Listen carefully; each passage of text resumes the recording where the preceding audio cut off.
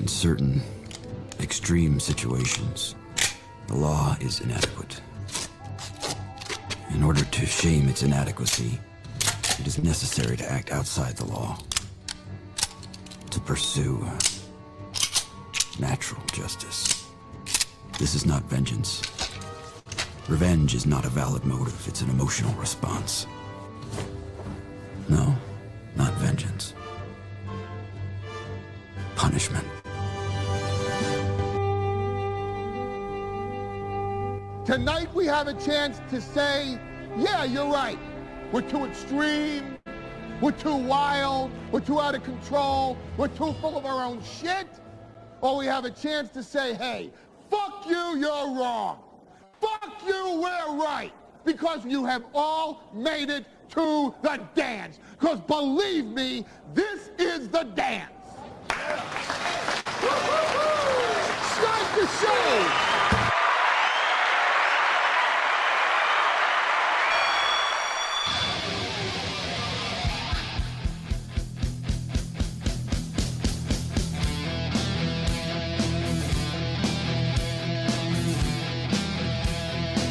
Yo, dog.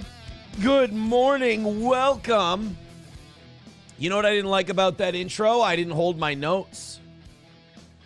Good morning. You see how that didn't have like a good morning? See how that cuts off very violently? Good morning. That held for a little bit. There's an art to this that people don't understand. People who just do live streaming. They don't understand how to sing.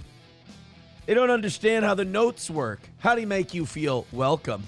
Let me tell you about my dream last night where I was attacked for being Jewish. I've been doing too much Israel stuff, clearly, and I've been paying attention to a lot of certain people in our chat, and I've probably been watching way too many Piers Morgan episodes and Megyn Kelly and Nick Fuentes and Dan Bilzerian interviews and Jake Shields podcast. I probably, in fairness, Dave Smith, I've been probably watching too much Dave Smith lately. I was attacked last night in my dream because I was at an outdoor music festival, you know, where you like sit in the grass like a bunch of hippies. And I had to pee. In the dream, I had to pee.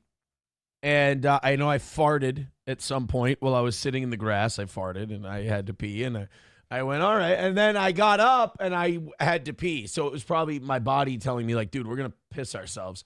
So I'm me, but I'm at this concert with guys and girls and shit. And, you know, we're just hanging out, having a good time. And I go to pee and their bathroom is up in a tree. Like they've built your normal concession stand bathroom structure, but they've built it into a tree because the music festival is probably hippies or whatever. So I go to pee and I turn into an older Jewish man as I'm peeing, and then I realize I have to poop. Now, I'm sorry for being so crass so early in the morning, but I think I don't need to find out what this dream means. I think it just means, like, I've been doing too much noticing lately and watching too many noticing shows, and like maybe I'm ODing on red pills a little bit. Outside the bathroom. So I'm still in the bathroom, and like 4 voices of like hoodlums are outside the door, and they're telling me like, aren't you the Jewish guy who screwed us over? And I'm like, oh shit. Like in the dream, I'm like, I'm going to get my ass kicked. These guys are coming to like beat me up, something awful. And the door's locked, and they start hammering on the door, and you start to see from the door jamb, you start to see the deadbolt start to give way, right? And you start to see the door frame crack and everything else. And I'm like, oh my God. And they're yelling at me that I'm Jewish and all this stuff. And then I wake up and I had to pee. What I'm trying to say is I should start watching a lot more Vikings content. I should be watching a lot more stuff on the NFL. I should probably, mix in some pro wrestling videos, maybe some boxing documentaries. I don't know. But I will say that that dream, not, you know what it was? I was watching, and this was so painful. Nick was a guest a year or two ago on, I guess Adam Sosnick had a podcast, the guy from PBD that I'm fucking obsessed with because I don't know how he's allowed in front of a microphone. He's mentally retarded. Well, Adam Sosnick had a podcast. Do you guys want to know what Adam Sosnick's podcast was named? His name is Sosnick, Sosnick. Guess what he calls called his podcast. Come on, just go ahead. No. Because he does a podcast, right? Podcast, but his name is Sosnick. Sosnick Podcast. Podcast by Sosnick. Come on, somebody's going to get, it's pretty brilliant. It's pretty genius. And he like brings on friends of his that he clearly just goes out drinking with and these girls that he clearly wants to have sex with. And he's like, you're going to introduce yourselves on the podcast and then you're going to say what you do for a living. And then you're going to give us your relationship status. Because on the show, bro, we just talk about making money and, you know, like and finding girls. And it's the douchiest intro ever.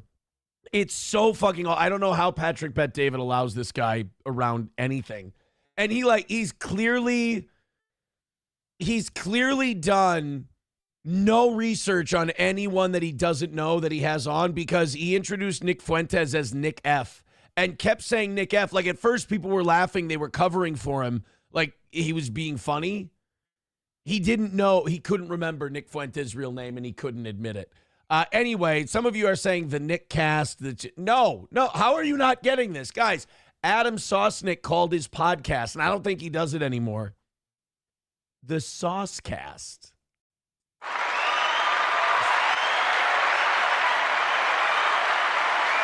Do you hate me? You hate me now, don't you? You hate me. I didn't name it. I just watched the thing. And so it was like 3 Jewish people were like, telling Nick Fuentes that he says awful things, and Nick did a very good job handling it. But I also realized that might be why I had the Aaron is a Jewish man who gets beat up at a music festival treehouse bathroom in his dream. That might have had something to do with it. All right, let's go into your thoughts on this, and then we have a wonderful show today. I'm so excited. Don't look into the Cracker Barrel thing. Like, I've been looking into the Cracker Barrel thing, and it just, I turn into Charlie Day with the lines and the red string and I just feel like, it's another attack on my whiteness. I feel like it's another attack on white European males and and the nuclear family and Christians. And I'm just like, and I'm fully ready to admit to you that I think the reason I think that is because I'm doing Google searches and looking for things that will confirm that. It could just be that dumb pro-LGBT, DEI, progressive ladies are the fucking worst at running companies. And we really should, like, I think conservative women and moderate women should be allowed to run companies. I think if you believe that the top marginal tax rate should be over 30%, I don't think you should be allowed to run a company. And if you think the corporate tax should be over 15%, I don't think you should be allowed to run a company. Now, personally, I don't think there should be a corporate tax. I also don't think there should be a payroll tax, but we decided over 100 years ago that we should track all of our citizens and make them slaves to the state. So what up, Social Security? Anyway, we'll get to all that today. I've been diving too far down the Cracker Barrel rabbit hole. I've also got Jake Paul in the crawl space. We've got him. He's going to be taking another fight. And, you know, this poor guy, he's going to get ripped apart for this, mostly by me. He's finally taking on an active world champion. And that is something people have asked for. You know, the last guy he fought was close to his size. Julio Cesar Chavez Jr. was a world champion, but he was like 40 years old and he hadn't fought professionally in a few years. He was also facing like immigration charges. So he was a little distracted. This time, Jake Paul is fighting an active world champion, which for a guy who's only like 12-1 in his career and has lost to Tommy Fury, that's a huge jump in competition. The problem is he's taking on a world champion at 135 pounds.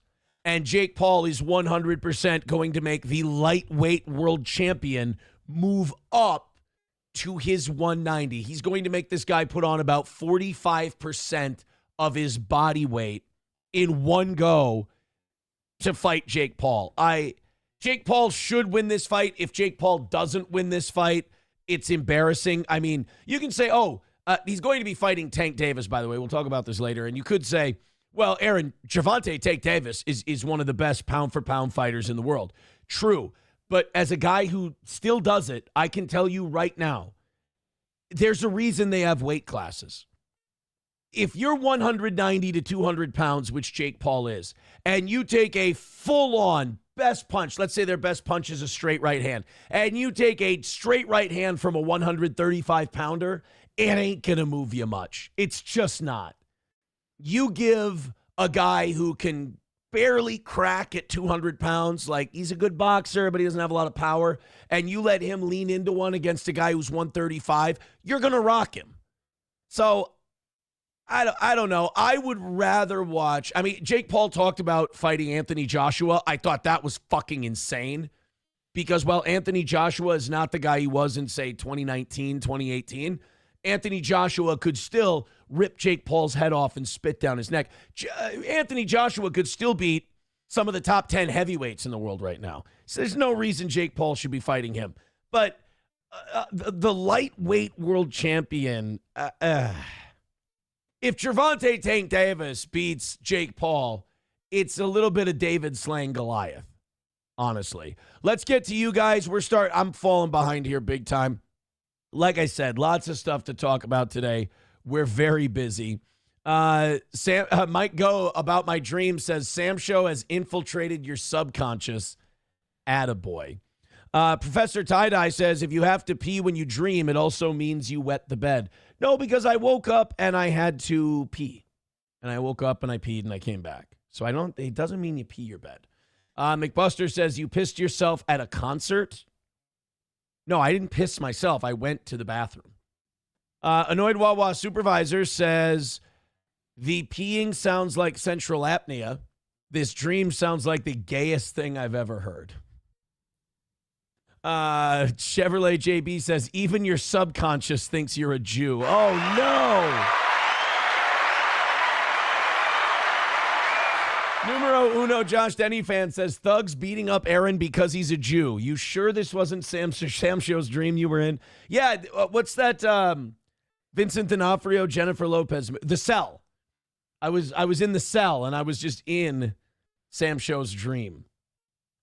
Hulkamasha Baby says, what'd you eat before bed? That was a snack dream. I had, like some people, they pour themselves like a small little, like a finger or two of whiskey before bed. I don't do that. I find that to be alcoholic behavior. It's not. I am that way. I poured myself a couple fingers of Dr. Pepper, and I just drank it quick. That is what I had before bed. Some people like to have a glass of warm milk before bed. I like to have cold caffeine before I hit the hay. McBuster says, I think I see one aligning his chakras in the park. Gotta make a call. Scooby Jooby Jew says, welcome to my world. Public bathroom pooping is never safe for my tribe. Sorry, Scooby Jooby Jew. Yeah, I got to feel how the other side lives. And I will now be on the lookout for anti-Jewish hate crimes in public restrooms. I realize that I have been talking way too much shit about Jews lately, and I have not considered their plight in public restrooms. Numero uno says, I can't imagine giving a flying fuck about the Cracker Barrel thing. No, I'm totally in the wrong. But I'm going to try to convince you unsuccessfully to give a fuck about the Cracker Barrel thing and that there's something going on there. This show is going to get weird for a little bit. I'm telling you. Bigot on socialist media gifting a membership this morning. And now he doesn't have to, now Annoyed Wawa Supervisor doesn't have to watch Rumble ads. Wonderful. Helgi says, weird, that's about the same time our country got hijacked, around 100 years ago. Well, when we gave it away to bankers.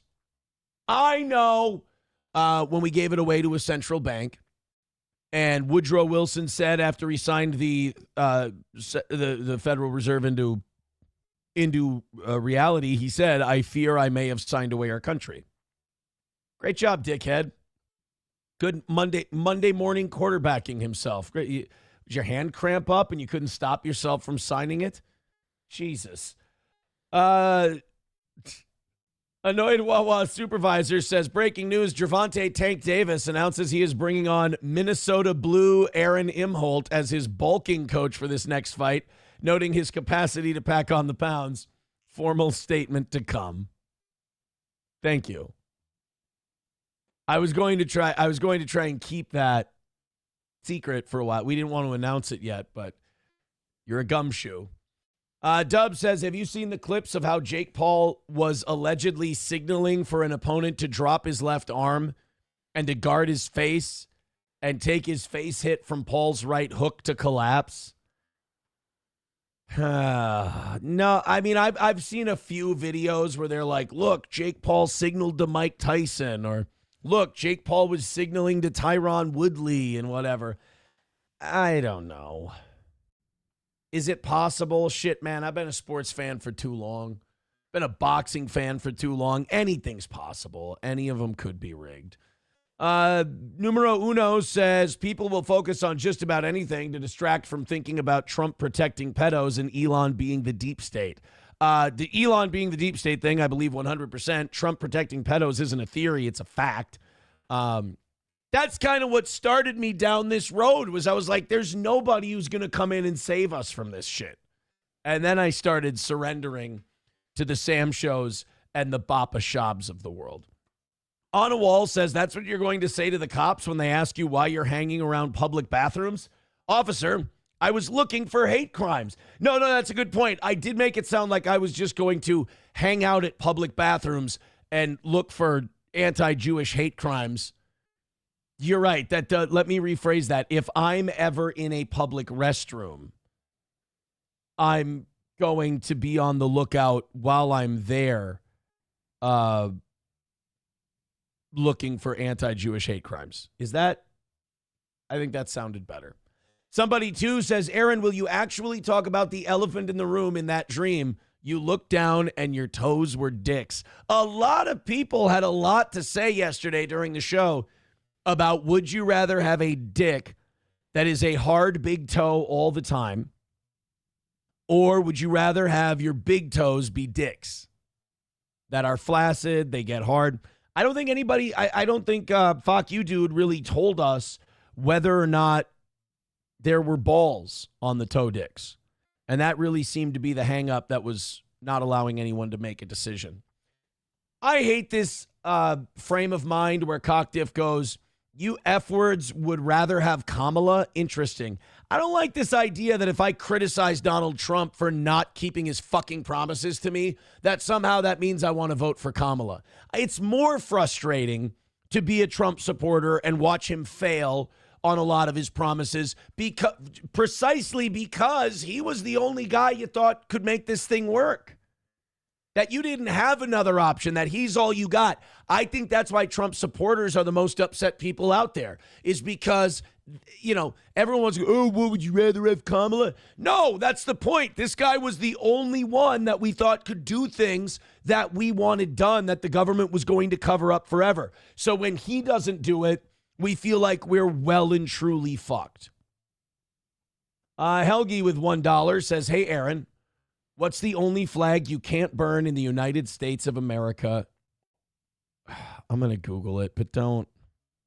Clippers Unite with 199 says, when did the Beggy monster enter the scary dream? Ladies and gentlemen, we have our first Coper of the day. I have gotten intel from people. They've sent me some DMs that they get from, because they play that they're not pro steel toe. They go, dude, these people all need to get a checkup. And it's these people who are just DMing this guy and they're ranting and raving about, like, he's got to be lying. He can't be hitting the goal. I'm assuming that Clippers Unite is one of these people. Just know that your conversations with others are not safe and that we have a really good laugh at your expense. But welcome, Clippers Unite. Good to have you, buddy. Don't live too much of your life for the internet. Thank you very much, Helgi. Thank you, Bigot on Socialist Media.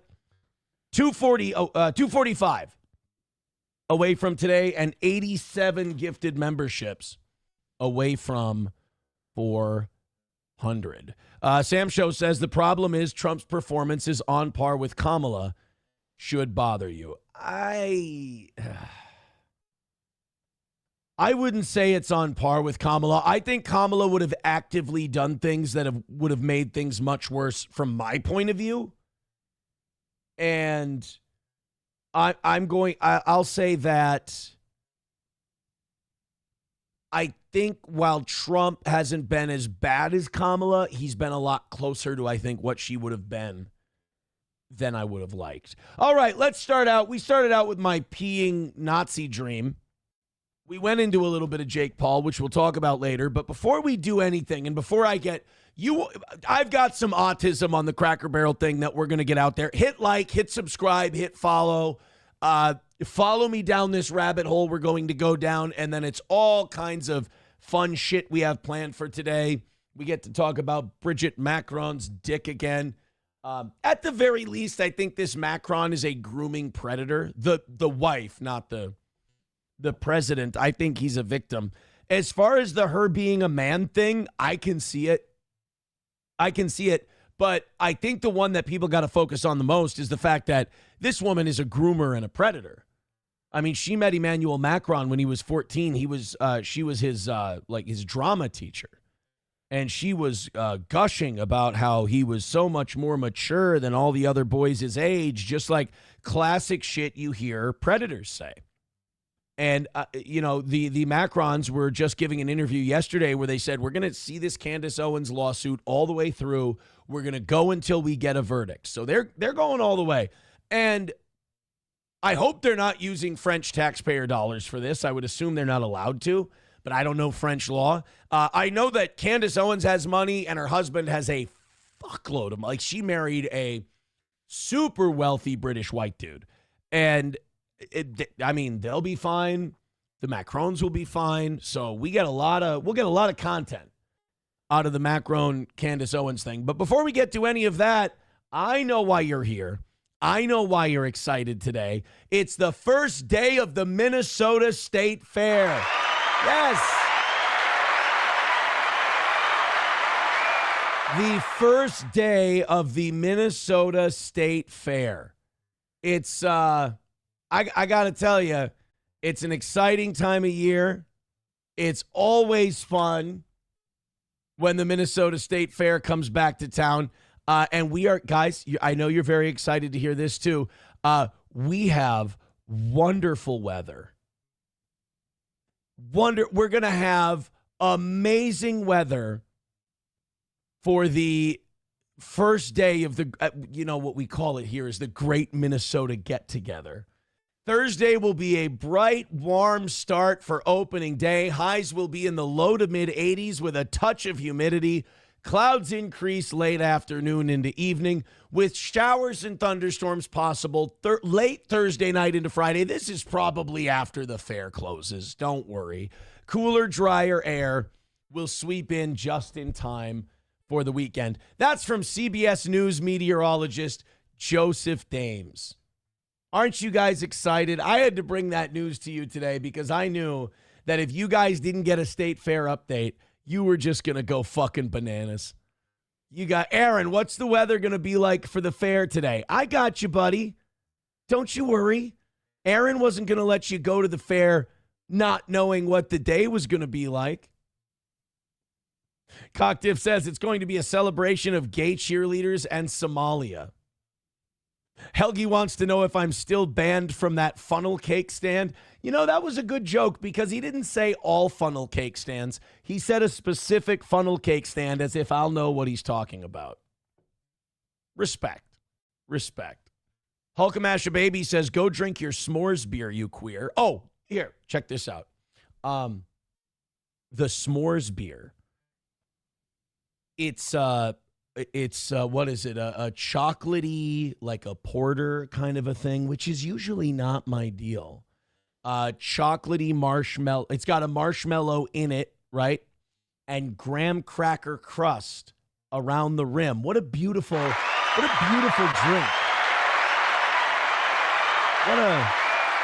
So yes, you know what? I think I will have my s'mores beer at the State Fair. No bigot on socialist media. The theme of the Minnesota State Fair is not Allahu Akbar. That's not true.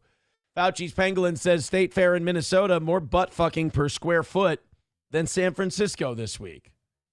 McBuster says, speaking of oh, that's not very nice. They're already coping today. They're already having a tough time today. Pushing 500 of you checking out the show right now. Hit like, hit subscribe, hit follow. Oh, God. You know it's bad when we're just like 20 minutes into the show and the anti-steel toe people are already lying about where we're at. It's brutal.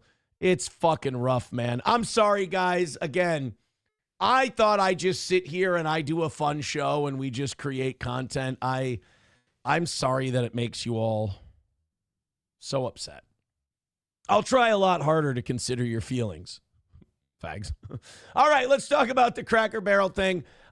This is what was pissing me off yesterday. I don't know if you saw, but Cracker Barrel changed their logo. Now, there are a lot of jokes on the show about my affinity for Cracker Barrel. The irony of this whole thing is I've never been inside of a Cracker Barrel in my life. I've never eaten at a Cracker Barrel. I get it. I understand the vibe. The vibe is families, fellowship, wholesomeness. Like it's America, like Cracker Barrel is Americana.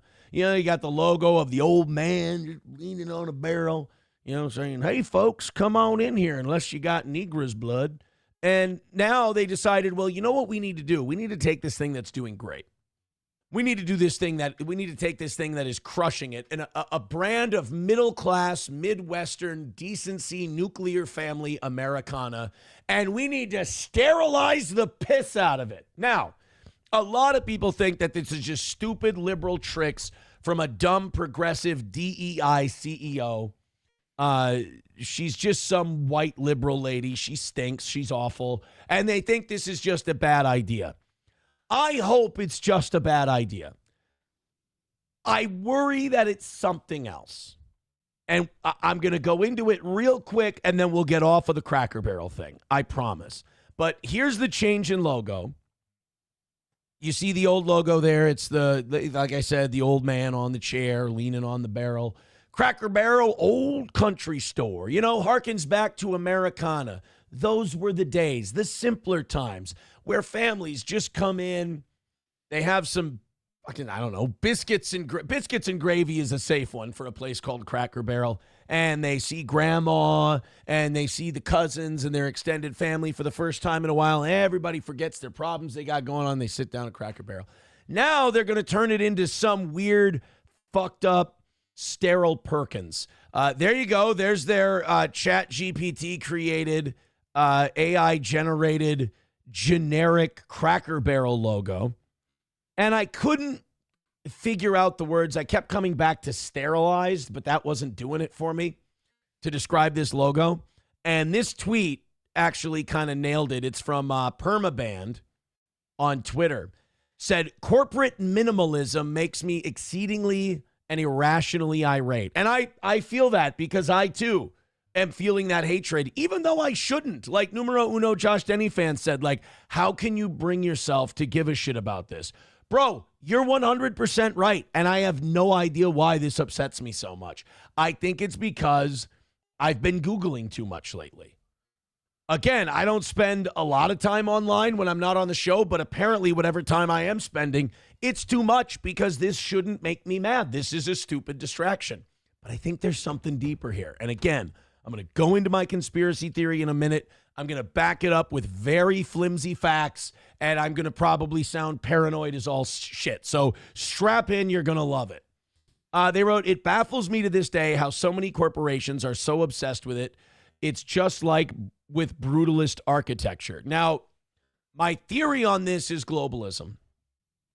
make everything the same. Nothing stands out. Nothing's unique. Nothing's an interesting brand that separates itself from the rest of the herd. Make everything, because like, if you've seen this logo, you've seen like Holiday Inn, Perkins, all these different brands that have come up with these very generic logos lately. And my theory is that Cracker Barrel represents goodness of whiteness. Just stay with me here.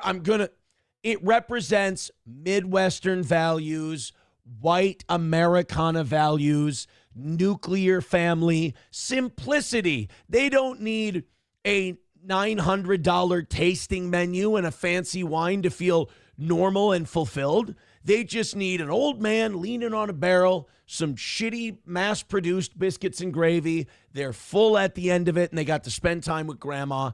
They're very happy. It is contentment. It is the lack of need. It is the lack of want. It is the lack of needing those $250 sneakers. It is the lack of needing the $2,000 TV. It is the lack of taking out a 5 or 6 year loan on some big expensive car. 30 years on a house you can't afford. It's the lack of that. It's minimalist. It's what we need. I don't mean minimalist in the sense of the logo or what they're going for. I mean the sense of we're not going to overstretch. We're not going to borrow for this. We're not going to, live on credit cards, shit like that. Cracker Barrel represents the heart, the soul, the spit, wit, and grit of middle-class, old-school Americana that seems to be leaving. This is an attack against it. Now, look, for those of you who are going, he's lost his fucking mind. You're absolutely right. We'll get there. But take a look at this. This is what they're going with. This is what it used to be. Oh, the outdoors, the cabin, grandma and grandpa, the old Coca-Cola ads with the beautiful white girl on the Coca-Cola ad. Nothing wrong with that. This is what the new story or the new stores, restaurants are going to look like. It's going to look like a single white cat lady's wet dream of like basically we are a shiplap kitchen away from this. I mean, it's so fucking bright. There's like, it's too sterilized. The lighting is awful.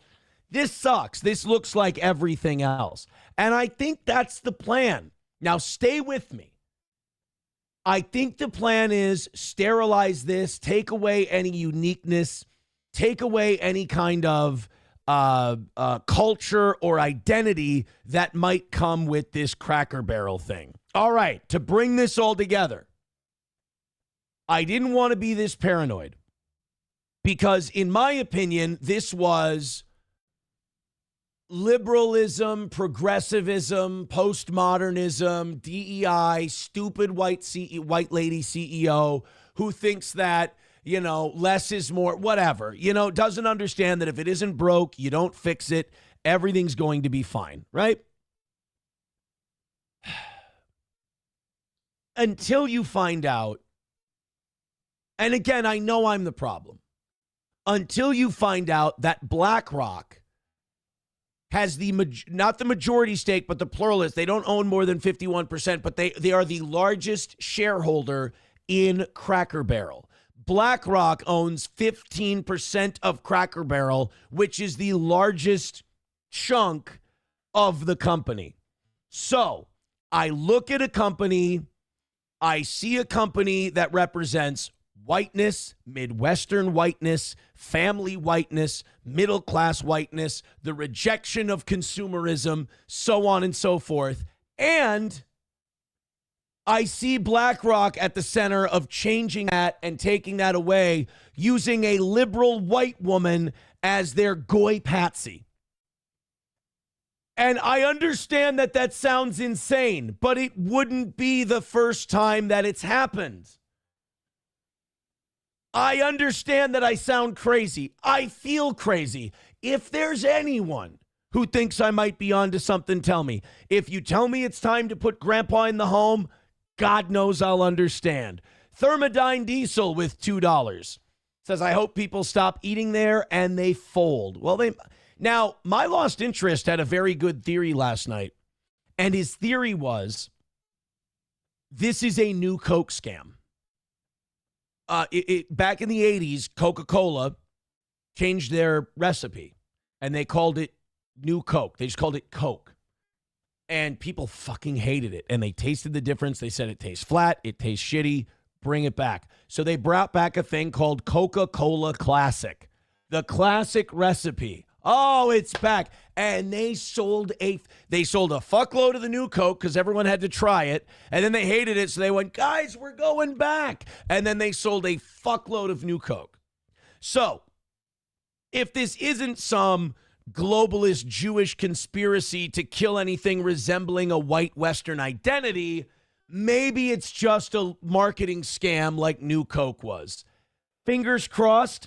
I really hope it's the latter, because if it's the former, I'm not going to get out of this paranoia.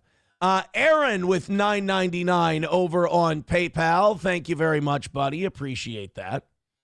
235 away from today's goal. Mudbutt Beardo with $4.99 says it makes me mad because it's a glimpse of the future. Soulless, corporate, and no personality. I mean, I would argue that we're there.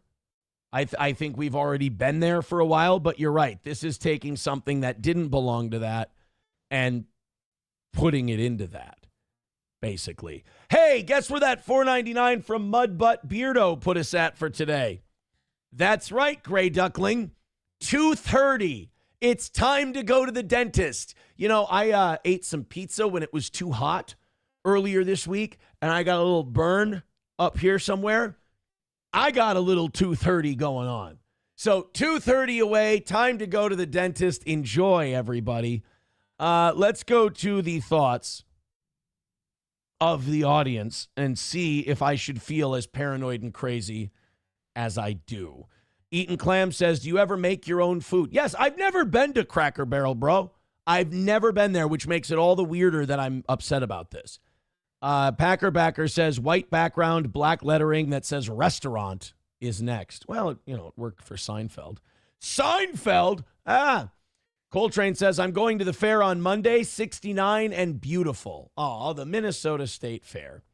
McBuster says, Cracker Barrel equals neo-locality, nuclear boomer family from the burbs, mom and pop greasy spoons, can't beat them. Aussie Mark says white supremacy hour started earlier, I see. No. It's not white supremacy hour. It's not white power hour unless a shitload of donations come in. So luckily, this has not been deemed white power hour, nor does it need to be. Papa Shab says it's slop, Aaron. Corporations prefer minimalist logos now. Probably because they know Indians can't parse out intricate details and only see shapes and colors like animals. We're all going to be replaced by jeans. Jesus. Horse Collar says, now with fewer South African killing tools. Papa Shab says it is reflective of the slop they serve. Zen Man says he ain't going to Cracker Barrel anymore. There you go, Cracker Barrel. Great job. You just lost Zen Man.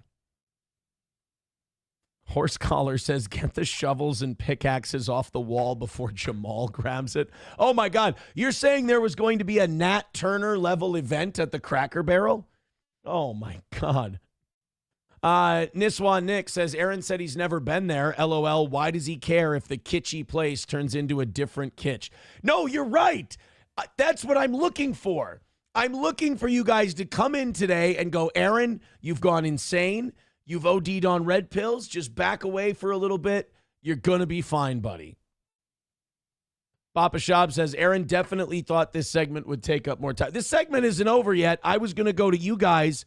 I'm bringing this to you in the hopes that I feel insane by the time it's over. Dead Game says BlackRock owns it all. They do own, but that's okay. Papa Shab says that's like 90% of companies, Aaron. Right. And you just said it, Papa Shab. All corporations are going to this minimalist, no identity shit. Yeah. Horse Collar says BlackRock is only doing what NATO wants. I agree. Oh, people, I see that a lot of my fans are trying to shake me out of this by just calling me the gay F word. So it sounds like a normal Thursday show. Brittany Boo says, I'm going Saturday. To what? Cracker Barrel or the State Fair? Go to both. Make it really, really white. Make it a really white day. Grand Poobah says the CEO said the logo change was done to decolonize the logo. See, now, that doesn't help me. When you say the CEO said the logo change was to decolonize the logo, that doesn't help my paranoia. That makes it worse. Hulkamash a baby with $1 says New Coke wasn't really a marketing scam. Pepsi was beating them in taste tests. But since Kant had so many years of marketing on their side, people revolted and they switched back. Horse Collar says Vanguard is the largest owner of BlackRock stock. Yes, and the circle continues. The circle continues. Did they really say that Cracker Barrel was to decolonize? Decolonize. What the fuck did Cracker Barrel do? Oh wow, so this is legit, huh? Overwhelmingly positive that people like what we're No, doing. we saw this I'll yesterday. give you another soundbite. I actually happened to be in Orlando last week with all of our managers. We bring them together and every other year.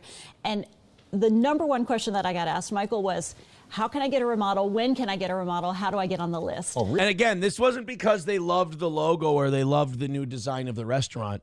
This is because you were going to make the franchisees do this anyway, so they're figuring out how they can get it done at a time where you guys are offering people money to help with all this shit. Really? So because the feedback and the buzz is so good, not only from our customers, but from our team members. They want to work in a wonderful restaurant. So we're doing everything for our guests and our team members. That smile is such bullshit. I don't know how people do that, where they like, because it's so a marketing gimmick. Like, it's such a script. It's like, it's insulting when people do it because it's like when I do a shitty smirk at someone to set them off, I do it because I know it's going to set them off and I'm playing with their raw nerves. It's fun. These people do it, but like they pretend they're not doing it. They pretend they're being genuine, which is gross. She's acting like this isn't a performance. Well, Julie Messino, it's wonderful to have you here. Pleasure to be here. Thank you for answering those questions for all the Cracker Barrel fans out there. There's a lot of Michael Strahan just wants to say cracker. That's all it is. Great changes. Thank you so much. All right, thank you. By the way, did you ever? And I'm sorry that I had to plead ignorance on this. Do you know where the term cracker as a racial slur came from? I mean, if you know in the chat, I had no idea that that's where cracker came from. I've also heard that the phrase honky comes from the fact that black kids used to play in the street and white cars would drive up and down the neighborhood and they would honk at the black people and they would call white people honkies. Cracker that's a dark one. That's a really dark one. Let's continue. I'm just catching up with the chat here. No, hobo, I don't want to be the CFO of Little Debbie's. Thank you very much. She's been black-topped. Jesus Christ. Yes, okay, you guys did get it in the chat. Yeah, it comes from whip cracking. It comes from whip cracking. Like when they would hit the slaves with the whip, the whitey would be the whip cracker. So therefore, you're a cracker. It's, I don't know. Let's go to the text messages here. I like your theory better if they said they were going to rename it Taco Bell. We could have been on our way to demolition. Didn't somebody make a demolition man crack in the chat yesterday or 2 days ago? Interesting. It's interesting. Yeah, I care too much about the Cracker Barrel shit. Coltrane with $1 says, White Power Hour dono, Red Lobster rebranded with a black CEO. You know, high quality seafood / shrimp. Dude, in fairness, like Red Lobster having a black CEO makes a shitload of sense. Dude, black people fucking dig Red Lobster.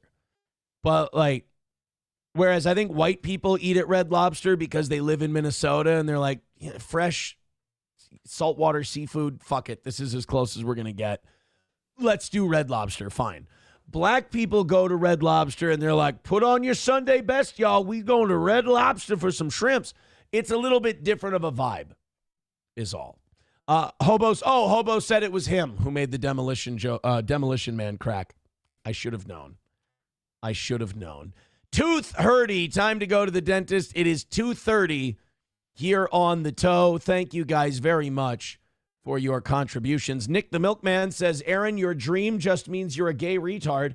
Don't waste time Googling it. I know from experience. All right, Nick the Milkman, the gay retard, renewing his membership on YouTube for 39 months. Hey, members only show coming today. We're going to do a members only show today.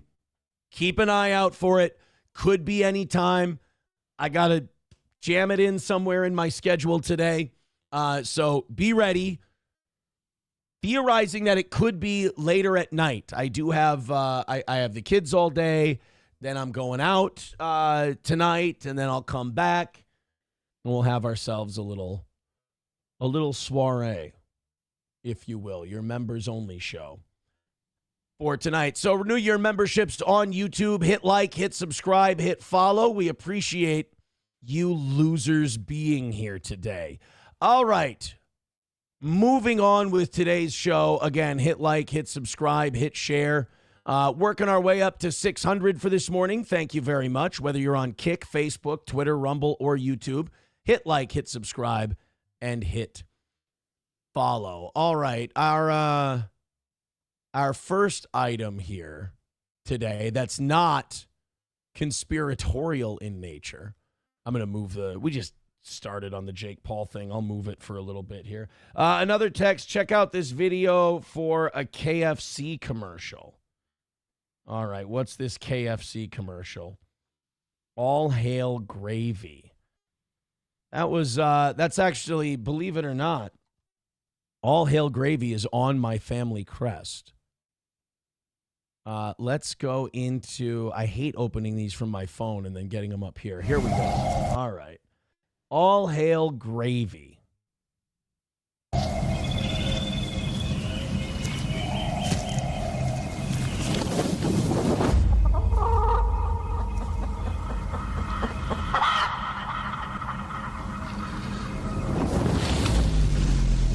So far, I just want to say, if I don't know if we're all giving our opinions right away, this sucks. This is fucking dreadful. It's a lady in a puffy jacket in a Marty McFly coat with a chicken. Oh, now it's like a scene out of The Walking Dead.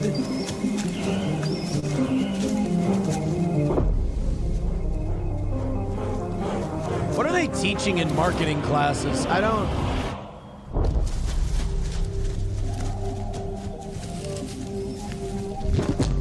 Why do they think that most of us get your avant-garde bullshit? It's a commercial selling chicken. They used to put Norm Macdonald in a fake beard and then just have him go, yeah, chicken tenders are a funny thing. And that was it. Now we got to do like avant-garde, what do the woods represent? Sell me a fucking potato wedge, you twat. And by the way, KFC, I'm upset that I'm going to say this because I know Hobo's going to grab onto it and go, of course you know that, fatso. KFC is bringing back the potato wedges next year, I believe. I didn't say I was super excited about that. I just stated it as a fact. I ran across my transom one day. All right. So there's a giant egg. Okay, so idolatry, that's a breaking of a commandment, at least one of them. That looks like a false idol. So we're going to hell. This looks like a cult. They're having other gods before them. There's another commandment. They definitely dropped that egg on at least one of them. That's thou shalt not kill. It's a fucking ad for chicken. I'm expecting Thriller to start soon. Okay, now we've got a guy. We're going to bathe him in gravy. Oh, it's a gravy lake. And we're going to baptize this guy in KFC gravy.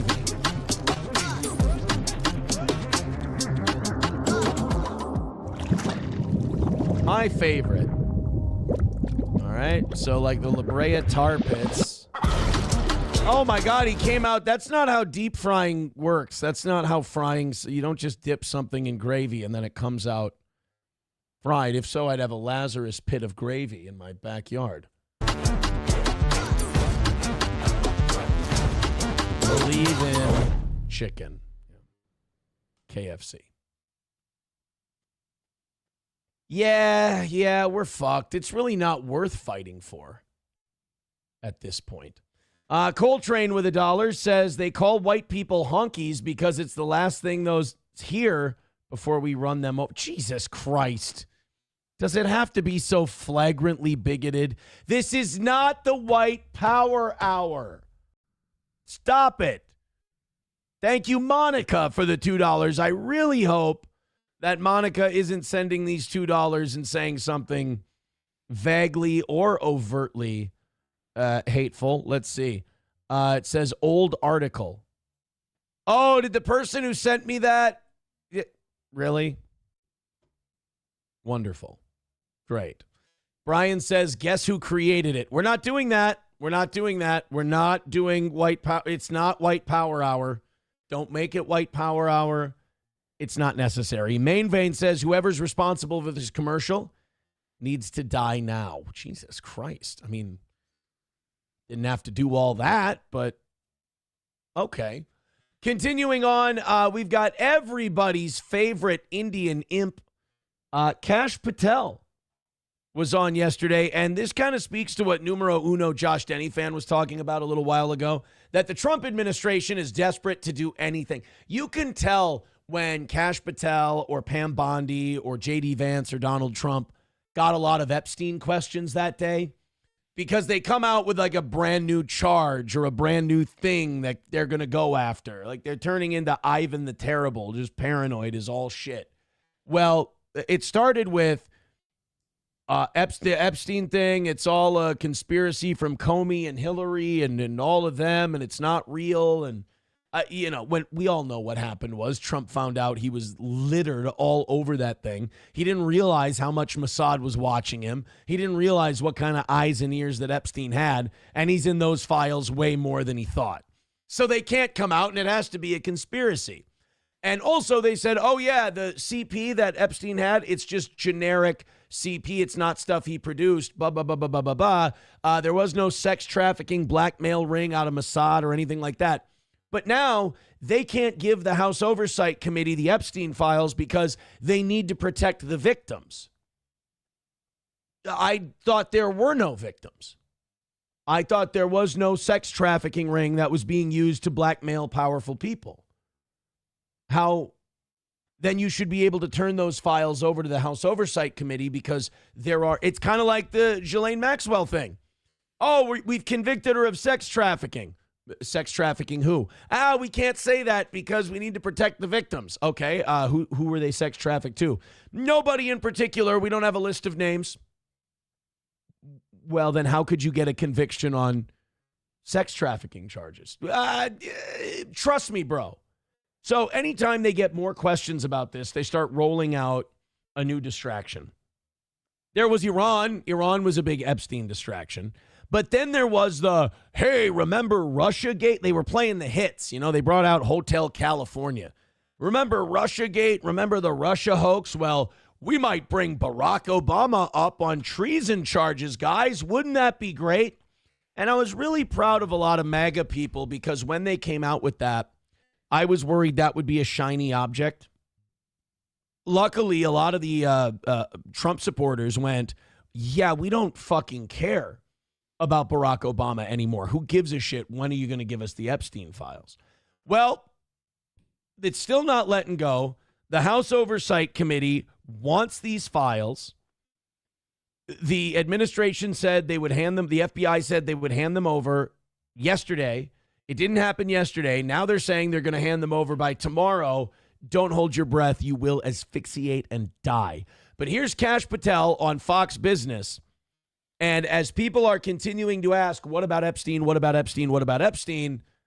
Russiagate makes a big comeback. And, you know, fuck this little dwarf bastard, because this guy came in guns blazing, old Aziz Ansari of the FBI in his little cowboy outfit, and he's going to, you know, hold people accountable, and he's going to get the deep state. And he's on these podcasts going, oh, you wouldn't believe the dirt in the deep state and the intelligence agencies and everything else.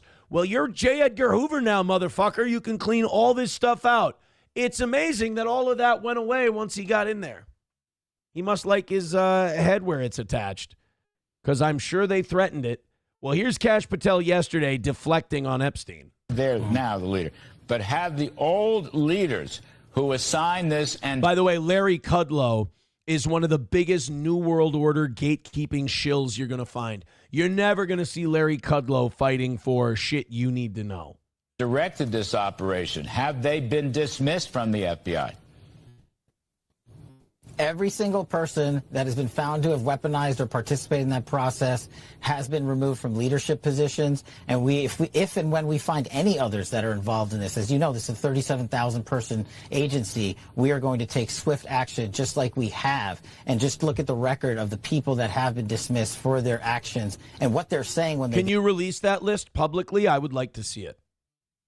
That's what Larry Kudlow should do. Instead of Larry Kudlow going, well, see, I asked the guy, you should be pressing him. The media it's for us. It's asking the things we need to know and getting the information we need to know so you can properly inform us on what's going on.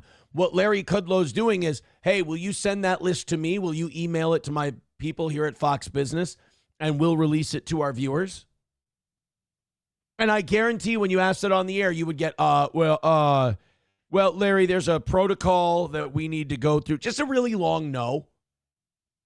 Get out there. Because I don't believe him for a second that, oh, yeah, we fired all the people that we found involved in the Russiagate scandal. Bullshit.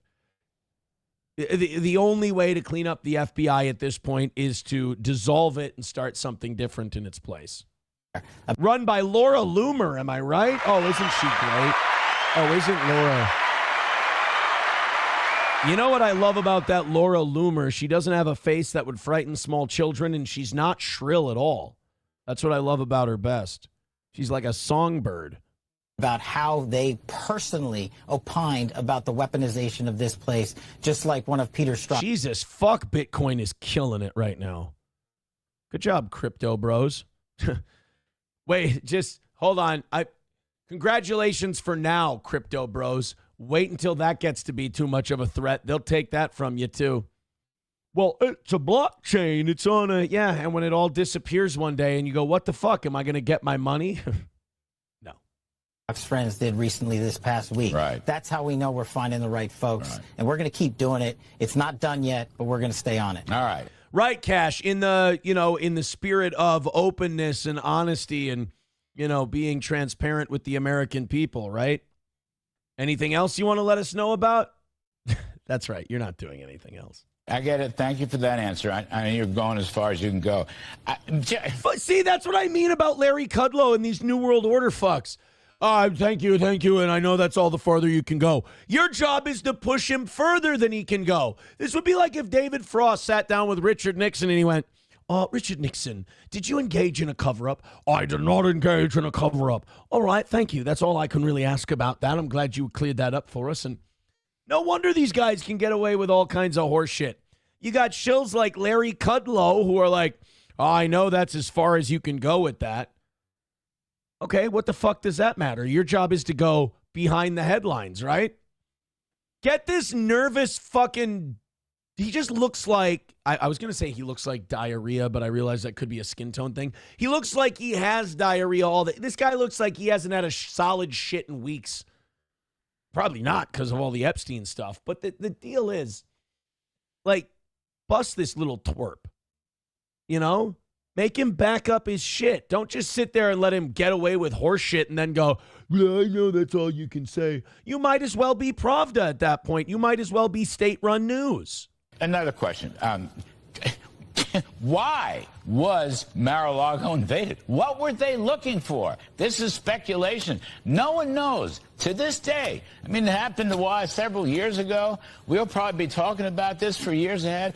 The subject of Russiagate came up at the Alaska meeting of the two leaders, Russian. Yeah, you know why? Because Trump didn't want to talk about Epstein, and Larry, you're just helping them not talk about Epstein, which, in my opinion, Larry Kudlow, is your job. You don't want them to talk about Epstein. You want people to move on. Guys, I know even if you hated Obama or you hate the Clintons, there's some kind of conspiracy theory you have with all that. That even might be true. I'm asking you to fight the urge to act on it. Make these cocksuckers talk about nothing but the Epstein stuff forever and ever and ever. Don't care about Russiagate. It's over. Who gives a shit? Don't care about what Comey did. Who fucking cares? He's writing with seashells on the beach. It's not important. United States, Putin and Trump. What were they doing there, Cash? Does anybody have any idea? Why was the FBI? What was the FBI looking for? Creating a crime where one did not exist. The answer. Because that's really bad, right? Remember the Biden White House? They created a crime where it didn't exist, which is different than what the Trump administration is doing. I will say that. That is way better. That is way different than what the Trump administration does, which is ignoring a crime where it does exist. So the Biden administration creates crimes where it doesn't exist. The Trump administration denies crimes where they do exist. It's a way different system, you guys. Has been definitive. There was no crime. I hope all of Jared Kushner's real estate deals in Gaza do well. There was no predicate to go and invade Donald Trump's home. We have answered that definitively. Now, you know me, working backwards from that point, we are going to hold people accountable who weaponize that system of justice for the following reason. We, the FBI, must restore accountability and credibility to the American public so we can arrest more top 10. You've murdered our own presidents, you fucking shill. Knock it off. Shut up. Nobody believes you. I have zero faith in you. You're a midget. Just, again, you can tell when these guys have been asked about Epstein enough. All right, get me on Kudlow's show. A, Kudlow's not going to ask me a tough question to save his soul. And B, I'll be able to spout whatever bullshit I want to do our sleight of hand nonsense. And I don't know why they do it, because it's not like it matters. It's not like it's not like if we catch them, there's anything we can do about it. So just fucking lie to me, please. Just lie to me, do it out in the open, or admit you're doing evil shit. Like, lie and be done with it, or tell me the truth and be done with it. But quit going on, because it really does sound like you're trying to convince yourselves at this point. Chevrolet JB with $1. I can't read that. That has a porch word in it. You bastard. Somebody's got the Jake Paul conspiracy clip. All right, we'll check that out in a second here. Deport him to a call center, one person writes. Another person says crypto is the biggest scam. Hey, man, you want to get the biggest argument you've ever seen going? Just sit there and yell, crypto is all bullshit. And it'll be like you insulted Tesla in front of a bunch of Elon bros.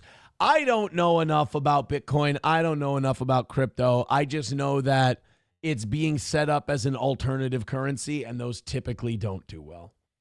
Those typically don't have good endings, essentially. Mommy says, has the Epstein list been released yet?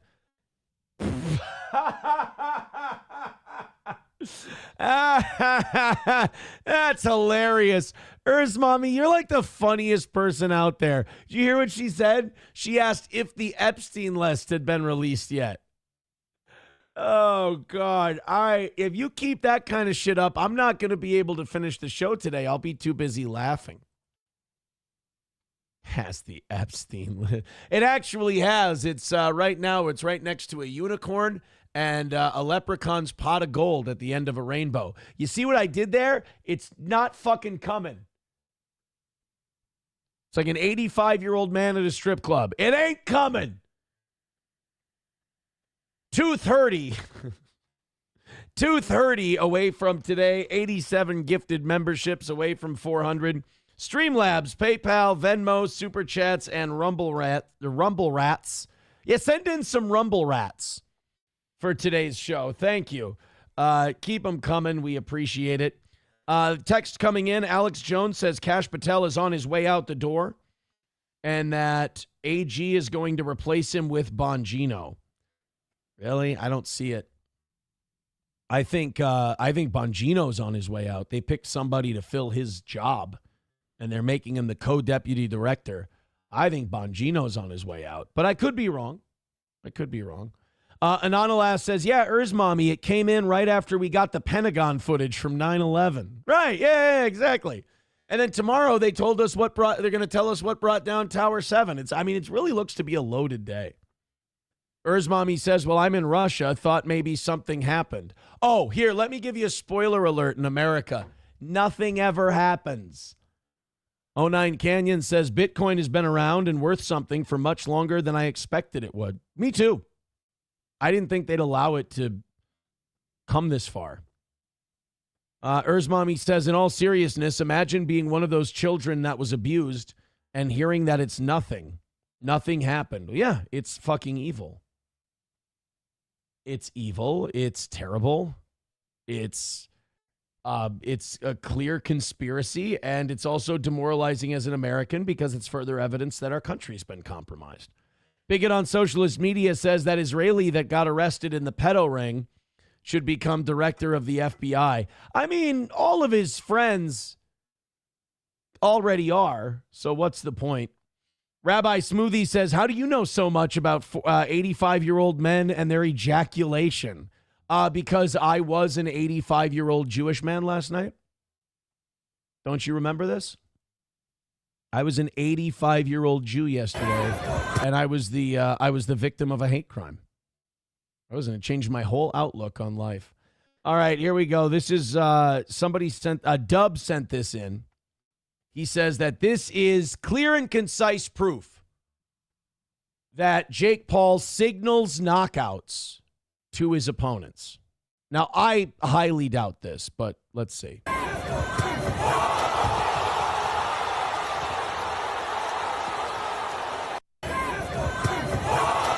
Jake Paul KOs Woodley in the dropping that left hand was spot on timing from Jake Paul. Yeah, there was no signaling going on there. Watch. What Jake Paul does here to set up this right hand, it's actually pretty brilliant.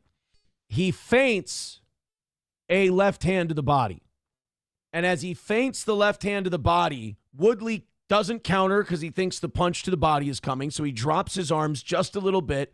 It allows Paul to open up his body, turn to the right, get some free extra torque on that right hand, and land to the head. It's not fixed. It's boxing. I mean, a feint to the body is, they say a feint is good as a punch sometimes.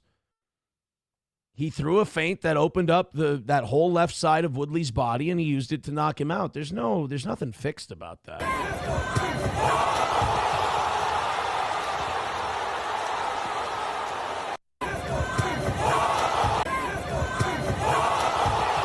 I mean, no, and, it's rigged, it's fixed. You can pay a guy a lot of money. That's a dangerous punch to be taken. That's a really dangerous punch to be taking. That you can get hurt. And that fall, I don't think Tyron Woodley has been, I don't think he got an acting coach good enough to get him to face plant onto the mat like that. There's no, you want to see I'll show you a fixed fight. Ali KO's Liston. Sonny Liston took a dive in the second fight with Muhammad Ali, and it was Ali wasn't in on the fix. But what happened was Ali had just changed his name from Cassius Clay to Cassius X. He wanted to be known as Cassius X. I think he may have even Elijah Muhammad may have even given him the name Muhammad Ali at this point.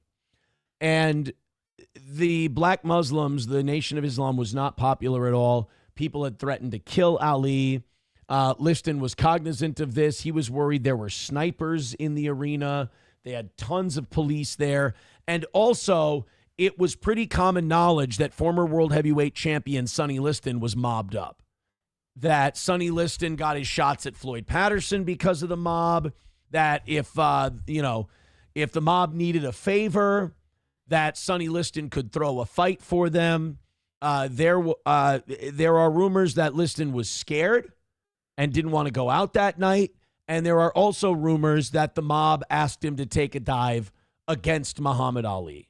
This is what a fixed fight looks like. For the body.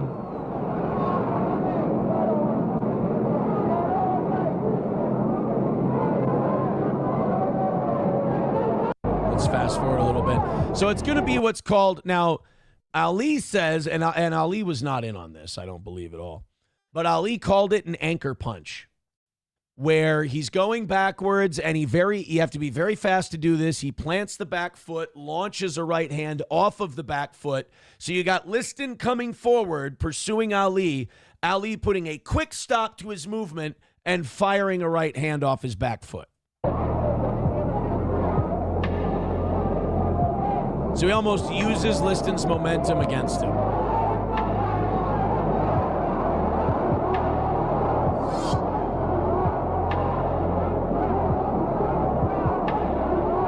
In a moment, as Liston reaches with a left lead, Clay will counter with a right over the left and drop the challenger.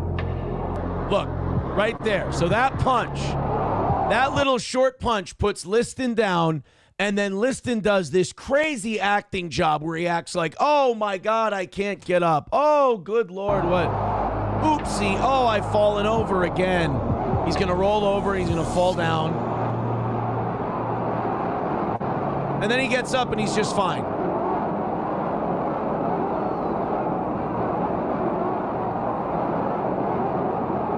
Now the fight's over. Ali starts beating him up again. He doesn't realize that the fight's over.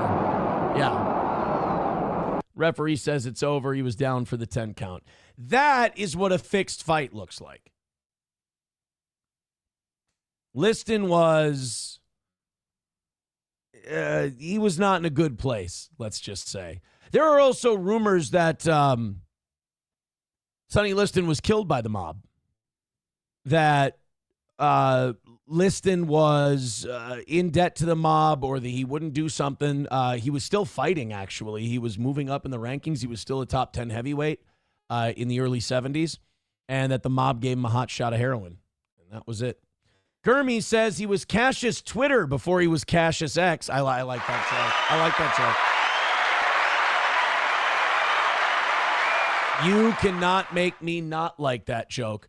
Another fixed fight, if you ask me, was Mike Tyson versus Bruce Seldon. The right hand that Bruce Seldon took was such bullshit. I understand that forehead shots can knock a guy out. You know, if you get hit on the forehead, it can bring your neck back like that. It can have a weird effect on you, and you can go down. I do. I get that. But I don't know, man. You guys take a look at these two knockdowns in the Tyson-Seldon fight, and you tell me if Bruce Seldon didn't take a dive. Now, this one I think Mike was in on. I think Don King was in on this. I think Bruce Seldon wasn't going to beat Mike Tyson. He got a huge payday and probably a little bit of a bonus. Take a dive. Don't do any damage to Mike, because Mike had the big super fight with Evander Holyfield scheduled after this. So it went McNeely, Bruno, Seldon. Or I'm sorry, McNeely, Mathis, Bruno, Seldon, and then Holyfield. So they wanted Seldon out of the way. They wanted Tyson to have the WBA title, and they wanted the fight with Evander. So here's what we got. Got hit with a look. He's standing way outside. Look how he stands straight up there. Now that's look at that. Oh, down goes Bruce Seldon. Come on.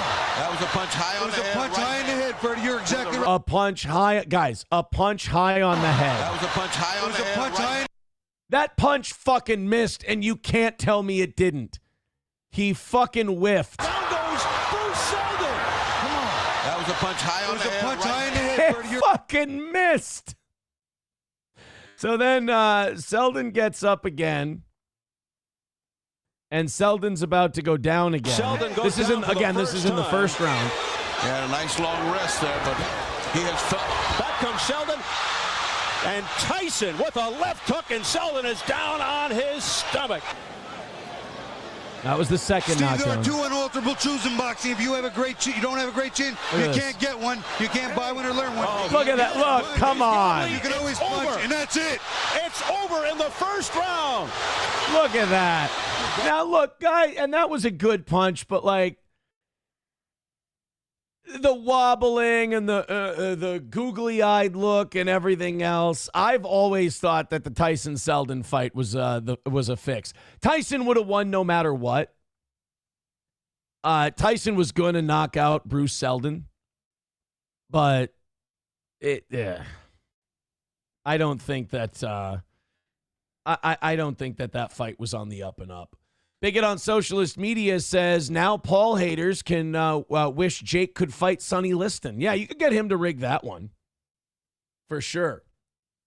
Bop and Shab says Jury in live time, the acting. Yeah, I mean, there's guys who have gotten up from a punch and they look like shit. Like I think of Zab Judah after he got hit by Kostya Tszyu. And he did a funky little dance. But here, the Judah dance. Here we go. But the googly eyes and the wobbling and all of that shit. God damn, man. I mean, that was too much. All right, here we go. This is the Kostya Tszyu Zab Judah knockdown. And the referee, Jay Nady, called this fight. And after the fight, Zab Judah choked the shit out of Jay Nady in the ring. He got suspended for this. Boom. And ending strong. So he goes down, and then, look, I'm fine. I'm good, bro.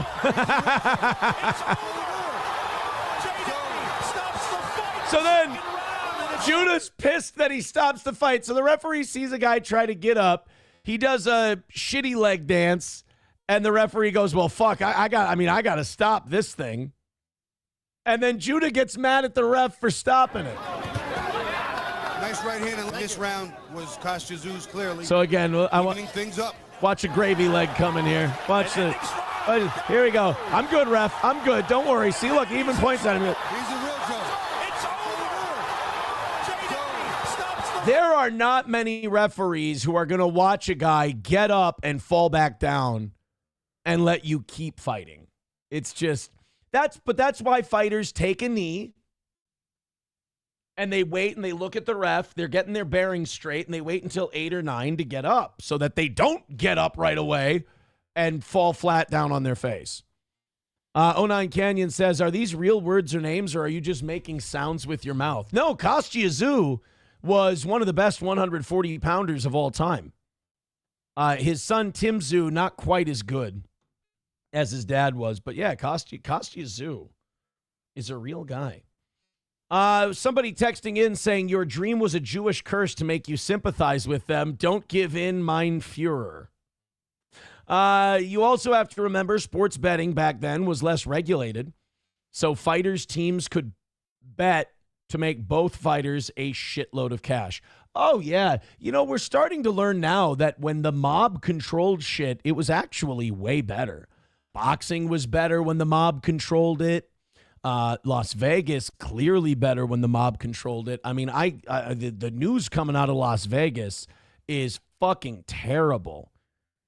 It's really bad. I mean, tourism is remarkably down.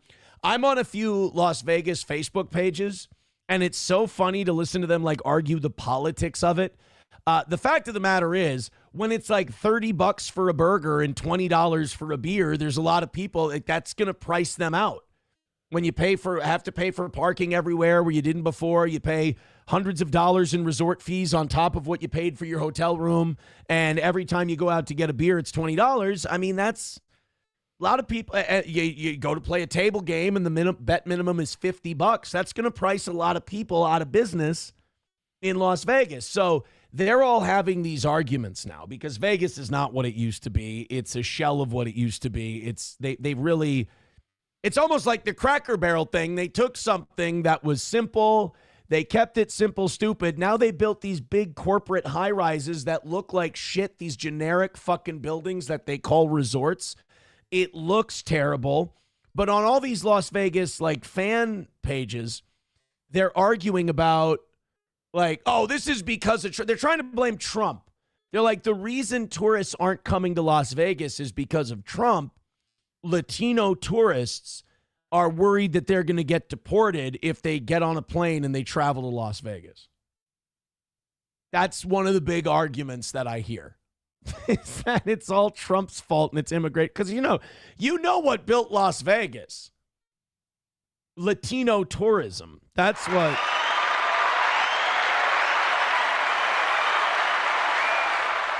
Anonymous says, saw a video from a guy who talks everything Vegas. He said there's a huge homeless problem there. There's a huge everything problem there. There's a huge, the crime's getting worse. Homelessness is dog shit. From the first time I went there in early 07 to the last time I went there in late 23, early 24, I think late 23. It's just not the same place. It's not the same place. I will say, I don't think I like the last vacation I went on, SP and I went on, I don't think we'd go anywhere else. I mean, I would go there every time. It's beautiful. But yeah, Coltrane says Vegas became unaffordable and that's what's killing it.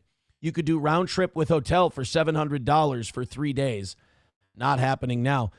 April and I went during COVID and flight and hotel for 3 nights was $350 a person. Fucking unbelievable. It was really, really good. But yeah, it's not the same. It doesn't. The whole thing that was cool about Las Vegas was the fact that it was chintzy, the fact that it was gaudy, it was over the top, it was it was tacky. What was great about Las Vegas was that it was tacky. Now they're trying to go, look at our high-end resorts. We have a Michelin star restaurant. Who gives a fuck? Give me a $3 shrimp cocktail and a fucking mob burial. The minute they stopped throwing dead bodies into Lake Mead is the minute the soul went out of the place, for God's sake. That's what happened. Redbird with $5. Thank you very much. We got a brawl over chicken tenders. Okie dokie. Well, guess what, guys? We're not at 2:30 anymore. We're now at 2:25 away from today's goal. Oh, it is the final goal of the week, and we have had a perfect week. So if you'd like to throw in a couple of bucks, and let's take care of this last one for the week. Streamlabs, PayPal, Venmo, Super Chats, Rumble Rants, gifted memberships. I thank you guys very much. What a wonderful audience. Let's hammer it out. Yeah, see, people are saying it. I love tacky. My friend says I have tacky taste all the time. What can I say? I love chrome and neon. Now, look, you are a product of how you were raised. A lot of us were raised middle class by working class parents. Middle class people have tacky taste. We like shiny, goofy, silly, tacky shit. Embrace it. Don't let people shame it out of you. Be who you are. Oh, we have to go to this place because people say it's fancy and the pantsy. A little smoke and neon, baby. That's it. A little smoke and neon. That's all you need. Get out of here with your fucking, I don't know which one of those forks to use. Suck my dick. Tasting menu. Just give me what I want in front of me, you fuck. All right, we've got a Carnival. Oh, God. Speaking of tacky, this is perfect. Carnival cruise ship broke out in a brawl over chicken tenders. See? This is a working class, middle class thing to do. You save up, you pinch your pennies, you scrape and you budget, and you go on a Carnival cruise. Doesn't matter if it's Carnival. Everyone knows Carnival's kind of the Walmart of cruises, but it doesn't matter. You're in a boat, you're on the water. Who fucking cares, right? The only problem is Carnival Cruise is a Chuck E. Cheese on the water. They're serving chicken. Not only are they serving chicken tenders, but the people are so mad about the distribution of said chicken tenders that they are fighting over same. You can take people out of the ghetto, but you can't take the ghetto out of the people. For goodness sake, we're on vacation.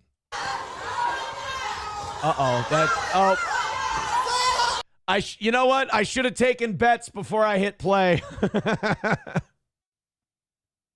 This isn't Carnival cruise ship passengers. I believe we're supposed to call them unruly teens. This is unruly teens fighting over chicken tenders. And by the way, fighting over chicken it's a little on the nose, is all I'm saying.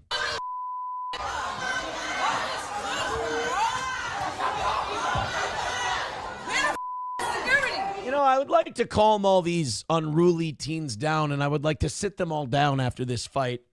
And as they're sitting there with ice packs on their head, I'd just like to, and cornrows pulled out by the fucking follicle. I'd just like to sit them down and go, now, let me ask you something. How did this get you any closer to the chicken tenders?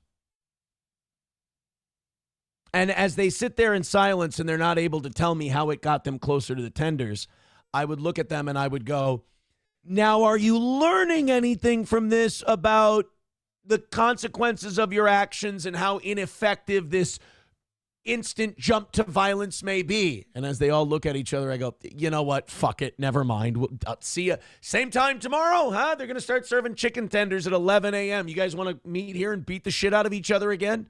Nope. I'm not kidding. I bet you do. Over chicken tenders is crazy. It is one thing I love about black people filming fights is there's always one guy who's a little too smart to be in the fray, and he's filming the damn thing, but he's always got to get his own face in there. And he's got to put in a little shitty, snarky commentary like that guy, which I love, or he's got to plug his SoundCloud.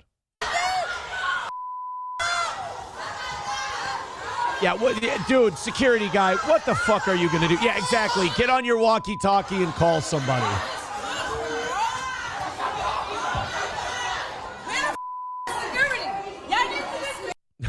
Where the fuck is security?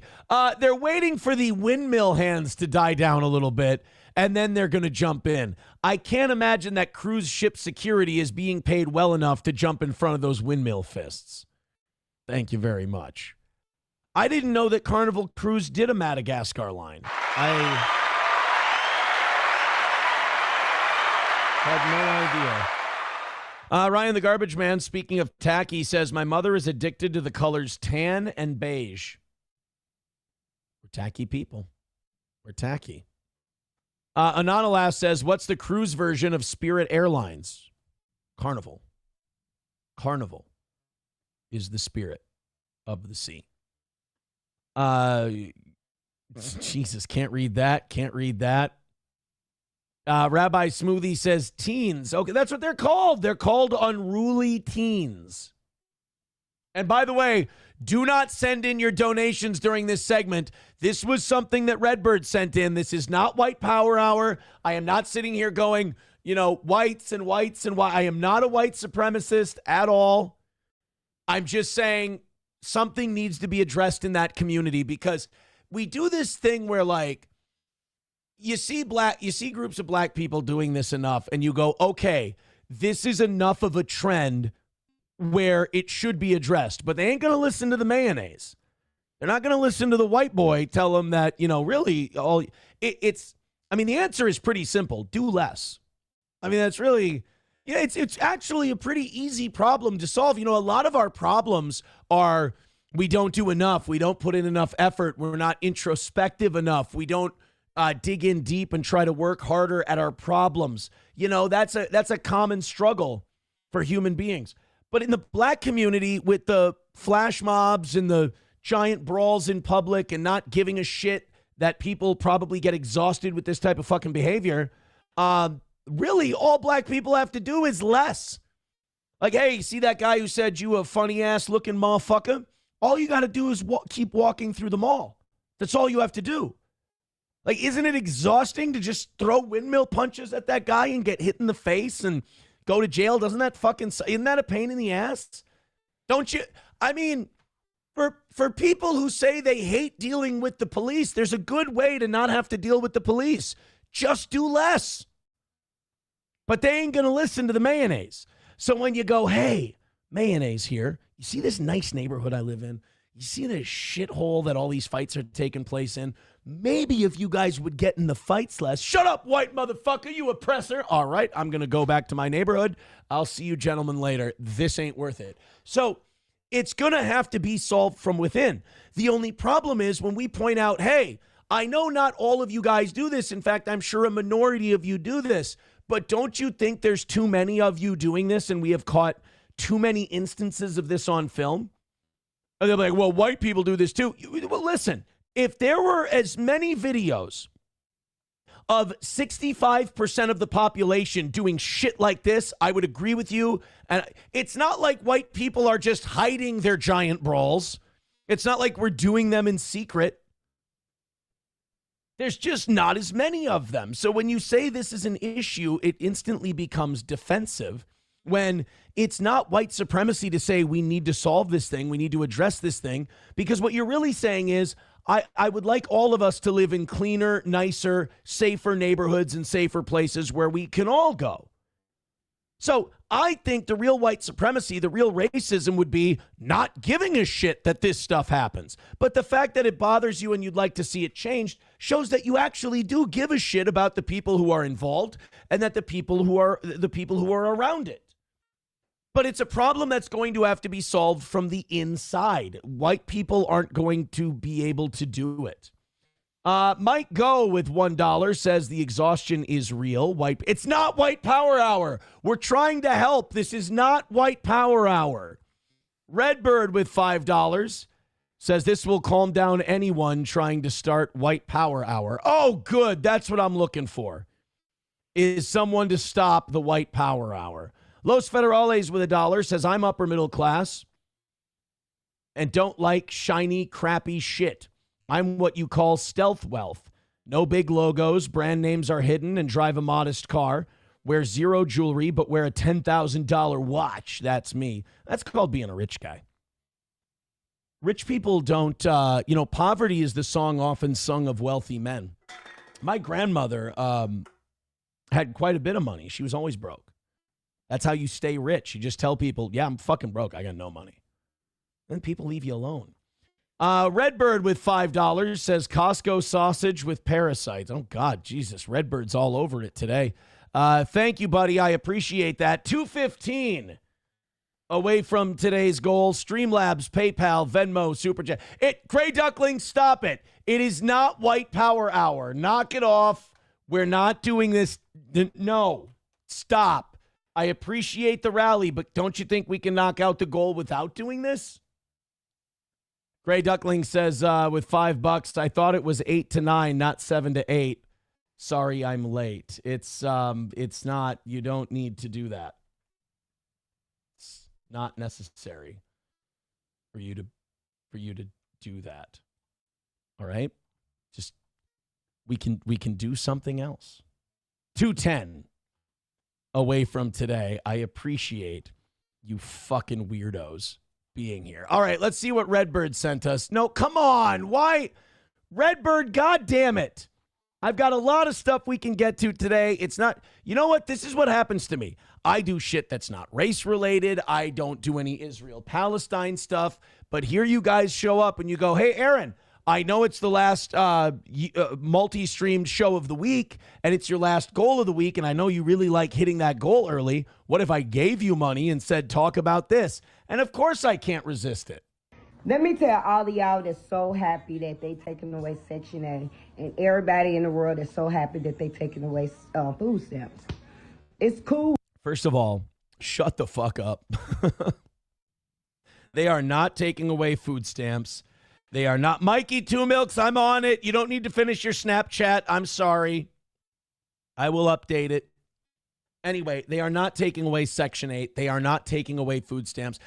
By the way, this is a great example of what learned dependence is and why these social programs are so dangerous and actually weaken the people they're supposed to help.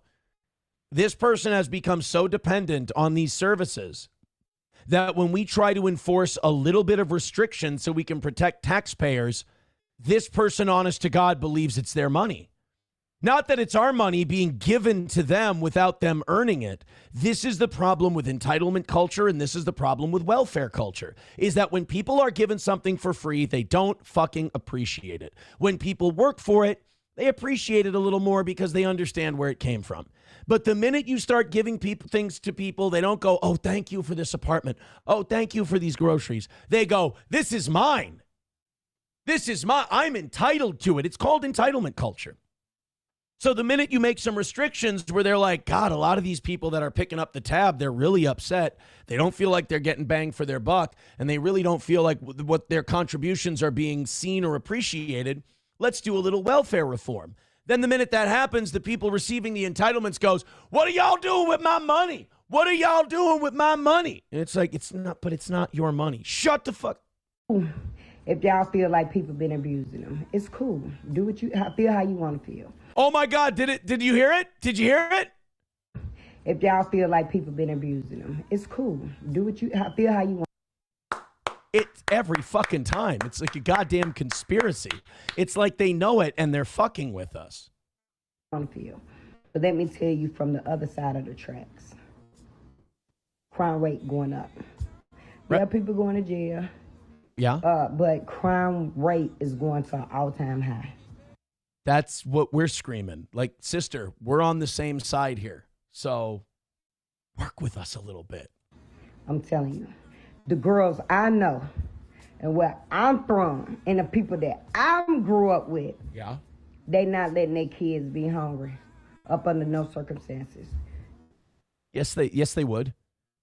What if the circumstances are go back to school, work a couple of jobs under those circumstances? So under the circumstances of the rest of us work and the rest of us make money and the government takes it from us and gives it to you, that's not exactly you sacrificing. That's the opposite.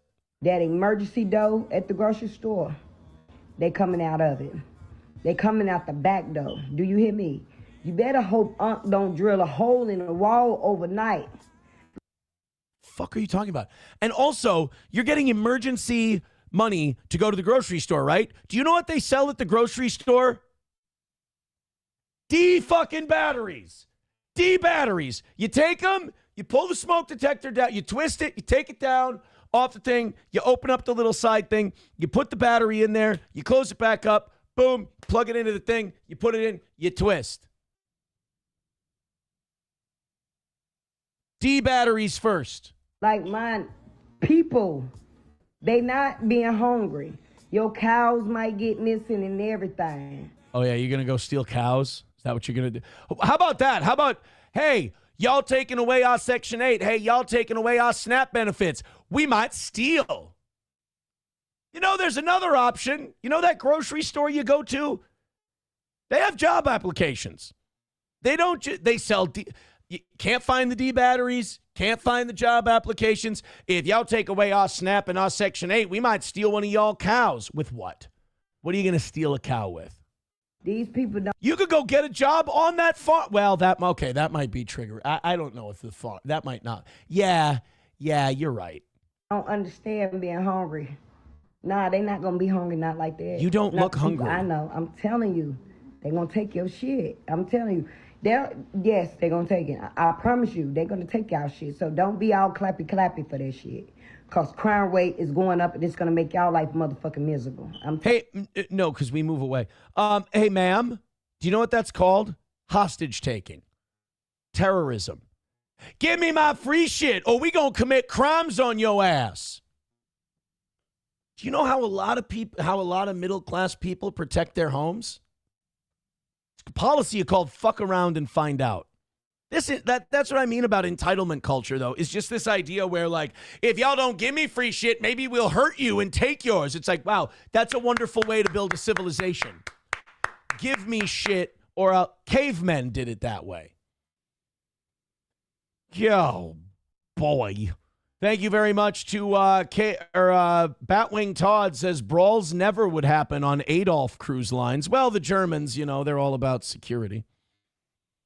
They know how to do that. Main Vein with $5 says, for the White Power Hour. It's not White Power Hour. Bigot on socialist media gifting a membership. Thank you very much. But it's not White Power Hour. I'm telling you right now, that is not what any of this is. I assure you. Thank you. All right, there's one more thing that Redbird sent us. Please don't be racist. Oh, no, it's the same video. Whew. Okay. Good. 09 Canyon says, no, it's 9 volts, not D batteries. I'm sorry. I apologize. I just told that black lady the wrong battery for her smoke detector. Oh, damn it anyway. Sorry, guys. I'm a fool. 195 away from this morning's goal and 86 gifted memberships away from 400 on Rumble. Thank you very, very much. Brian says, Castle Doctrine, bish. Yeah, it's just, people do. I know we're trying to be postmodern. I know we're trying to be everyone's the same, but people listen to people who look like them. People listen to people who look like they're from their neighborhoods. They listen to people who they think experience their same struggle.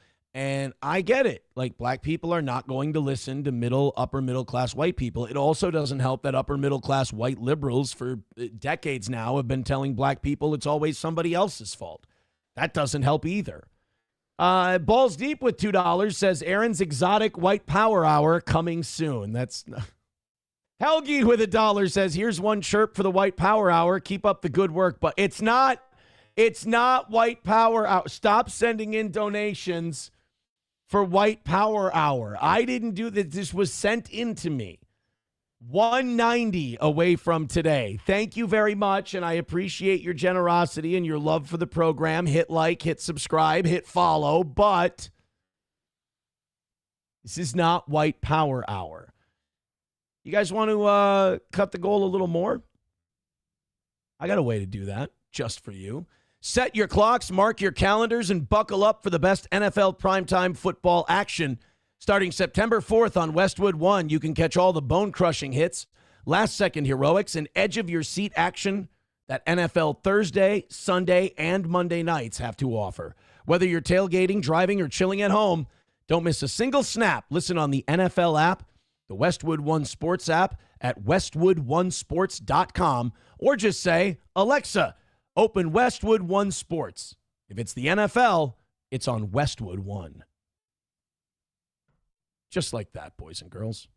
Just like that. You've got yourselves $15 off of today's goal. We'll get another $15 off of today's goal in just a little bit. 175 away from what we're doing today. Thank you very, very much. Okay, off we go as we try to get away from the white power hour, as you guys try to call it. This guy might be the most hateable asshole. I know no matter what kind of news stories we do on this show, there's always sympathy for the devil from some of you. I think this guy might have the highest disapproval rating in steel toe history. This next Florida man is the biggest piece of shit. Now, I've seen people who are the get off my lawn types. I've seen people who are very territorial about their property, but this guy goes to the nth degree. Here you go. This is out of Marion County, Florida. This guy is, pardon my French, a cunt. I'm your News 6 community correspondent, Troy Campbell, and right now we are in Ocala. We're standing outside of a home. Hobo. Ocala. Dog shit, white trash, nice. Because this story's pretty white trash.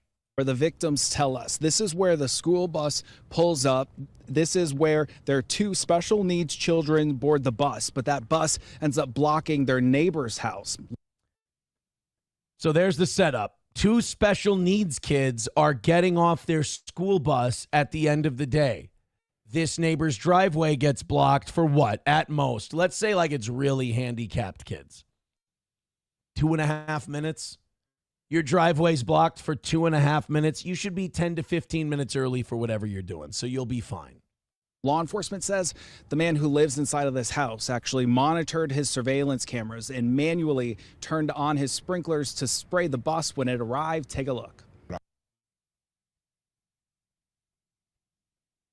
So 2 special needs kids are getting off of a bus, and this cunt of a neighbor turns on his sprinklers to spray down the special needs kids. So to put a face on this, imagine Sean and Marley. You know Sean and Marley, the 2 guys with Down syndrome who do like cooking shows and stuff? Imagine them getting off a bus and some dickhead just going, start, and then a rotating sprinkler just starts hitting these poor special needs kids in the face. Stop laughing. Stop laughing, you fucking prick. All right, this guy, first of all, this guy's chilling. You know that this guy he sits around the house with a nice cold beer and he's in his wife beater and there ain't a fucking thing bothering him. Football season is his favorite time of year. Oh my God, does he relax every muscle in his fucking body. After he left, you would see the the floor wet and that there's water there. So I'm like, where's this water coming from? Neighbors near Southwest 51st Circle in Ocala reacting to the arrest of 61-year-old Antonio Roman, charged with several counts including stalking and battery on a disabled adult. The family tells... Imagine explaining that charge, right? I see here that you have a charge back in 2025 of, what was that? Battery on a disabled adult. What did you do? All right, get this. A bus used to drop off special needs kids in front of my house, right? And I had a sprinkler system, and you could remote activate. Get the fuck out. What? No, I didn't tell you the best part, so I would take my phone. Get the fuck out of here right now. No, you don't understand. So when you hit start, the sprinklers will go off, and it would splash the retarded kids. This guy should be beheaded. This is an ugly, ugly crime. It's humiliating to the poor... I don't want to say Down syndrome or retarded. I just said retarded, but like I was saying it as him. I don't know what they have, but they're mentally challenged kids. I'm going to assume Down syndrome. News 6 for almost 2 years. Roman has repeatedly turned on his sprinklers with the purpose of hitting their 2 special needs children when they got... Dude, I like spraying Down syndrome kids with a hose, which is essentially what he's doing. Like, he might as well have been in a lawn chair just spraying down Sean and Marley with a hose. It's one of the most evil, kick the shit out of the guy on sight things you can do. Like the guy in the wife beater, if he wasn't chilling, he should have come out there and just smacked this guy in the mouth. But then again, he was doing it remotely. Got on and off of their school bus. What went through your mind when your neighbor first told you that he thought the other neighbor was purposely turning on his sprinkler to spray the bus when his kids were being dropped off? I couldn't believe. I'm like, are you serious? Leroy Harris lives across the street. Leroy Harris is my fucking spirit animal, dude. I'm a big Leroy Harris. Look at this guy. This guy is the epitome of chilling. And says he has watched as the sprinklers would spray his neighbors and the bus. I don't really understand. I don't get it. And also how vulnerable, to think he was spraying water on, people with disabilities. Right, that's just it. It's like if you spray water on like a grown adult, I always like, even if it's a dick move, I'm like, yeah, but like karma-wise, this person did something to fucking deserve it. Yes, that's not nice. You can't do that to a kid. The Marion County. I like that. I like Leroy Harris. That's not nice. You have to be nicer than that. Wagwan, I tell them everything one be Irie. County Sheriff's Office says their investigation began last August, and on several occasions, an undercover deputy observed the sprinkler spraying the bus and turning off. Dude, good for that. That's amazing restraint. Like, make that guy a detective right away. You mean he saw that numerous times undercover so he could gather evidence against the guy and he didn't shoot him? Bravo. Kind of. I mean, I wish he maybe would have taken one for the team. Seconds after it pulled away. Investigators say on non-school days, the sprinklers never turned on. Oh. Hopefully that would put a stoppage to it. Because I was here today and the bus came and there was no water on. So obviously something must be working now. So hopefully he doesn't do it anymore. When confronted, detectives say Roman admitted to manually turning on the sprinklers, saying the bus stop location should be moved. We even found... They're parking on the street next to your driveway. You're not using it. You're gone. You're not even there. Just don't look at the fucking Ring doorbell app, you dick. A civil lawsuit filed by Roman against the victims, saying the bus blocks his driveway. Go back. What? One more time? The guy who was spraying water at the Downs kids is suing them? Anymore. When confronted, detectives say Roman admitted to manually turning on the sprinklers, saying the bus stop location should be moved. We even found a civil lawsuit filed by Roman against the victims. Is this guy speed running the biggest asshole who ever lived awards ceremony? You mean not only have you been spraying down mentally challenged children when they get home from school, but you sued said mentally challenged children? Holy shit. Yeah, this is the biggest asshole neighbor I've ever seen. Saying the bus blocks his driveway. Do you see another way that the bus could park to not be blocking his driveway? No. It's a long bus. The victims say they are hopeful. That's not usually common. It doesn't matter. This doesn't happen again. They also say as a condition of his bond, he is not allowed to use his sprinkler system at all. Oh, man. Good thing it's not hot and dry this time of year. I think, it would be fun. It's a funny way to own this guy, though, is if the victims, like when he turns on the sprinkler, they just start laughing and running through the sprinklers. That would be the best way to get to this guy. Show it can't fuck with you. Rabbi Smoothie with $5 says, take our cows and gold chains might start coming up missing. WP. No, it's not white power. Rabbi Smoothie with $2 says, gold chains, Rumble is acting screwed for donos. Is it? Guys, is Rumble acting screwed for donos? That's it. Test run. Everybody throw in money on Rumble and let's make sure it's running okay. Because Rabbi Smoothie says Rumble donos are not working very well. Go ahead. Throw in make sure the gifted memberships are working. Make sure the Rumble rants are working. All of this is very, very important. We're 170 away from today's goal. I must say you guys are doing fantastic this morning. Thank you so much for your support. Streamlabs, PayPal, Venmo, Super Chats, Rumble Rants. But right now, we are looking to see if Rumble specifically is working well. Pushing 600 of you here on the toe today. Hit like, hit subscribe, hit share, hit follow. Jared with $1 over on PayPal. Thank you very much, Jared. McBuster gifting a membership. Ladies and gentlemen, there is ice on the roads in hell. McBuster gifting a membership to Q Anonymous. Thank you very much, buddy. 165 away from today's goal. Pushing 600. Thank you very much for that. Go ahead and grow the show. Scott Jonesy says, I still can't believe that Johnny is dead. He's not dead. He's not. Johnny is fine. I communicate with Johnny regularly. He's okay. Helgi says, nice try. I'm not falling for your Talmudic tricks, you money grabber. No. Just try it. Give it a shot. I mean, I don't know if Rumble's working right. Rabbi Smoothie says that Rumble's donation system is not working properly. And it looks like it might not be. I mean, my God, McBuster gifted a membership. That alone tells you that there indeed might be something wrong with Rumble. So let's give it and, while you're at it, nothing in Venmo yet today. Let's make sure that's working well. Shit. Super chats are working fine. We see that.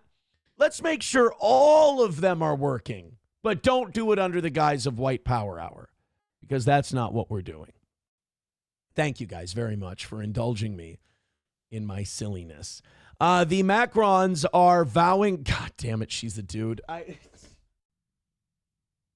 I can't pretend, guys.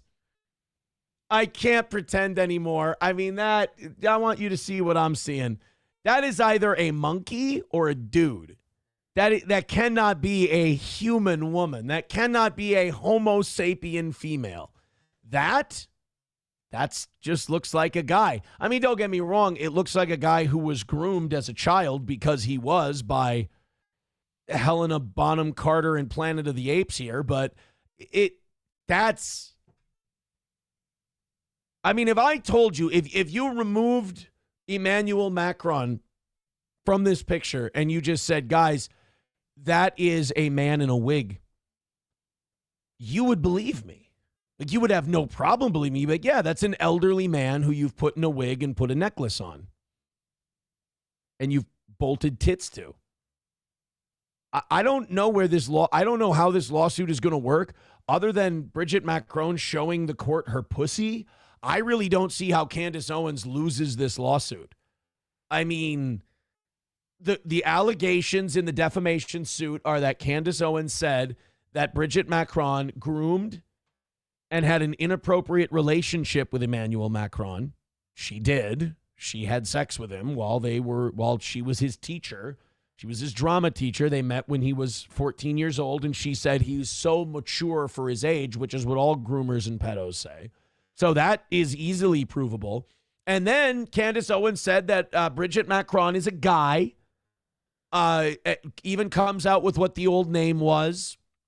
That there may have been a Bridget Macron who died, and to honor her, Bridget Macron the dude became Bridget Macron the woman.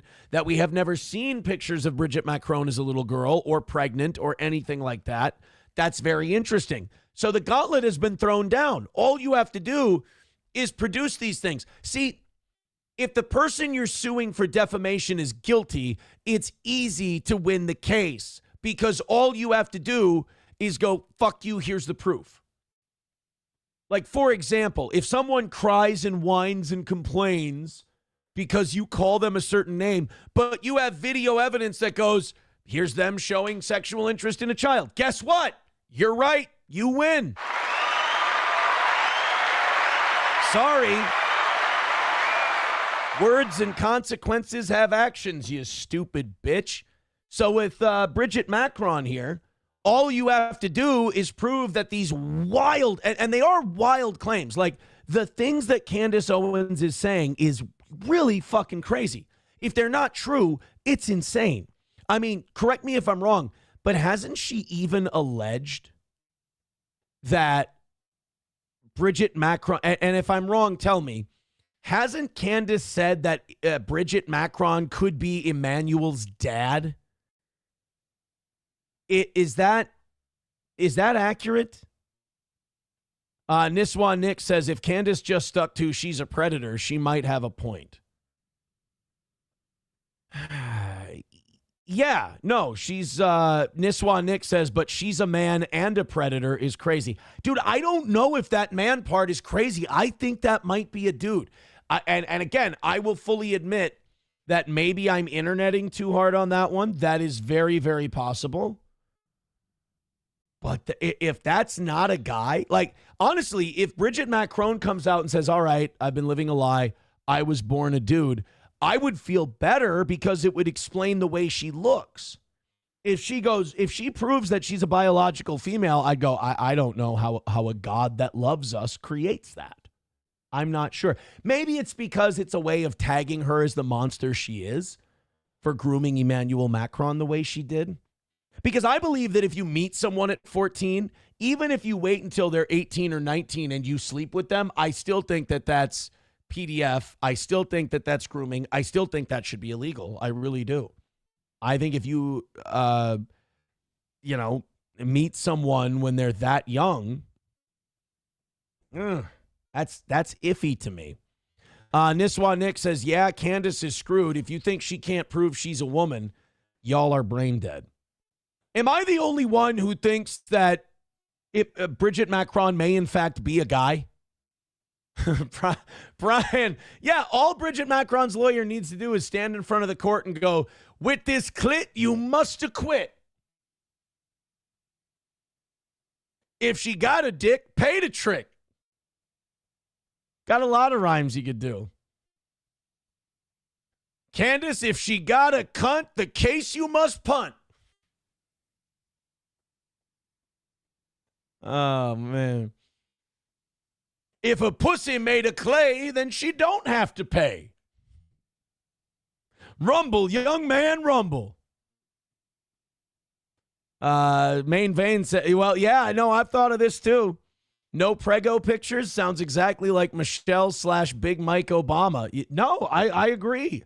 That's kind of weird, the Michelle Obama theories as well. I don't know.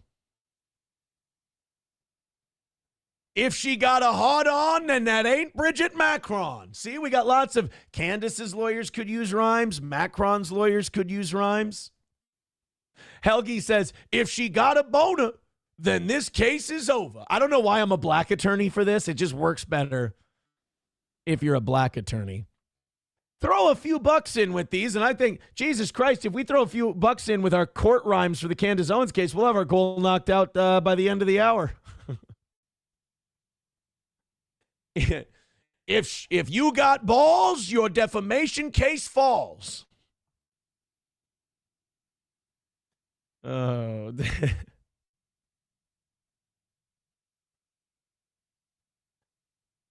If your dick shoots cum, then your case is done. It's terrible. If your wife's a dude, then your case gets booed. McBuster, this one's a reach. If she has a vulva, the case is over. Not bad. Not bad. No, MSO, that has nothing to do with the case. MSO says, if she got a dick, Aaron will give it a lick. That has not, what does that have to do with the lawsuit? I don't understand. Rabbi Smoothie says, now he wants to knock it out during White Power Hour. This isn't White Power Hour. We're talking about Candace Owens and Bridget Macron's case. The Macrons are saying, though, for what it's worth, they're saying that they're ready to take this thing all the way to a judgment. That they want to beat Candace Owens. They want to embarrass her in court. I don't know, man. I don't know if this embarrasses Candace Owens. Like, even if she loses the case, she's very wealthy and she's married to a very wealthy man. So even if she loses, like, you have to come out and you have to go through the deposition process. You have to be asked all kinds of embarrassing questions, dig up family history, all of that stuff. Like, Candace Owens is going to be able, she can probably squirrel away $2 million and just pay lawyers and see this thing through to the end, get the depositions where you have to answer questions about your genitals and about whether or not you've ever been pregnant and if your kids are yours and all of that shit. So, like, I don't know if you taking this thing all the way is the own you think it is. Now, if Candace Owens was of more limited means, if she was like a popular streamer but not like uber popular, then you might be able to break her. But I would argue that maybe her family has more money than the Macron family. It's possible. I'm not too sure about the Macron's wealth. 09 Canyon says, I don't love Candace Owens, but come on, this is funny. Yeah, Candace Owens is meh. I'll say this. I think Candace is better than she used to be, but she's not my favorite. I find Candace to be kind of basic. Let's go to some of the texts. That's not a guy for sure. She looks like my wife's twin. Oh. Bridget Macron? Looks like you're... Is SP the first partner you've never taken to Las Vegas? Historic by Imholt standards. No, she's not the first one I've never taken. I've only taken 2 girlfriends to Vegas. Well, my wife at the time, but like she's my girlfriend the first 3 times. We got married the 3rd time. Then the 4th and 5th time we went for anniversary. But no, I took a girl that I dated for like a month and a half. We were partying on New Year's with my cousins, and they were like, we're going to Las Vegas next weekend. You guys should come with. And we did. We decided, New Year's was like our first date, basically. That was that was fun. That was silly. That was so dumb. That was something you do when you're 21 years old. It really is. But no, those are the only 2 I've ever taken. I mean, the other 5, 10, whatever, no. Never went to Las Vegas with them. Rabbi Smoothie says about the Candace Owens, Bridget Macron thing, if she has a gash, Give her the cash. That's actually, that one checks out. Let's go to another text. I left this one on the back burner for a while. I'm sorry. My great aunts were showgirls in Vegas during the 50s and 60s. They have some amazing stories and met so many famous people. It was a different time. Indeed, it was. I can't fucking read this. Gifting a membership over on YouTube. Thank you, buddy. I'm sorry that I can't pronounce your screen name, but I appreciate the gifted membership. Thank you very much. 165 away from today, and we appreciate it. You know what? Let's knock that goal down a little more. What do you say? I think we should. The countdown is over. The rivalries are real, and the road to the championship begins on August 23rd. Westwood One Sports brings you every electrifying moment of NCAA football from the first snap to the final whistle. Top teams, big plays, unforgettable Saturdays. Don't miss a second of the action. Listen to NCAA football on rumble.com, the Westwood One Sports app, on westwoodonesports.com via Westwood One station streams, or by asking Alexa to open Westwood One Sports. If it's sports, it's on Westwood One. And there you go, kids. Hit like, hit subscribe, hit follow. It is Thursday. It's our lowest day of the week, but that's okay. We're still doing a fun show. We're down to 150. We're pushing about 600. Thank you guys very much for your contributions. 150 away from today. Go ahead and hit like, hit subscribe, and throw in a couple of bucks, just like Kyler just did. With $2, he says, on this episode of Steel Toe, Aaron admits he's a man whore. Scott Jonesy, did I miss $1? I'm sorry, pal. I'll scroll up. Oh, wow, it's way back there. I do apologize. Scott Jonesy says, the fuck is going on with the double chin, fella? Are you stress eating after Johnny whacked himself? R.I.P. Johnny. I have noticed, because I've been clipping out 2 clips a day for the show, this is getting, like, my weight isn't changing, but I think my body's definitely changing, so we gotta, you're right, this has to get nipped in the bud. There's no doubt about it. 145 away from today now. I appreciate it. Yeah, there's not really anything you can say about my appearance that I'm not woefully aware of. And that's what always has made this show fun for a lot of the audience, is that it's like Aaron doesn't take himself too seriously. Aaron rolls with the punches well. But, like, I have this bully pulpit where I can talk shit about all of you, and I can yell at you in front of, on a bad day, 600 people. On a good day, 800 people. I can yell at you in front of shitloads of people.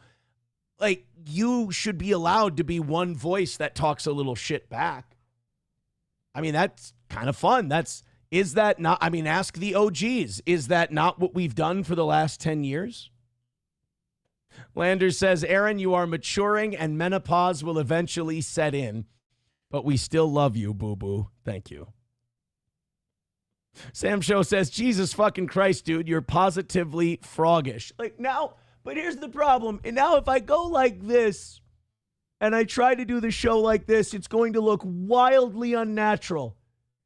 This is going to be largely uncomfortable. There, I'll stick my... That's no good. That's even more make fun-ofable. I think what we do is we just adjust the camera up a little bit. We shoot a little closer to the forehead. We can hide all that with camera magic. That croaker is brutal, dude. Hey, at least attach a few bucks to the fucking neck jokes, okay? I think you're taking advantage of my kindness a little bit. God damn. Thank you very much, Doorman. Oh, does Doorman have a challenge for us today?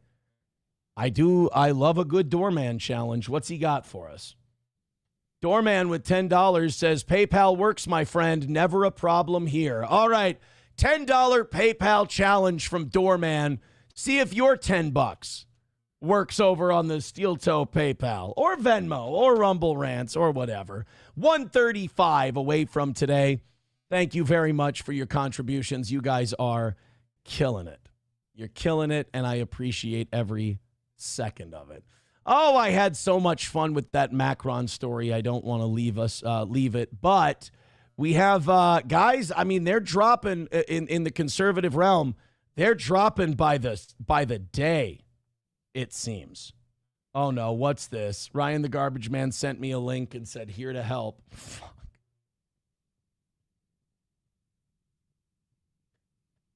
He sent me jaw trainers. Jawline exerciser for men and women. Resistance level jaw exerciser. You see this?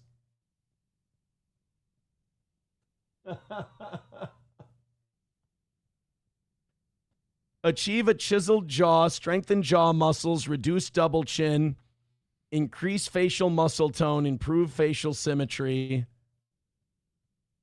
3 different resistance levels. I should probably do it. You know, pride stops a lot of people from doing things. I should probably just buy one of these, shouldn't I? There's no reason not to. All the sitting around I do without, the boxing and doing yoga and the lawn mowing, it's not getting me where I need to be. There's a time to be proud, and there's a time to take positive steps for yourself. You know what, Ryan the Garbage Man? I'm calling your bluff. It says it'll be delivered by tomorrow. Place your order. Boom. I just bought it. I just bought jawline exercisers. There you go. The first step towards a better you. How do you like that? You sent it to me as a joke, and I went, you know what? I am tired of looking at my bullfrog-looking ass. So there you go. Thank you, buddy. Gray Duckling with $2 says, ribbit. See, as long as there's a couple bucks attached to it, it really doesn't hurt quite as bad. I'll be honest with you. What does that put it? 135 away from today. Thank you guys very, very much. Mommy says, the movers broke my treadmill. I'm so pissed. Need to buy a new one. It won't even think of turning on now. Rabbi Smoothie says, great, now you're going to look like Beavis. Well, no, I'm not doing it for you guys. I understand that if I got rid of all this shit and this got better, it's not like you guys would be like, wow, we're so proud of you. Amazing. Great job, Aaron. We all believed in you. No, you'll take a look at it. It'll look better, and you'll just find something else about it to be like, aha, you're gay. If I ever did things to make you people happy, I would be dead by now. I would have called it a day a long time ago. I do them for me. Helgi with $1 says, if the hair is a spider, then the judge you will abide her. I don't know what the verdict is on bringing the spider back versus the comb over. The girls seem to like the comb over, which made a lot of male listeners mad. And a lot of the male listeners, they really don't give a shit. They just want to make fun of whatever I do with my hair, which seems fair enough. All right, so Israel lost another one, and this is an interesting clip from Megyn Kelly here. Megyn Kelly is talking about, in this next clip, her conservative friends being mad at her because she's been criticizing Israel about the Gaza stuff. Now, we've seen a lot of conservatives start to kind of peel off and start calling it a genocide, start saying that Israel controls the United States, all this stuff that used to, like, the Overton window on this one is shifting quite a bit in a quick succession of time, because you're allowed to say stuff about Israel now that would have got you labeled an anti-Semite a year ago. And it's just because Israel has been behaving so badly. And then you have this guy, this cyber chief, who tried to have sex with a teenage girl here on American soil, got caught in a sting operation, and they just let him go back to Tel Aviv, and he'll never face justice for it. So people are starting to see these things, and they're starting to notice them, and they can't sit idly by and watch our country get fucked by a foreign power and watch our politicians be slaves to it. So Megyn Kelly has started to notice this. Marjorie Taylor Greene has started to notice this. And the other thing they're noticing is that the more they criticize Israel, the more their conservative neocon friends call them up and try to manipulate them out of it. You know, this is amazing. If you criticize Israel, depending on how bad your offense is, they want to take you to Auschwitz or they want to take you to the Wailing Wall. And I think that is truly disgusting, manipulative behavior, because it's not, oh, we love you so much, we just want to share with you this trauma and everything else. It's, hey, goy, fall back in fucking line, quit criticizing the Jews, Holocaust, Wailing Wall. It's a manipulative tactic. It's not as evil as committing a genocide in Gaza, but it is evil, manipulative, bad boyfriend behavior. So when Megyn Kelly goes, I'd like to think for myself, I think you're committing I don't even know if Megyn Kelly will even say the G word yet. She's just criticizing Israel, saying Netanyahu's government is wrong for the way they're doing this. And now she says her friends are calling her and trying to take her to Israel. And I know where you stand too on Israel and all that, but I've been very pro-Israel. First of all, if I'm going to take a pilgrimage and it's going to be to the religious site of my Savior, Jesus Christ, I'm not going to go at the behest of the people who had him killed. That seems gross to me. That doesn't seem right. Well, aren't you a Christian? Wouldn't going to like Israel and these places, like wouldn't Jerusalem, wouldn't that be an amazing thing for you? Yeah, you know what? Maybe it would be. But I'm not going to have it dictated to me by the people who had my Savior murdered. I'm not okay with that. There is something about that bothers me. Don't fucking manipulate me, please. And that's the problem I have with that country in general. We're never dealing as equal partners. We're never dealing on level ground because they see themselves as above us. And to treat people like that, you wonder why they don't trust you and they don't like you. It's because you're manipulative. It's because you treat them like shit.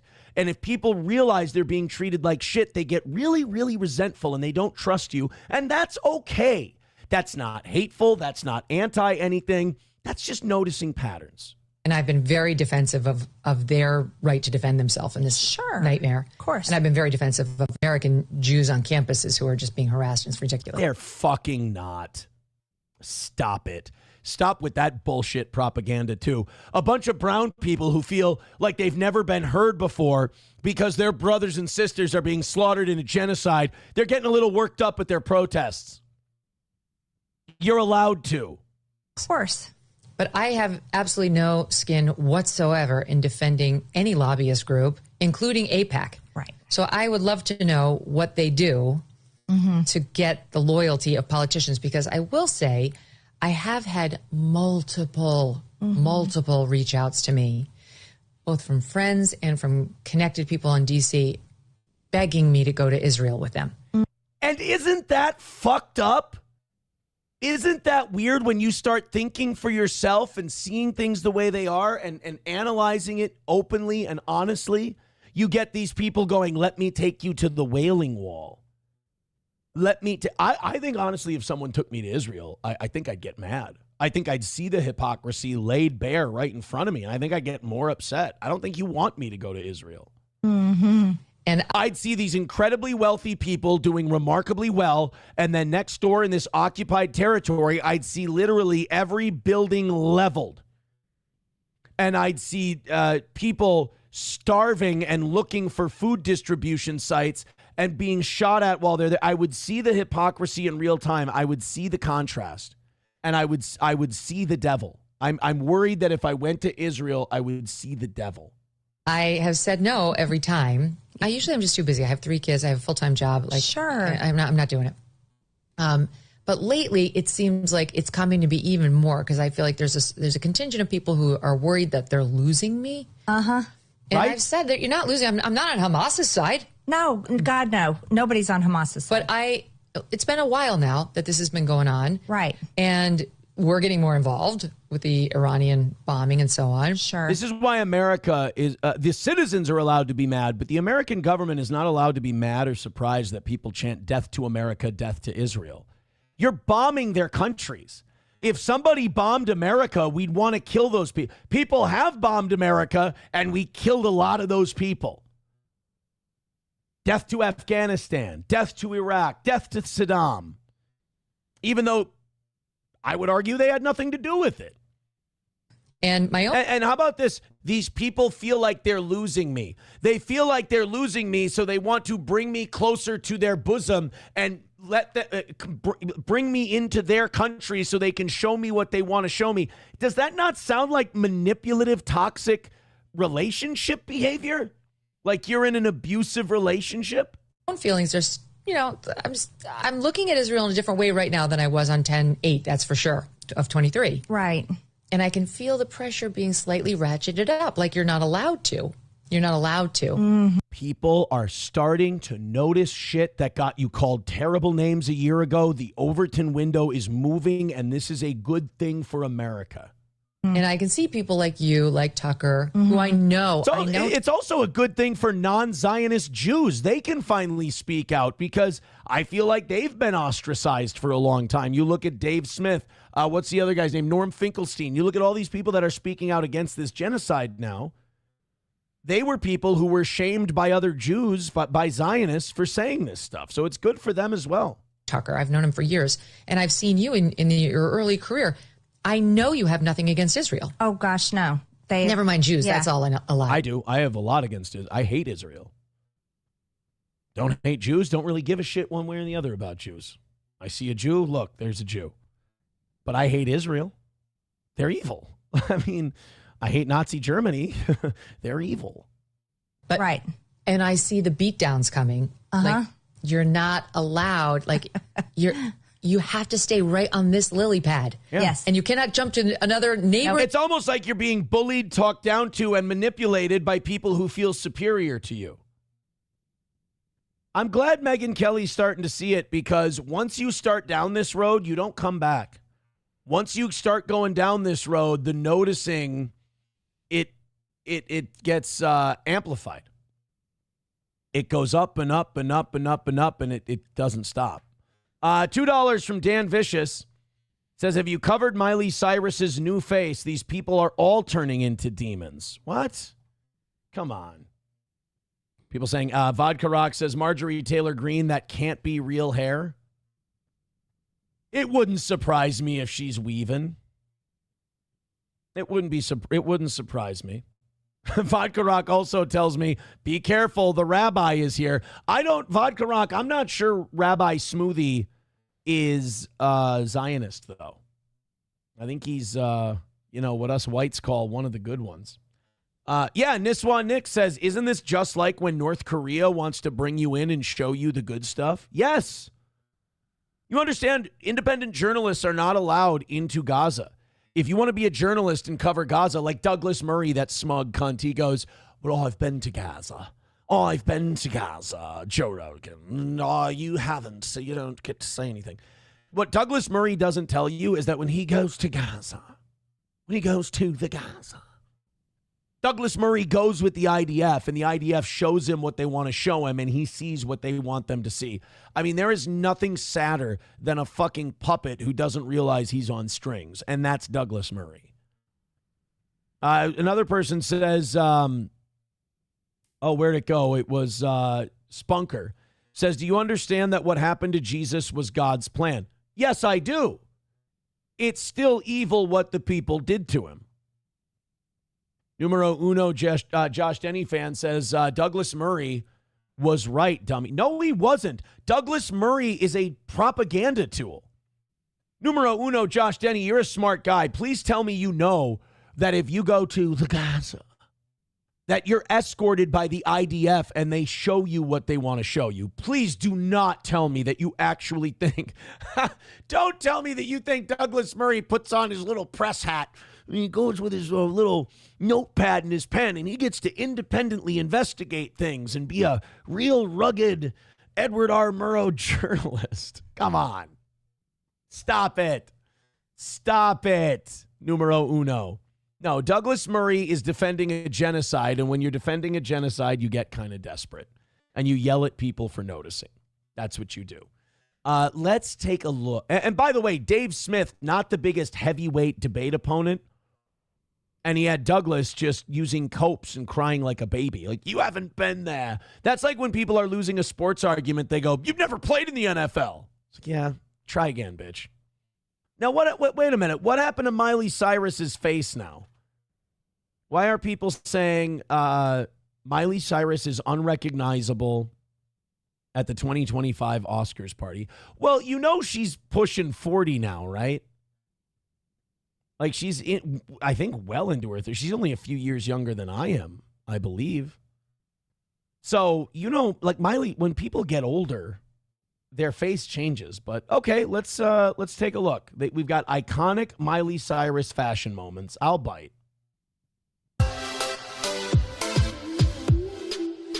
There's her as a boy in 2013. Oh yeah, remember that phase where she always stuck her tongue out? She took a lot of chances with like the hair and shit. I always thought Miley Cyrus had like, as an adult, I thought she had the building blocks of an attractive person, but she always was fucking around with shit. And if she was happy, good for her. Ew. 25th, was she done with was she done sticking the tongue out by 2015? I hope so. Oh yeah, she was.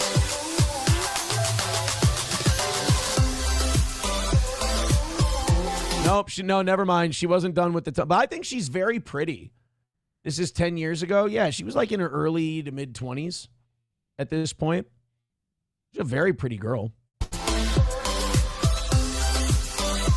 I mean, that tongue makes her look legit mentally retarded. And what is with it? What is with people like Miley Cyrus and Taylor Swift? Like sometimes you're like, oh my God, they've got tits. And then other times you're like, I can't, her tits are invisible. It's weird stagecraft that goes on. See, that's cute.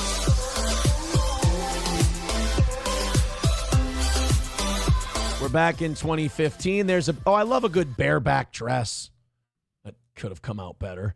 2018, still cute. I think she looks great. I'm sure I'm getting yelled at in the chat right now. Is that an avocado tattoo? Fucking barf. We get it. You're different.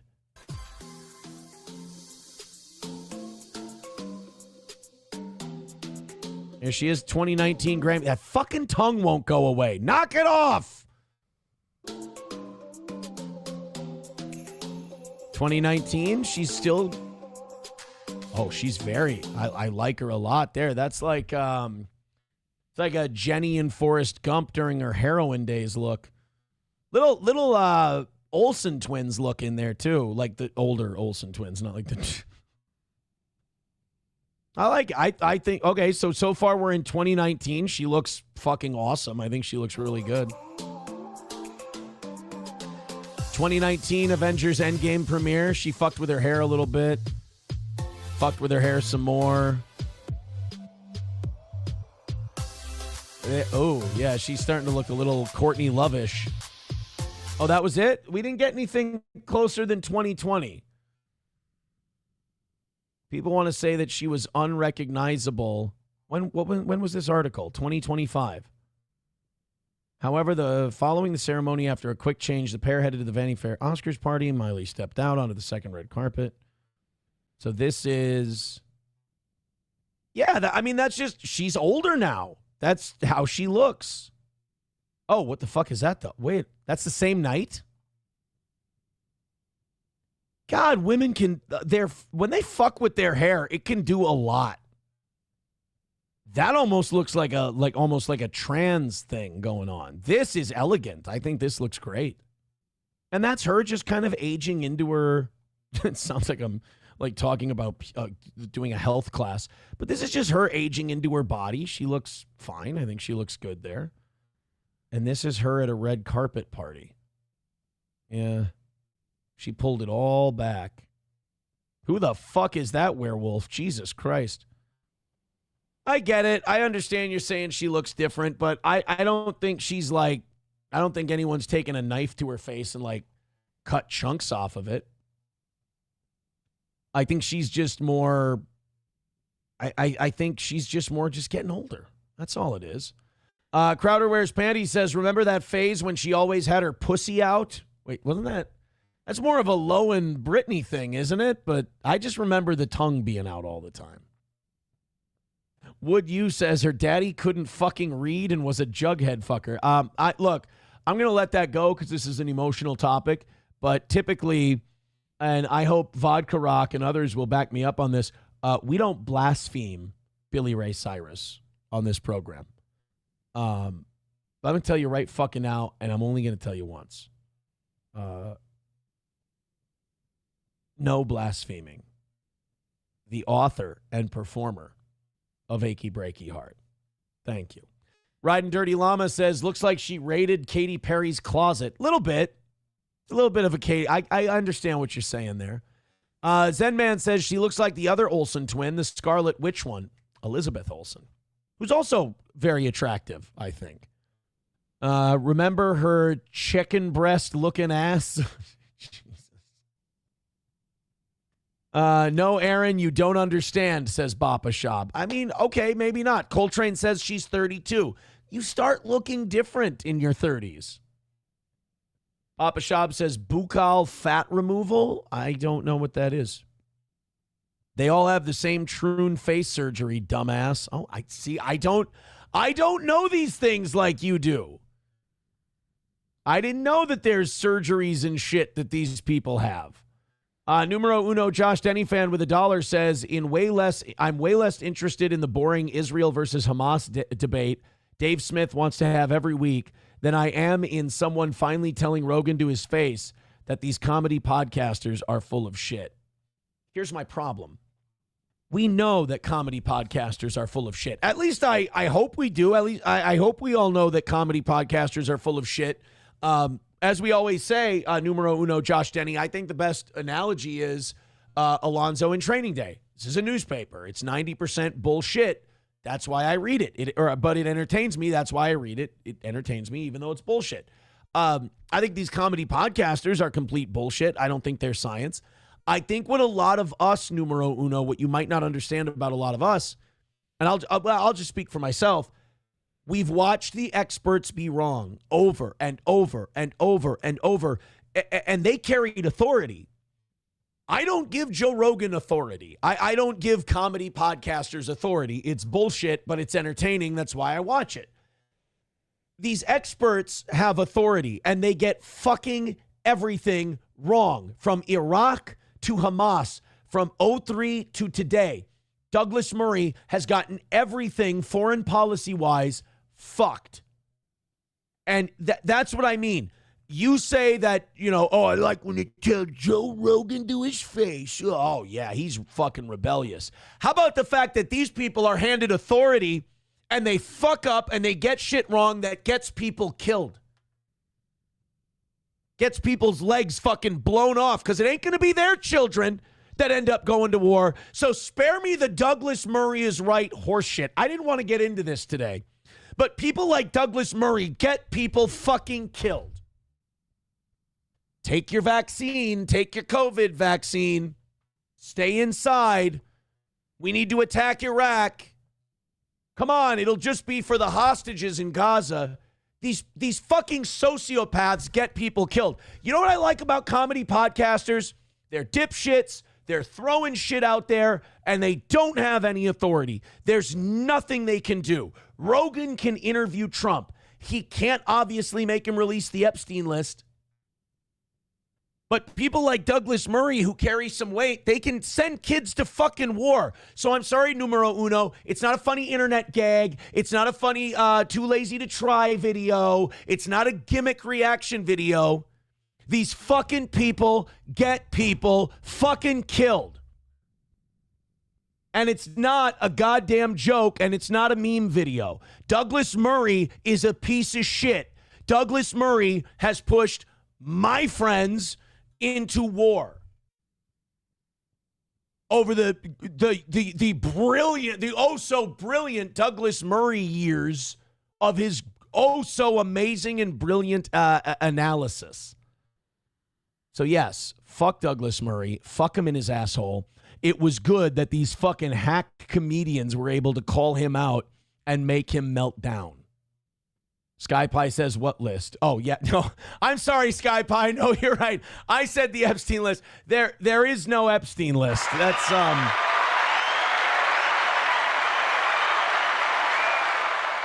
I apologize. Crowder Wears Panties says, how many CIA agents have been on Joe Rogan? Are we counting the weirdo, creepy robot? Who's the creepy robot kid? Who's clearly a CIA asset because he is not entertaining in the least. He's lied about everything on his resume. Who's the fucking creep You know who I'm talking about. He's the robot man who thinks Joe. He's like a Joe Rogan fanboy who's never seen a tit. But he gets all these massive guests on his podcast despite being the dumbest bag of shit. He makes Adam Sosnick look like Adam Einstein. He's fucking dreadful. You guys know who I'm talking about. Oh, thank you, crowd. Lex Friedman. Is it Friedman or Friedman? I thought it was Friedman. Lex Friedman. If this guy is not a CIA asset, if this guy is not pumped up artificially by our intelligence agencies, then Israel has no influence over our country. Benjamin Netanyahu is an independent actor, and there is no Jewish influence in our media, in our movies, or in our politics. Because Lex Friedman is the fucking walking definition of a talentless shitbag, controllable, desperate for attention, hungry for fame, dying for likes, dyed in the wool, CIA asset I've ever seen in my goddamn life. Holy shit. Merry Christmas. Where's the Tylenol?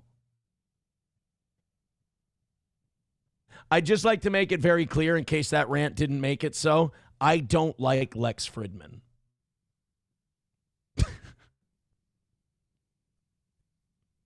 I'm writing down clips today because you guys are, I'm having a blast on today's show. I'm writing down clips today that I didn't plan to use because I didn't plan to get on these topics, but you guys keep taking me into fun places. Numero uno with $1 says Murray carries more weight than Rogan, Dylan, and Theo. Wow, I guess he gets invited to dinner with the Trumps and Vance to get their talking points. Dispute of the public. Good point. My bad.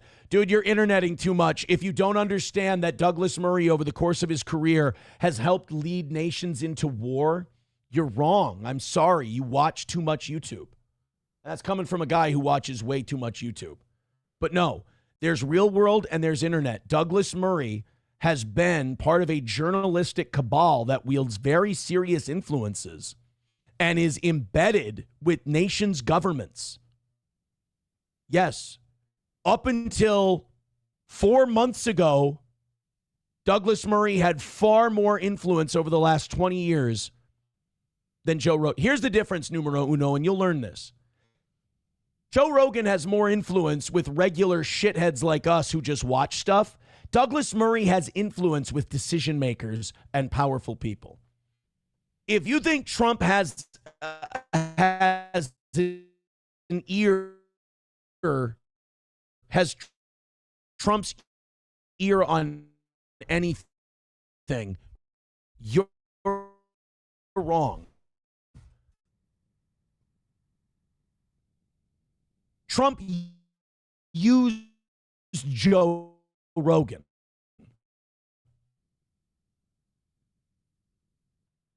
Because all the things Joe Rogan likes, is Trump doing them? Nope. Epstein list? Nope. Not bombing other countries? Nope. Not doing any of it.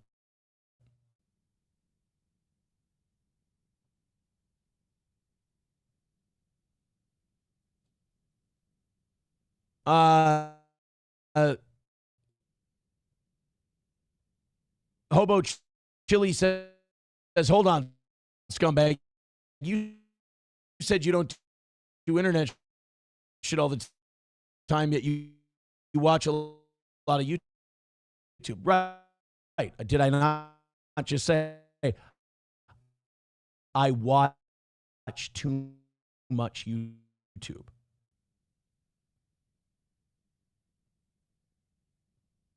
I watch way too much. Numero uno says a commentator embedded with nations' governments, like having a direct line to the president. Guess you're right. I am right. I'm fucking nailing it. Oh, come on, OBS, you fucking douche. I'm sorry, YouTube. I won't talk like that anymore. I apologize. We're moving on. We're not talking about it. Let's talk about the Jake Paul thing. Let's talk about Jake Paul and Gervonta Tank Davis. I'm done talking about anything related to the stuff we were talking about before. We're going to talk about Jake Paul and Gervonta Tank Davis. Bring back my KBPS, please, and bring back my show and let me do it. I don't know if you saw this, but Netflix yesterday, they decided that they were going to book another Jake Paul fight. And wait a minute. Since when did fucking Jake Paul get a Latino nickname? I thought Jake Paul's nickname was I thought he was the problem child. Jake Paul. Now we're El Gallo. And by the way, yes, I am changing the subject so that to see if my KBPS comes back up. No, guys, I know you're sending me shit that says check your OBS. There's nothing I can do about it. There's nothing, like, you guys are like, dude, check your OBS, check your, I know, I'm watching it. I can see it. There's literally zero I can do to stop this. I just have to wait until it comes back, which it's coming back because now we're talking about Jake Paul and we're changing the subject. So now I'm getting my reception back. That is, it is fucking creepy to watch. It is fucking creepy to watch that we have basically a timer. We can talk about this topic for a set amount of time, and then we have to move on from it. Anyway, welcome back. Jake Paul is going to be taking on Gervonta Tank Davis. Now, this is kind of the struggle of Jake Paul. The struggle of following Jake Paul's career is we all want certain things out of him. When it comes to, we want Jake Paul to fight real competition, but then he fights like a top 150 cruiserweight in Tommy Fury, and he gets beat. But then he goes and he fights a world champion MMA fighter in Anderson Silva, but he's like 50, so that doesn't count. Like, Jake Paul's doing this very frustrating thing where, like, if he fights someone good, they're old and they're past their prime. If he fights somebody young, they're literally not a boxer. So Jake Paul is trying to... The other problem is, though, he's only had 13 professional fights. And 13 professional fights is hardly any professional fights when it comes to being a world championship contender. So Jake Paul has to do this balancing act. Usually guys with 13 professional fights are getting paid $2,500 a fight if they're lucky. They're probably getting about $800 to $1,000 a fight. Jake Paul is getting tens of millions of dollars every time he steps in the ring. So you have to have an opponent that matches that level of pay so that people will want to watch. The problem is Jake Paul's not ready for those kind of boxers yet. He might be. I mean, the kid's not even 30 years old. He very well someday might be. You might see Jake Paul fight for legit a cruiserweight or heavyweight championship someday. And I'm talking 3-4 years down the road. But Jake Paul doesn't get the benefit, and this is where I think he deserves a little respect. Jake Paul doesn't get the benefit of being able to take on regular boxing tomato cans at this point. He's also not ready to fight Anthony Joshua. Like, they were bringing up him fighting Anthony Joshua. That's suicide. That's insane. So instead, what they do is they get him guys that were good or guys that are good, but there's a hook. So his next opponent is going to be one of the best fighters in the world. I would argue one of the top 6 or 7 fighters in the world, pound for pound, Gervonta Tank Davis. Gervonta Tank Davis is 30-0-1. He is a lightweight champion. The problem is Jake Paul is a cruiserweight. Now, the cruiserweight weight limit used to be 200 pounds. I think now it's either 205 or 215. Gervonta Tank Davis, the lightweight champion of the world, fights at 135. I don't know. Douglas Murray is a math expert. I'm not. No. If numero uno says that was petty, you're right. That was petty. Plus, it's going to kill my KBPS. So it's about a 65-pound swing. Now, I understand also that Gervonta Tank Davis probably doesn't walk around at 135 pounds. He melts down and then he rehydrates on fight night.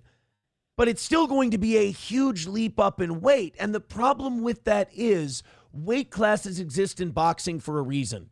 If a guy hits like a Mack truck at 135 and he knocks everybody out, the minute he hits a 200-pound guy, it's not going to be that effective. He got too much meat. He's got too much size. He can take the punch really well. And likewise, if a guy at 205 pounds can't really knock a lot of guys out, but he goes and he turns into a right hand or a left hook against a 135-pound guy, he's going to hurt him pretty bad. So if you're looking for a competitive fight that Jake Paul can win against a relevant fighter in their prime, this is the kind of fight he's going to have to take at his experience level. He's going to have to fight blown up lightweights.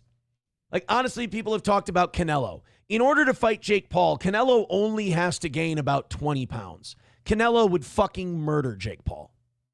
And it wouldn't be close. But Tank Davis, I mean, height, weight, I mean, Jake Paul's what, 6'2"? I want to say Tank Davis is 5'8" if he's lucky. How tall is Tank? He's 5'5". There you go. Tank Davis is 5 feet 5 inches tall. Jake Paul, I want to say, is 6'2". He's 6'1". So that's an 8-inch height advantage and a 65-pound weight advantage. Now, don't get me wrong. They might do a catch weight. Tank Davis may have to move up to 200 pounds. I don't know. But this is fucking crazy. The bout will take place at State Farm Arena in Atlanta and will stream live globally on Friday, November 14th on Netflix. Now, let's also not forget, this could really damage Tank Davis's career for two reasons, reputation-wise and physically. Because one thing about boxing, if you move way the fuck up in weight and then you come back down to fight at your normal weight class, most of the time when guys do that, they don't come back. They're not the same. The damage to their body ages them horribly. Great example, Roy Jones Jr. was murdering everyone at 175. He was the undisputed light heavyweight champion of the world. Nobody could touch him. I would argue, and I've watched Floyd Mayweather in my time. I've watched Roy Jones Jr. in my time. And I will tell you, Roy Jones Jr. might be the best fighter I've ever watched in my life. Prime Roy and Prime Floyd are both unbeatable fighters. And Roy Jones may have been more dominant in his day than Floyd was, because Floyd had some fights there where it was close. Jose Luis Castillo, Oscar De La Hoya, Miguel Cotto, Marcos Maidana. There were some close fights in there. Roy Jones Jr. killed everybody, barely lost a round. So in 2003, he decided to move up to heavyweight, and he hired this guy named Mackie Shilstone. Mackie Shilstone is this legendary trainer who helps guys bulk up responsibly. Roy Jones moved up to heavyweight. He got to 205 pounds. He put on 30 pounds of muscle to fight John Ruiz for the WBA title. He won. He crushed John Ruiz. And it was talked about that he was going to fight Lennox Lewis, or he was going to fight Mike Tyson. They were going to do one of these fights. It would have been huge. But Roy let himself get shit-talked by a guy named Antonio Tarver. Come back to light heavyweight. They had a Florida feud going.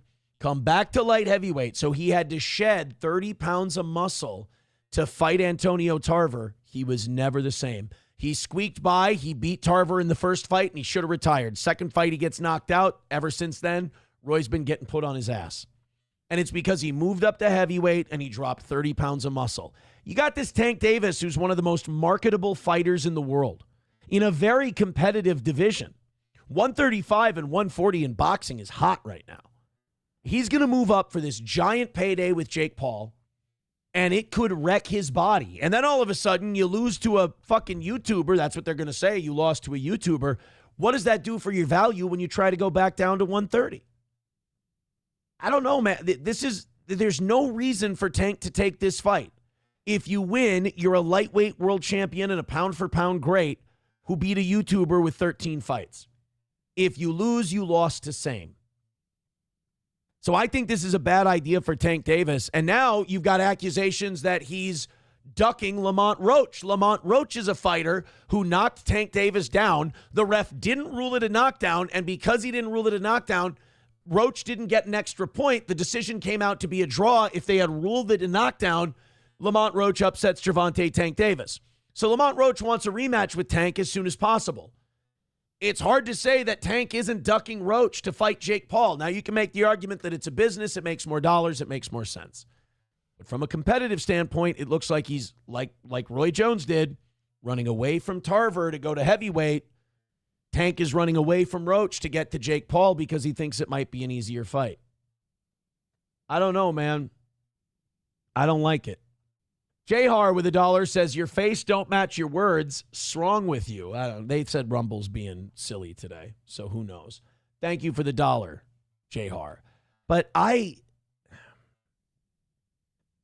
just think that this, and King Kong Dong says, what about Chavez? Julio Cesar Chavez Jr. hadn't been a competitive fighter for 4 or 5 years.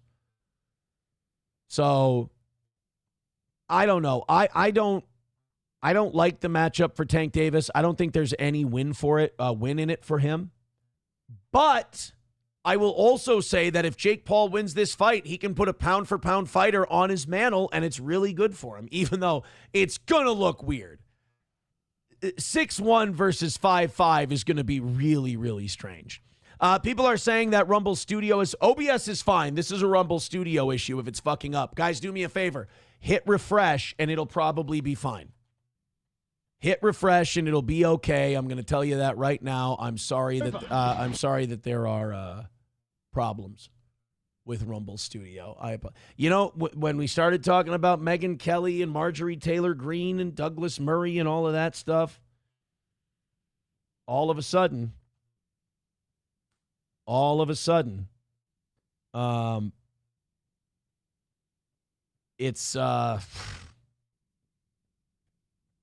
it starts goofing up. That's all I'm saying. Going to the text line, I think you need to update your modem or something, bro. It's like every day. I swear to God, it's only when we talk about a certain topic. And it's not every day. It's happened twice this week, which isn't good. I understand that. But it's not it's not my internet. My internet connection is solid. My internet connection is fine. It is only OBS, and it is only at certain times. It is not and Rumble Studio does have some kinks. That's for sure. So, I'm sorry, guys. I apologize. Papa Shab says, Aaron's thinking this will make a good clip, not knowing he's lagging. No. It'll make a great clip because on OBS, I look fine. It's good. The recording that we're doing is different from the stream. Well, I guess let's knock out that $135 goal then. It doesn't look like the quality of video. I can't see it. It's not showing up on my... Like on my Rumble and shit, it looks fine. So I can't see it, unfortunately. Yeah, it looks fine on mine, so I really apologize for that. It's I'm not denying you. I'm sure you guys are right. I'm sure it's doing that, but unfortunately, I'm sorry. I'm sorry, guys. Yeah, it on my end, everything's good. Everything's connected. We're not dropping any. In fact, dropped frames, even when we went through that really shitty spot there, dropped frames only accounted for 1%. So I apologize, guys. But it's not, people are saying it's OBS. It's not OBS. OBS is all linked up. It's looking good. It is it's not my computer. My CPU is at 2% usage. Guys, I know you want to blame something. I know you want to rage out. It's understandable. I'm empathizing with you. I'm telling you it's a Rumble Studio issue, okay? It's a Rumble Studio issue. Gray Duckling with $2 says, how tall is that bean boxer, the fat one? Butterbean was, I think, 5'8", 5'7". I think the Bean was he was a shorter, squat little fella. If he would have had a big boy neck, he probably could have been about 5'10", but, we can't get everything we want. All right, moving on. I know you guys are going to complain. I apologize. Again, nobody's yelling at you. Just We'll do what we can. Throw a little something at the PayPal, at the Venmo, at the Streamlabs, at the Super Chats, at the Rumble Rants, and let's get this pesky 135 hammered out, because that is all that's separating us between now and a perfect week for the toe. And I have to say, this morning show audience, you have been on fire this week. You have really been incredible. Let's talk about Stoney's Bar in downtown Rockville. Of course, Cheetos and the gang at Stoney's Bar have bike night tonight. Go ahead and check it out. They got their food trucks. They got 250 cans at Stoney's. Stoney's Bar in downtown Rockville. Be sure to go visit, say hello to Cheetos and his team, and have a great time either tonight or this weekend. Of course, live music on the Fireball stage every single weekend at Stoney's, and a great place to go meet new friends or bring your current ones. That's Stoney's in downtown Rockville, right there on Broadway. Go see Cheetos and say hi. Midland Armory in downtown Foley, midlandarmory.com. Go there right now and check out their selection of whatever you need for hunting, whatever you need for home protection, whatever you need for carry. It's all there at Midland Armory. They also have the suppressor set up. They can take care of your suppressor needs from start to finish and navigate all of that horse shit in Minnesota. Midland Armory, midlandarmory.com. Knives, optics, parts, and gear, whatever you need, and nobody better than Derek and Tracy to answer your questions. So talk to them today, either midlandarmory.com or in downtown Foley, Midland Armory. And All Care Towing, 320-253-5203 for our friends at Midland Armory. God damn it, Aaron. I'm trying to read Super Chats at the same time. I'm fucking up over here.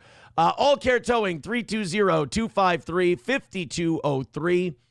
Of course, All Care Towing with from motorcycles to your regular everyday vehicle to heavy-duty equipment.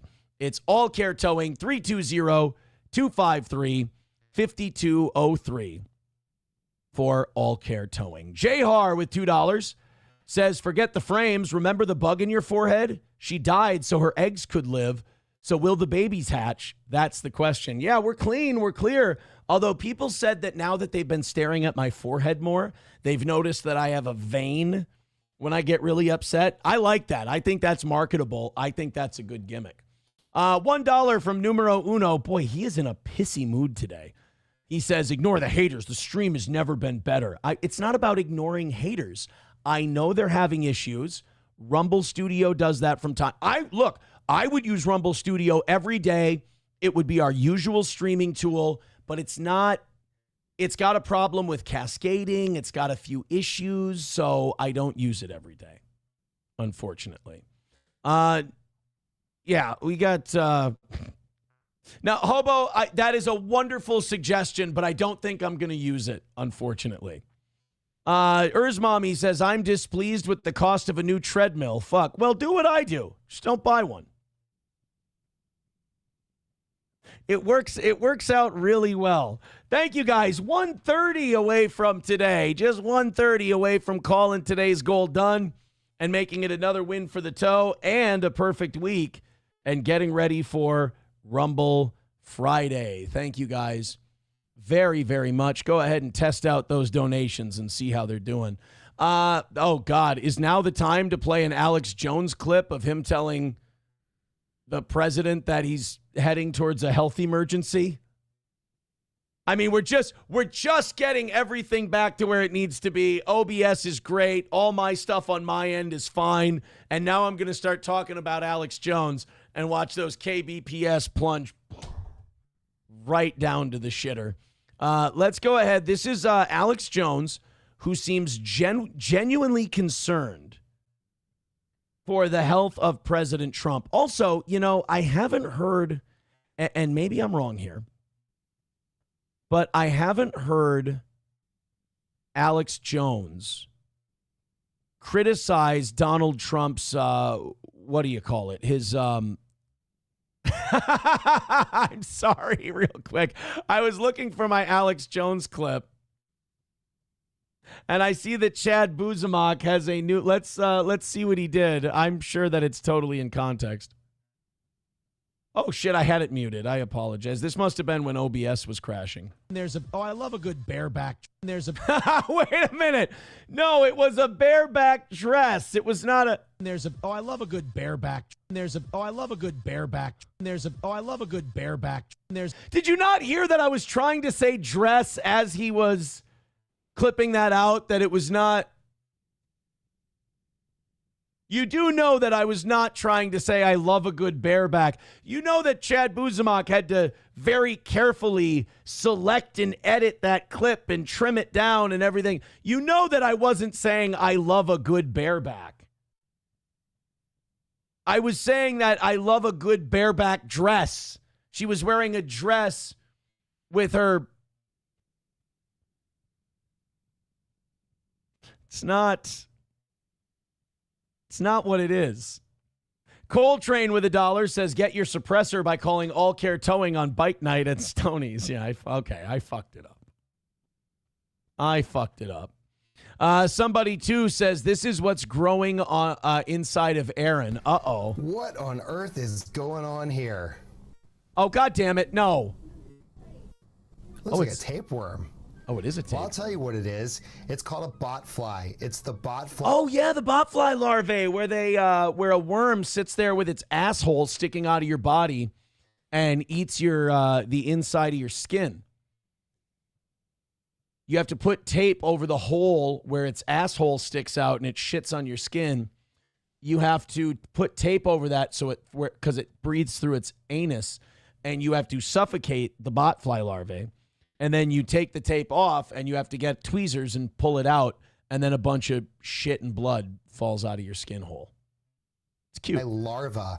Here's how this works. The botfly will deposit its eggs on the back of an insect. The insect lands on your skin. The eggs then get on your skin and they get buried beneath the skin and they form these huge nodules like this, which can be quite painful. That's about all it will do to hurt you. It won't otherwise hurt you. You could take an anti-parasitic medication like ivermectin to get rid of them. I hear that's horse paste.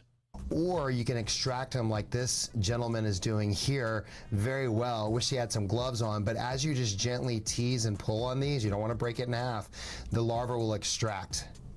Here's the deal, though. Like the reason that's coming out so slow is because if you do it while the larvae is still alive, it deploys these spines. So it goes in, but then it deploys these spines and it's harder to pull out. If you put tape over the hole for 24 hours, it will kill the botfly larvae. The spines will relax, and you can pull it out a lot easier. I learned that from the show Monsters Inside Me. See, people are saying these jump cuts are actually funny. So, Sam Show kind of throwing some shade at Buzamak. What the fuck, bro? What did he do to you? He says these jump cuts can actually be funny sometimes. Ooh. You Need Me More says, I think you were trying to say dick, not dress. No, it was not bareback dick. I said I love a good bareback dress. I said I love a good bareback dress. Try to get that one. I love a good bareback dress. I love a dress that is bareback. I love a dress that has the back exposed. You know, if I stop trying to say it clearly, I stop giving the ability for anyone to cut it out of context, I suppose. 09 Canyon says Aaron can pull off a bareback, but should never go sleeveless. Thank you. Thank you. All right, let's continue on with today. 1:30 away from hammering out that goal. Do me a favor. Big drops, big drops, big drops, and let's see that number go down exponentially. You guys have been doing fantastic today, and I want that energy to keep on going. I want to get this clip about Trump's health from Alex Jones. Alex did like a 30-some minute rant on it, but I'd like to cut it down. Here we go. Here we go. Perfect. 55 seconds. That's exactly what I'm looking for. Because you can see him declining faster and faster. It's not super bad yet. By the way, Superbad, released 19 years ago this week. Some of you didn't know that. Follow me for more useless information. But unlike Biden that was completely shot and had all these brain surgeries and the rest of it, Trump has got great genetics. He's tough. And if he takes care of himself, he can make it through these years and then after. Alex Jones does have a little bit too much Trump cock in his mouth. I mean, it is, look, man, you hire an 80-year-old president, you're going to get a guy that's got 80-year-old shit going on. But it's just funny to me that Alex, I think somebody had a talking to with Alex Jones. This is going to be really unpopular. People might not like this. I think somebody had a talk with Alex Jones post-lawsuit and said, we'll float you financially to tide you by. And somebody did him a favor that got that onion thing reversed, and now Alex Jones owes them. And the we're getting is he's going to be like more of a conservative talk, Trump shill kind of a guy. Because it does seem, and correct me if I'm wrong, maybe I've only been watching the clips, that's understandable. It does seem like Alex Jones has lost some of his edge and some of his independence.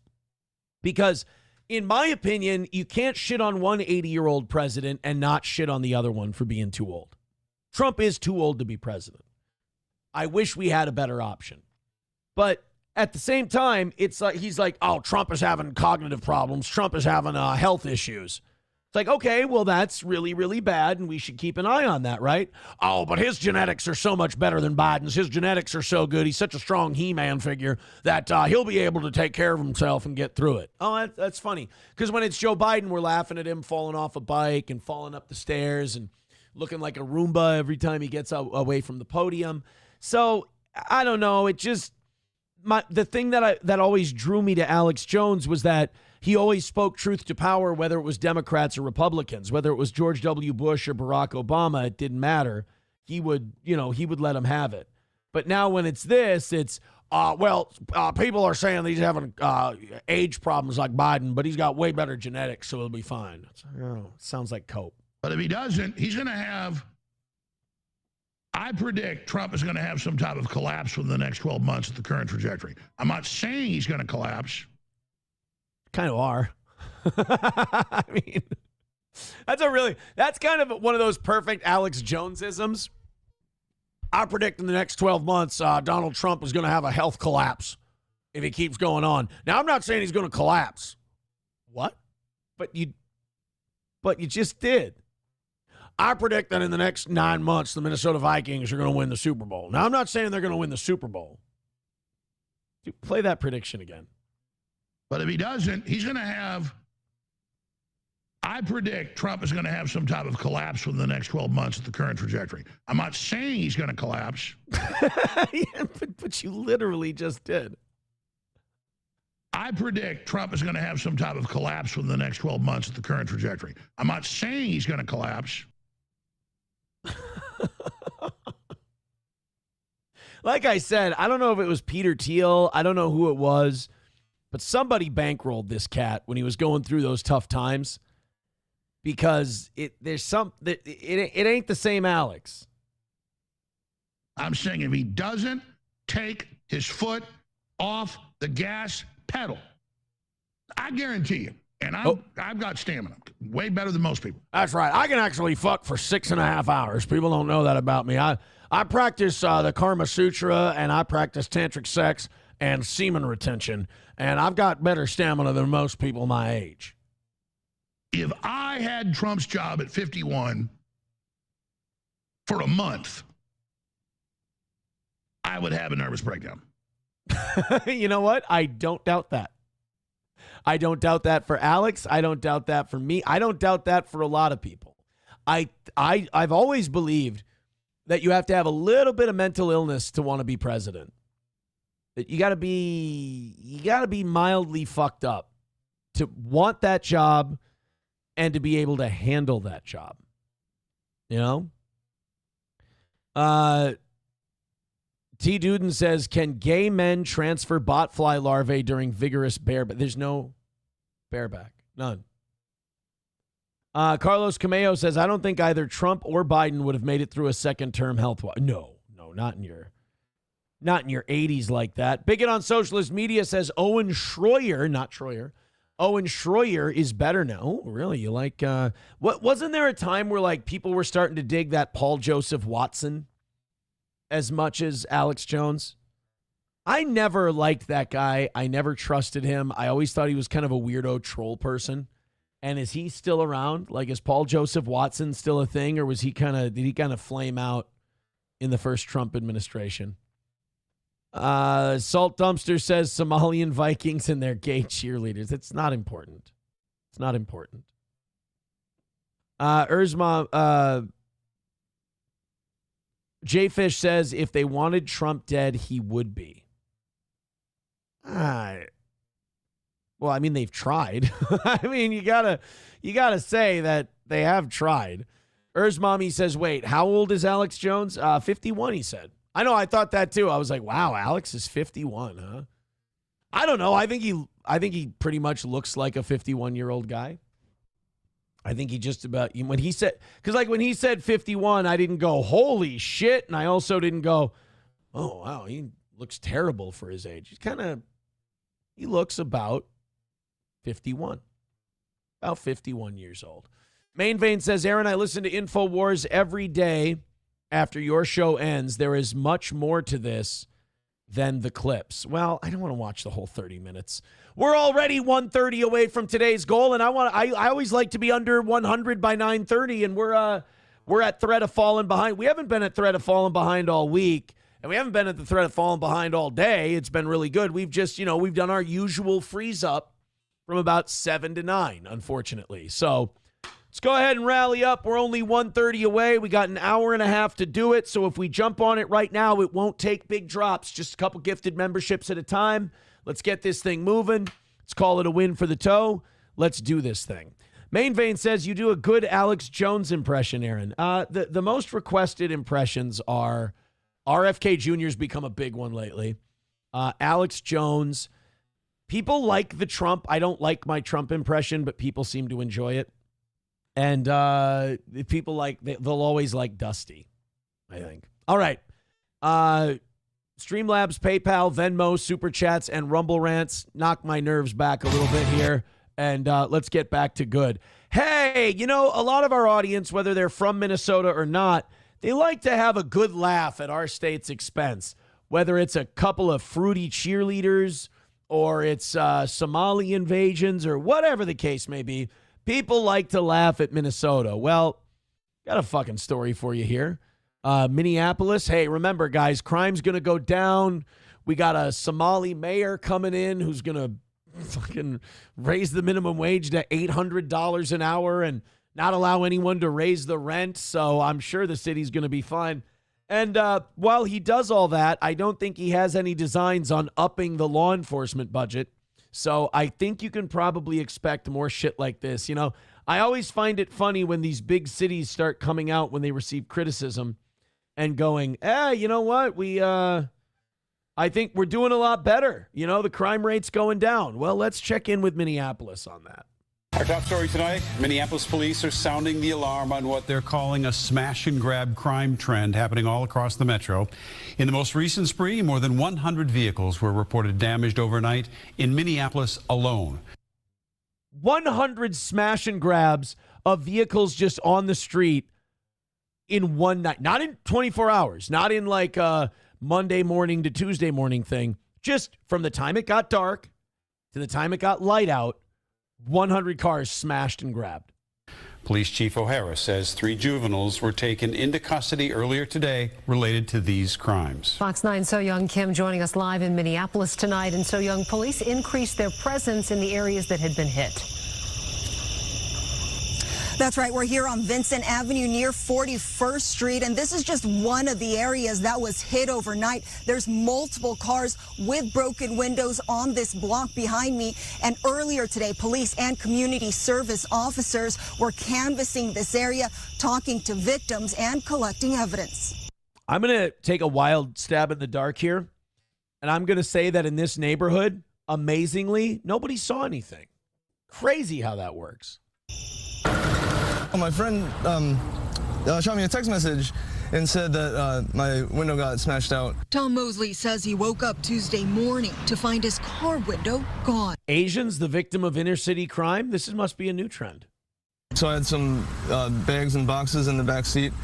So those did not appear to be touched at all. Shattered glass lined both sides of the street where he had been parked on Nicollet Avenue near 22nd Street in Minneapolis. Minneapolis police say his car was just one of more than 100 reports of cars damaged overnight all across the city.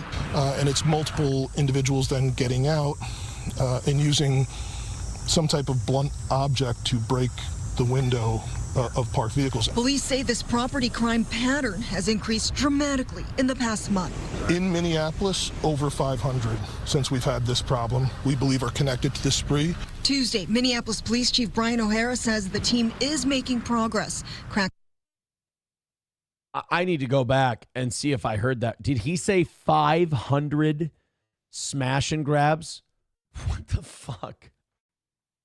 You know, the brilliant idea after George Floyd was beat cops are gay, beat cops are racist, beat cops hate black people, so we can't have beat cops anymore. You can't have cops that are just patrolling the streets. You got to stop.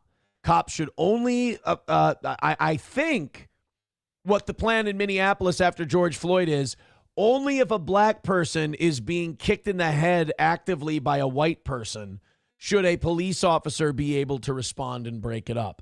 Now, unfortunately, that happens just about, let me check my notes, never in Minneapolis. So therefore, we don't really need the cops. So instead of cops walking the beat or patrolling neighborhoods, they're told to fuck off, get out of our communities. And so we see the results are 500 fucking smash and grabs. In Minneapolis, over 500 since we've had this problem, we believe are connected to this spree. Tuesday, in the month. This month, this was probably about 18, 20 days into August. We're at 500 smash and grab car robberies. I mean, please, somebody tell me how we solve this problem without cops just shoving batons up people's asses. And by the way, look at this sorry, sad sack shit of a police force. Jesus fucking Christ. There's not one grizzled veteran. There's not one run him down, kick the shit out of him, failed high school linebacker in the bunch. You got Harrison Morgan from Dexter. You got the fucking Geek Squad. This is tragic. Dude, no wonder. If I were a criminal in Minneapolis, it would feel like the world is my buffet. Hobo, I swear to fucking God, if you... Minneapolis Police Chief Brian O'Hara says the team is making progress, cracking down on this spree. We have recovered 2 stolen vehicles earlier today that we... Hey, 500 smash and grabs. Don't worry, guys. They found 2 vehicles. Oh, we're going to get this thing down to shoe level in no time. We believed are involved in some of the damage. And we have 3 juveniles that are now in custody. At this point... Get the one that sings Back That Ass Up. Sorry, that's a terrible joke. Those 3 juveniles have been booked for auto theft. Authorities say they're still... And for a concert at the Armory. Still investigating why they're seeing this uptick all across the metro, but do say they have noticed a pattern. Really? So you've noticed this violent crime going up and you have no ideas? It couldn't be because we just completely depoliced the area. It's all these people are so afraid to get political when it comes to having a conservative approach to crime. But if you want to put a fucking trans flag in the crosswalk, they'll fucking sit there and give you an armed guard while you do it. Specific problem appears to be a crime spree with juveniles. The common denominator that we've seen is... Oh, ready? Guys, he's going to tell us what the common denominator is that he's seen. That's good. Because if you give us a common denominator, we can profile for it and put a stop to it. Let's see.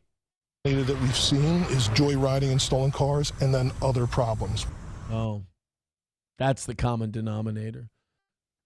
Joyriding in cars. And good police work, Chief. Authorities say there were dozens of similar incidents reported in neighboring cities overnight as well.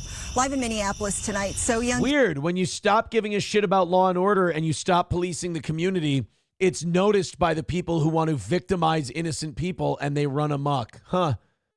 You know, it's really weird that we all the police we're told to abandon Minneapolis and then crime took root. Can't believe it. Toad climbs mountains with $2. Says, hey, Aaron, which defense should I try to get in fantasy? Honestly, ours. I think the Vikings defense is the way to go. Look, am I remarkably, unbelievably, shittily biased? 1,000%. But I think our defense is the way to go. Also, let's throw a thank you out there to... We've got You Need Me More with $10, says White Power Hour. More White Power Hour, Aaron. No, I'm sorry, but YouTube fucking takes down my OBS when we do too much of that gimmick. But thank you very much for the $10. I appreciate it. Guys, continue on. 120 away from today. We are getting very, very close, which is wonderful. We're 85 gifted memberships away from 400 on Rumble. So just a few more of those $10 drop-ins, and we're going to be okay, boys and girls. Go ahead and throw us a few dollars, and we'll have it handled. Streamlabs, PayPal, Venmo, Super Chats, and Rumble Rants. And we can do this thing. 120 away from People today. have been... What is this? This is Modernity 6 days ago. Let's take a look. Uh-oh, it's People Have Had Enough. I worry what this is going to be about. Putting up England and Union Jack flags on lampposts across Birmingham. And the usual suspects are frothing. Oh, there he is. Oh, shit. Thank you, Vodka Rock. Ask and you shall receive. Yeah, I never liked him. I never liked Paul Joseph Watson. He always seemed like the worst parts of British stereotypes. Kind of snooty and like... I feel like if he didn't have his accent, nobody would take him seriously. Like if you gave him a Southern accent, you'd go, this guy's retarded.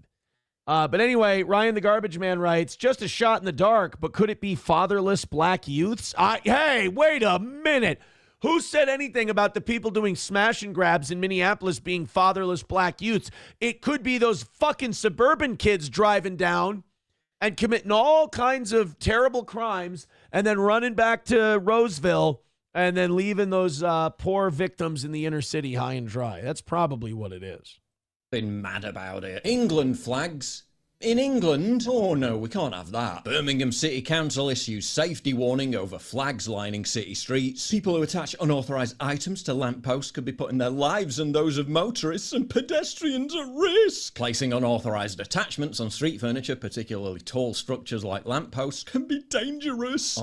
I will say it does seem like people in the UK are starting to get pissed. But here's the problem. Like they're starting to have rallies at mosques. Like they're starting to gather outside of mosques and shit like that, like outside of where the immigrants are. What they need to do is start rising up against the people who are enacting these policies. They need to start rising up against their government because what the people who are bringing these immigrants in want and what they're counting on is the native Britons turning on the immigrants and them fighting each other. They want that to happen because they know that ultimately those immigrants are powerless. They're just a tool of the elite. They don't want the British getting angry and going after the elite. So I really hope the British decide to go after the elite. And by that, I don't mean the Young Bucks and Kenny Omega. I mean the people in charge of actually making decisions. Because, I mean, you can protest the immigrants if you want to, but there's always going to be more.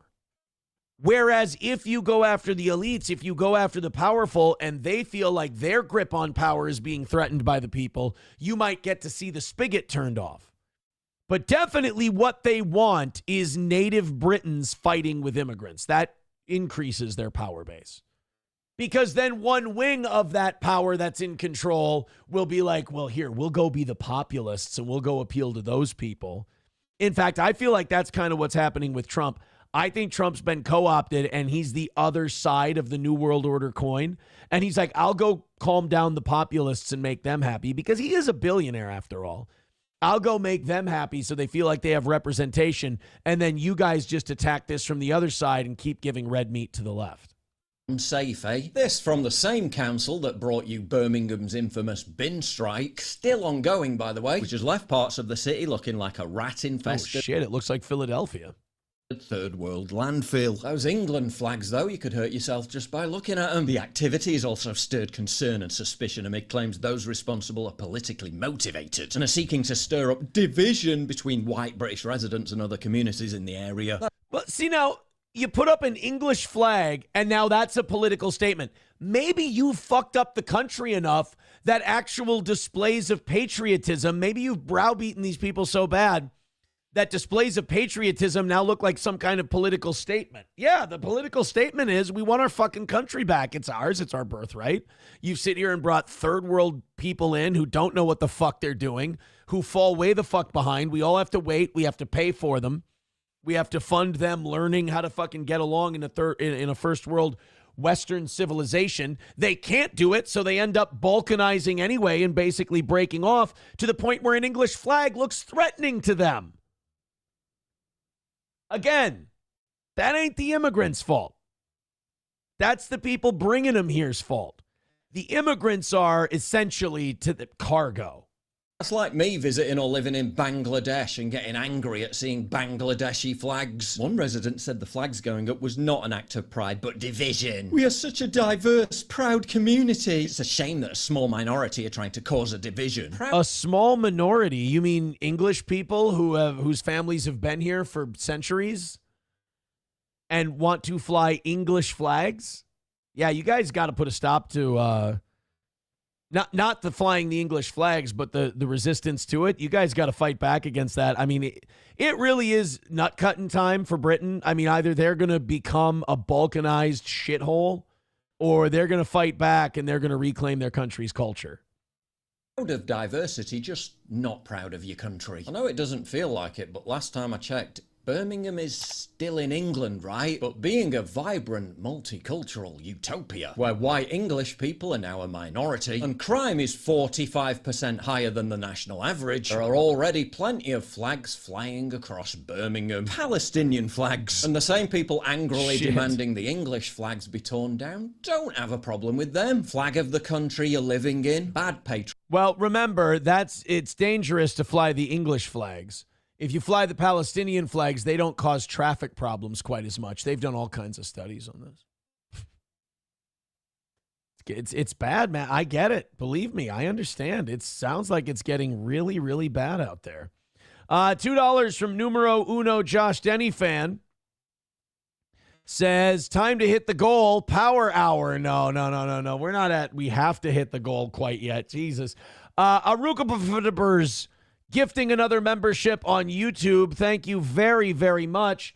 That's going to put us 115 away from this morning's goal. The last goal of the week. Do it, baby.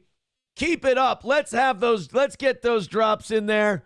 Streamlabs, PayPal, Venmo, Super Chats, and Rumble Rants. Thank you very, very much. Wow, Aaron actually spitting facts all the time, dude. All the fucking time. Vodka Rock says, thanks, Aaron. You're welcome. Vodka Rock, are you English by chance? Is that, you got English blood? Is that what it is? I mean, it's, I'm not saying it like it's a bad thing. I mean, if you're worried about your country, that's a totally legitimate feeling to have. I get that totally. All right, let's continue on here.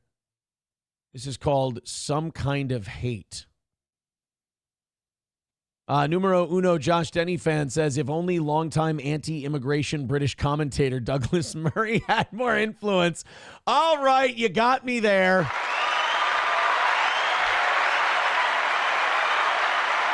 Well, wait a minute. You know, maybe if British commentator Douglas Murray would have spent more time focusing on immigration in his own country versus bombing other countries and supporting genocides, maybe you'd have a shot. Bigot on socialist media says England is a shithole. It's very funny. I don't think it's funny that they're a shithole. Coltrane with $5 says definitely. God damn it, man. We're not going to do it this way. 110 away from today's goal. Thank you. It's still moving. It's still going. Keep it up. Streamlabs, PayPal, Venmo, Super Chats, and Rumble Rants. Thank you so much. Keep that moving. Keep it running. And we're going to have this thing in no time. Jahar with $1 says the missing piece is the news outlets that are supposed to report on this. They just back up the politicians. Honestly, if you're talking about England, It's also the fact that the police arrest people for displays of patriotism. They go to people's houses and they talk to them about displays of patriotism because they say it could be offensive to others. And that's really, I mean, they're really going to have to do something about it. There's going to have to be some kind of turnaround because England is just going to limp along in a really shitty place until they reach that tipping point. Oh, my God. Hardcore rock and roll, fuck you! Jesus. Thank you for sending that in. I don't want to play copywritten music, though, and get in more trouble than I already have, apparently, today. All right, here we go. This is a news story that... Who sent this in? Who sent this one in? This was Coltrane sending in this story. That's based. Dave joins us live from Libtard City. An AI news story. Okay. Well, let's see what the AI news has for us. Kamalto Harris won, we could let way more violent criminals into this country. There's just not enough Indians and blacks. Jesus. Why? Capitalism caused this. Climate change, racism, inequality, and it's all because of those white Christian Nazis. She looks like a vegan, Karen. Probably don't support the chosen people. Yeah. Are you still talking about those Epstein files? It's like, get over it. We need to get the turban people like Bin Laden and stuff. You try watching the news in America, but the news anchors are based. Okay. Darn right. Who's our greatest ally? Jesus? Wrong. God said it's the Zionist Israeli government that says he's burning in feces. Oh, that's a really good Charlie Kirk impression.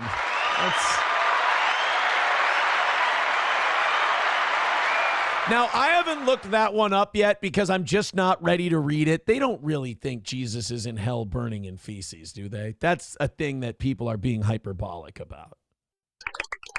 Wow. Who knew God wanted us to murder innocent sand people? I thought that was like one of the commandments. Yes. Jesus Christ. Not. In other news, here's them sacrificing a deer. I thought they stopped sacrificing things after the Second Temple was destroyed. That's what Google says, but apparently not. Cut!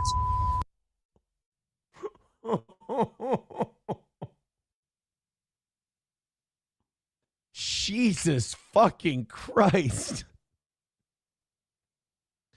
That is, how much more? There's a minute left. I don't think I can do another minute of the. Good fucking Lord, man. Shut it down, Brittany. Feed them rage bait goy-slop or you're canceled. Wow, always the victims, never the problem. Yeah. Oh my God. It's not like it's their fault they get kicked out of every country. Right. Okay, they're gonna kill my OBS again. Jesus fucking Christ, what do you do? We're gonna be a Rumble only show by the end of the year. Oh my God. Maybe it'll lead to a steel toe renaissance. I don't know. But as of right now, holy fuck. $5 coming in. Anonymous gift for the Jews so we can have a steady stream. Oh, that's nice. Look at that. Gifts for the Jews coming in. Thank you so much. 105 away from our final goal of the week. Keep it up. Streamlabs, PayPal, Venmo, Super Chats, and Rumble Rants. I've noticed that our chat is way behind the video or way behind where I'm at. So I am guessing that the OBS and Rumble Studio issues we had a little bit ago took a little toll. Big Steve says this is AI done right, right? It's, that one is pretty wild. That's pretty wild. All right, guys, keep it up. I am really loving the little rally we're on right now. Keep that rally moving, and we can get this thing under $100 and get ourselves our perfect week again here on The Toe. You know, when people come from two different perspectives, and when you come from those different perspectives, a thing that looks really awesome to one group of people may not look quite so awesome and might not be something to brag about for another group of people. Well, Urs Mommy says, what's wrong with doing a Rumble-only show? Well, no, all I'm saying is that we might not have a choice at some point. I will say this. You put certain words in the title, you start saying certain stuff, YouTube will choke your reach big time. I did a PBD clip last week, and it's up to like 6,000 or 7,000 views just on YouTube, not even counting what it's doing on Rumble. But I put an Adam Sosnick thing up there where in the title I said something like simps for Israeli official. It was about the Israeli official that got sent back to Tel Aviv after trying to use a computer to lure a 15-year-old girl. It's doing nothing on YouTube. The reach is non-existent.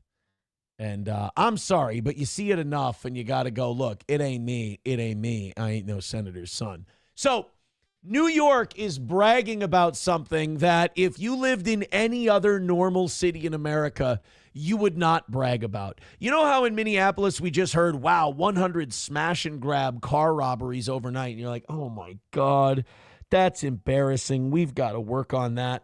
Well, New York is bragging to the rest of the world about a recent accomplishment. And you can tell that Mayor Adams is worried about losing to this Mamdani fella because he's trying to extol the virtues of Mayor Adams, New York, so he can get a second term. And I think he's already scraping the bottom of the barrel. Been one of New Yorkers' top complaints. We're talking about rats, but tonight Mayor Adams says the city is winning in the war on rodents. It says sightings have fallen for 8 straight months. So not that they've taken care of the rat issue, not that people aren't seeing rats as they walk down the street in their city. He's saying, hey, we got way less people talking about rats shitting in front of them in the city. Aren't we fucking killing it? It's like, how's crime? Look, we don't need to talk about that. There's way less. So people aren't seeing rats on their commute to work? Well, no. They're still seeing quite a few rats. I mean, it's still a major problem, but the amount of times they're saying that they're seeing rats is going down for the last 8 months. Reason? The new rules for trash containers, getting garbage bags off the sidewalks and into the bins, denying rats. Why don't we just keep letting Haitians and Dominicans gather and cook them? I think that would be a great job. Have you ever seen those videos of like Dominicans and Haitians in New York City? And they literally have a rat the size of a house cat on a spit roasting. You can go check it out. It's their nightly feast. Oh, so tasty. Here's Eyewitness News reporter Kimberly. Easy, lady. Somebody's bricked up. Leticia Ramirez has lived here on the Lower East Side for decades. And like most New Yorkers, when it comes to rats, this is a deluxe apartment in the ground. That feels... Oh, it's like the Jeffersons, but it's not in the sky. Imagine you've got a garden and you walk by and you're like, oh, that's pretty. That's not. Oh, there's a family of rats just coming out of it. Wunderbar. The tall one. They tell me that the basement is full of rats. The 83-year-old has... Wait. This story is supposed to be the good news about rats in New York City, and this lady goes, oh, yeah, the basement next to me? Yeah, apparently just loaded with rats. Has a strong opinion. Actually, I think her position is that it's a bunch of Italians who have turned government witness on the mafia. Nasty. They're dirty. Well, here in this neighborhood and in other parts of the city, like Bed-Stuy, Brooklyn, and the Grand Concourse section of the Bronx, Mayor Adams says folks are seeing fewer rats. As the news media literally just films 3 of them running around in a field. Hey, guess what? In these shittiest parts of New York, like fucking Bed-Stuy, we're not seeing as many rats as we used to. This might as well be a Mamdani commercial. Hey, guys, get used to socialism. You're going to be eating those rats pretty soon. That's how Mamdani's going to get the rat population down. They're just going to cook them. Part of the reason? These containers are a huge step forward. Garbage bags, plastic bags on our streets. As former Commissioner Tish used to say, it's an all-you-can-eat buffet. So... Again, this is like people in New York City are like, you people in the no, they don't talk like that. You people in the Midwest are stupid. You guys don't know what you're doing. Oh, yeah, we got garbage cans about 110 years ago. Yeah, thanks for catching up, guys. The push to change where businesses and residential buildings put their garbage seems to be paying off. When it comes to rats, You know, the people on the coasts are right. Us Midwesterners are just so not nearly as sophisticated as they are. You know, we don't just keep our... Fuck, I forgot to put my garbage bags out today. God damn it. I picked the wrong time to start cocking off at New Yorkers. Fuck. I was going to do that before bed last night, and I was going to do it before I came down here to do the show. Cocksucker. Forgot to take my garbage down. Anyway, back to shitting on New Yorkers. It's wonderful to live in a city where you walk down the street and there's just bags of garbage at your feet and rats running around everywhere. I mean, just really, you guys really should be shitting on us Midwesterners. We really are backwards. sightings between January 1st and August 19th of 2024, there were roughly 17,000 calls to 311. The same period this year, just under 14,000. 14,000 rat sightings so far this year, and Mayor Adams is throwing that up there as a big-ass W coming up in the world, right? New York, the entire city of New York is like living in a multicultural Section 8 apartment. It's just every floor a different smell, probably a couple of gunshots, weird cooking, people yelling at each other, mental illness. A 17% drop. And rats. I haven't really seen many rats around here at all, so. What the fuck are you? Which is surprising since it's New York, so you'd see it in abundance. Several factors are at play when trash is... I don't want to live in a place like that. Like, what?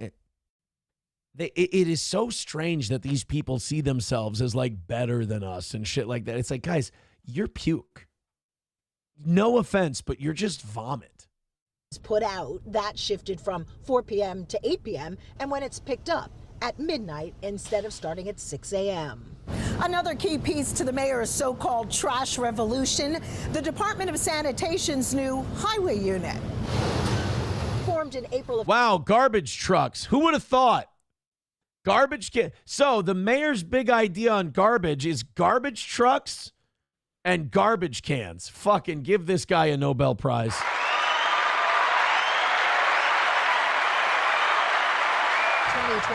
Crews have cleared 15 million pounds of litter and debris from the city's 1,100 miles of highway and from medians. The city cleaning up its act one block at a time. Kimberly Richardson, Channel 7. Imagine cleaning up the city Also one. tonight. Shut the fuck up. I'm talking about Christ. Imagine cleaning up the city one block at a time. Imagine that to you, meaning we're down to 14,000 rat sightings. Bravo.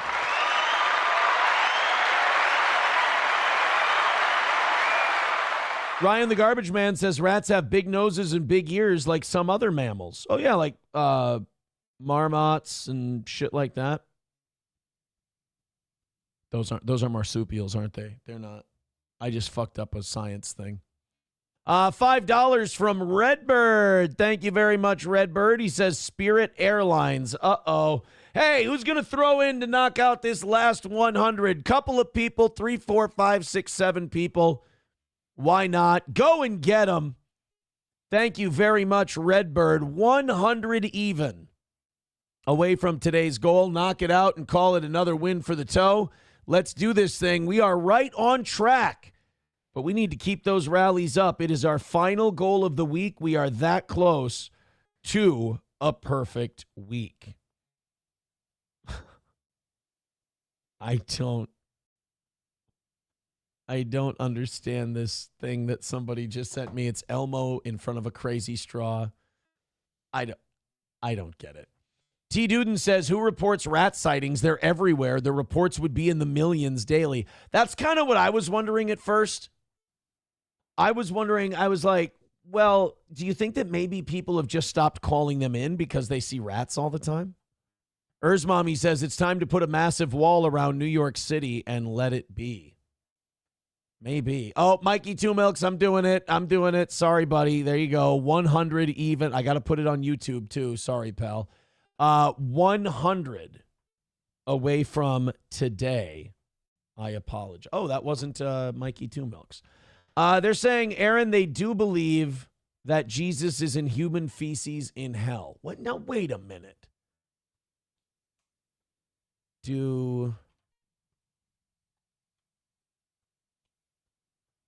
Let's see. Here we go. In this context, the Talmud discusses Jesus' punishment in hell, vividly describing it as lying in boiling excrement. Bro, what the fuck? Your religion. Look, if people don't want to talk about this and people don't want to discuss it, that's fine. It's very ugly. It's a very disgusting way to be. But like, my whole life, people have been, it's been totally carte blanche to give Islam shit on what's in their holy books and what's in the Hadith and the Quran and all this shit. And you get to quote it. And this is why Muslims suck and everything else. I've never heard this before, that in the Talmud, Jesus' punishment is in hell is that he's lying in boiling excrement. I've been watching Christians my whole life criticize, like, Muhammad married a 9-year-old and Muhammad beat women and Muhammad did this and Muhammad did that. Dude, stand up for your fucking savior. What the hell's your problem? I've never seen this before, and now I'm staring right at it. I'm reading it, citing the verse and everything. So we've been going after Muslims all this time, and we've been shitting all over them, and we've been quoting their holy books, and we don't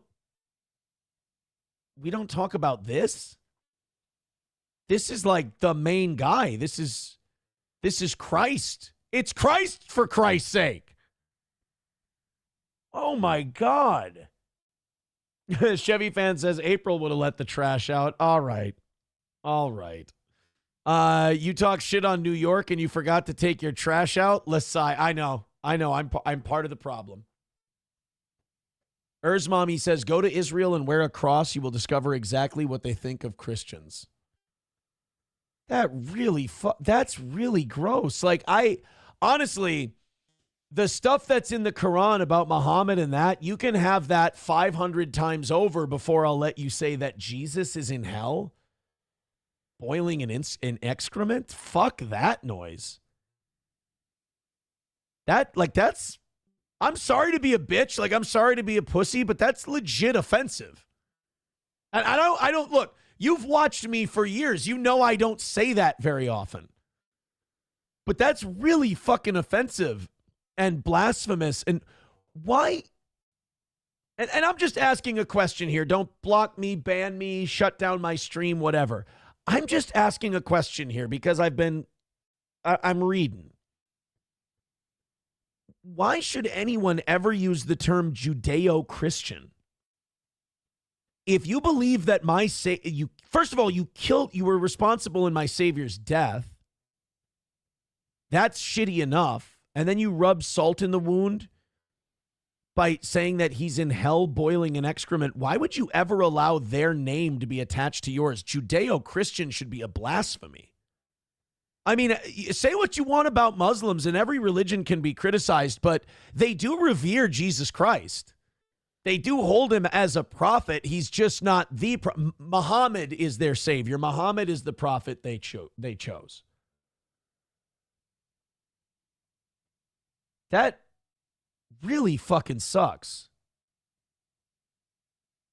Like, oh, that's really kind of hit me. It's hit me in a weird. I'm sorry, guys. I apologize. Like, this has me kind of shaken up because I'm realizing, like, the last 20 years of my life, as I watch guys like Sam Harris, as I watch Bill Maher, as I watch all these people who have criticized Islam, Christopher Hitchens, who I like all of their criticisms of Islam, and I think they're good. Richard Dawkins.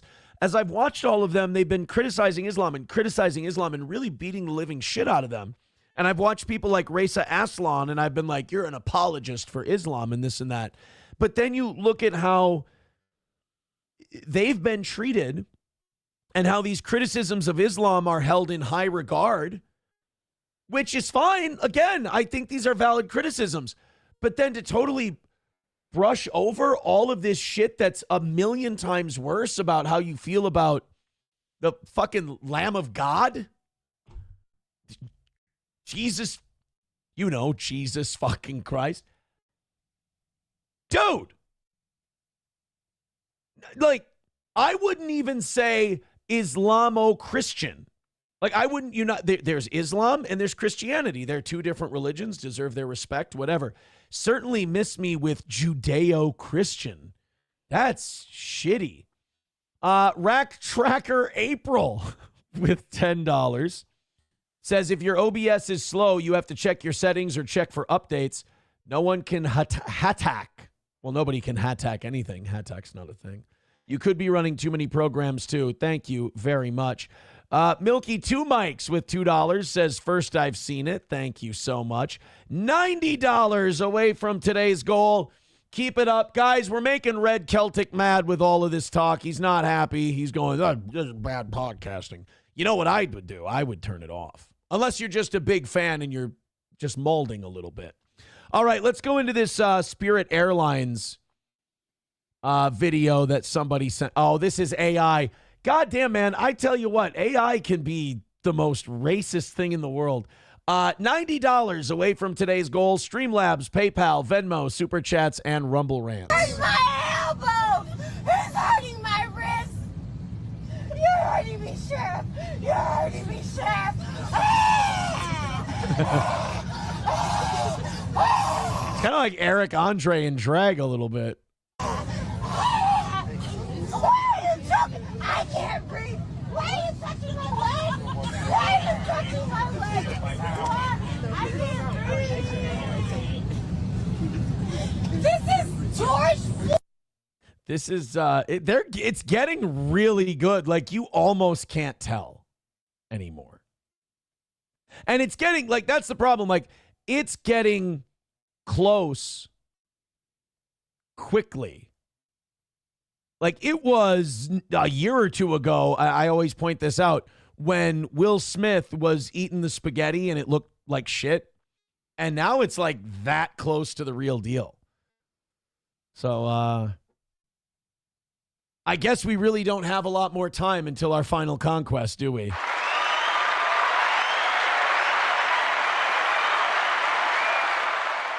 People in the chat are saying, say it, Aaron, say it. Just, all right, everybody just relax. Everybody calm down. We're going to move on into something else now. $90 away from today's goal. Streamlabs, PayPal, Venmo, Super Chats, Rumble Rants. Let's get some big drops in there and call it another win for us. The toe. It looks like it's official. The Trump administration is saying that they are not going to use what is it called? The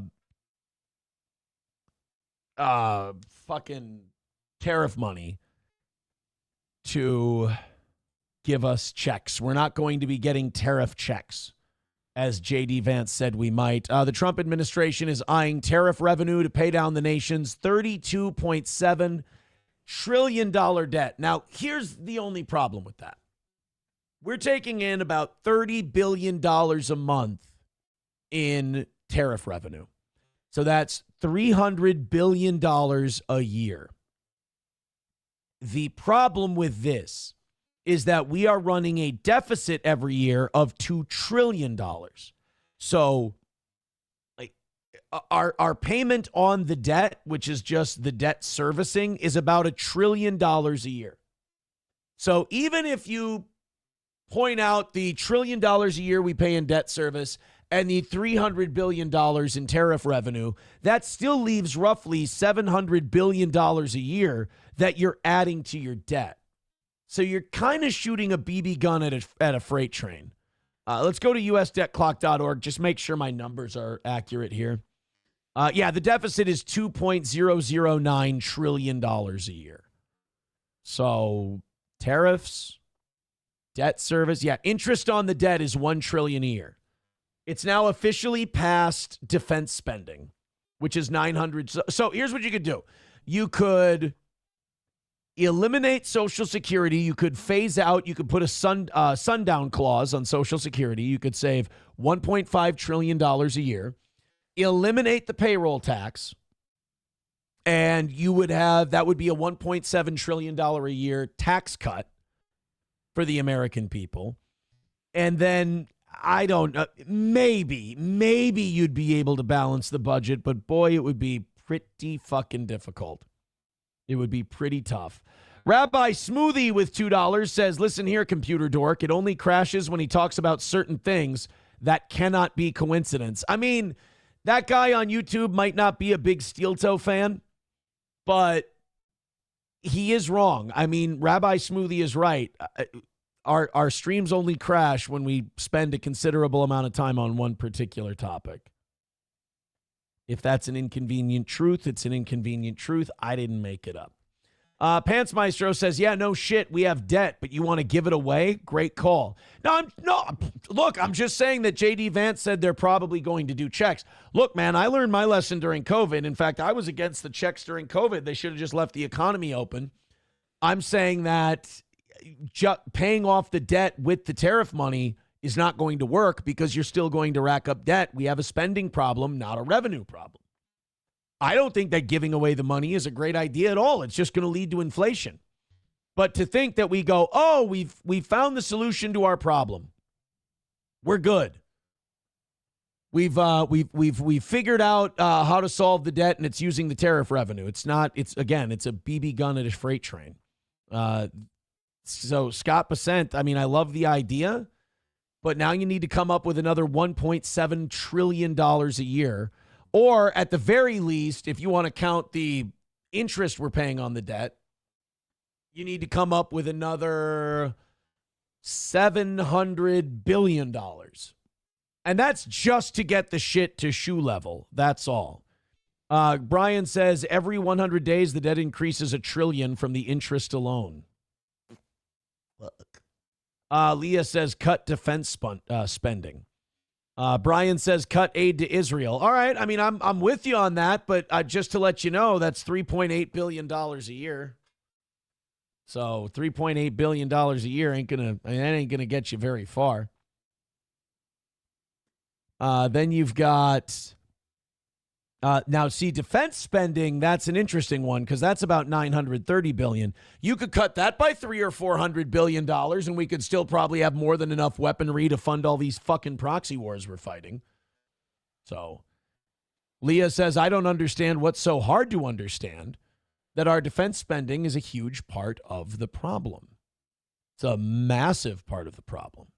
And the fact that we just give the government so much of our money to begin with that they feel entitled to spend it all. I mean, that's a big part of it as well. But until you get here's the problem. We don't have any conservatives in American government.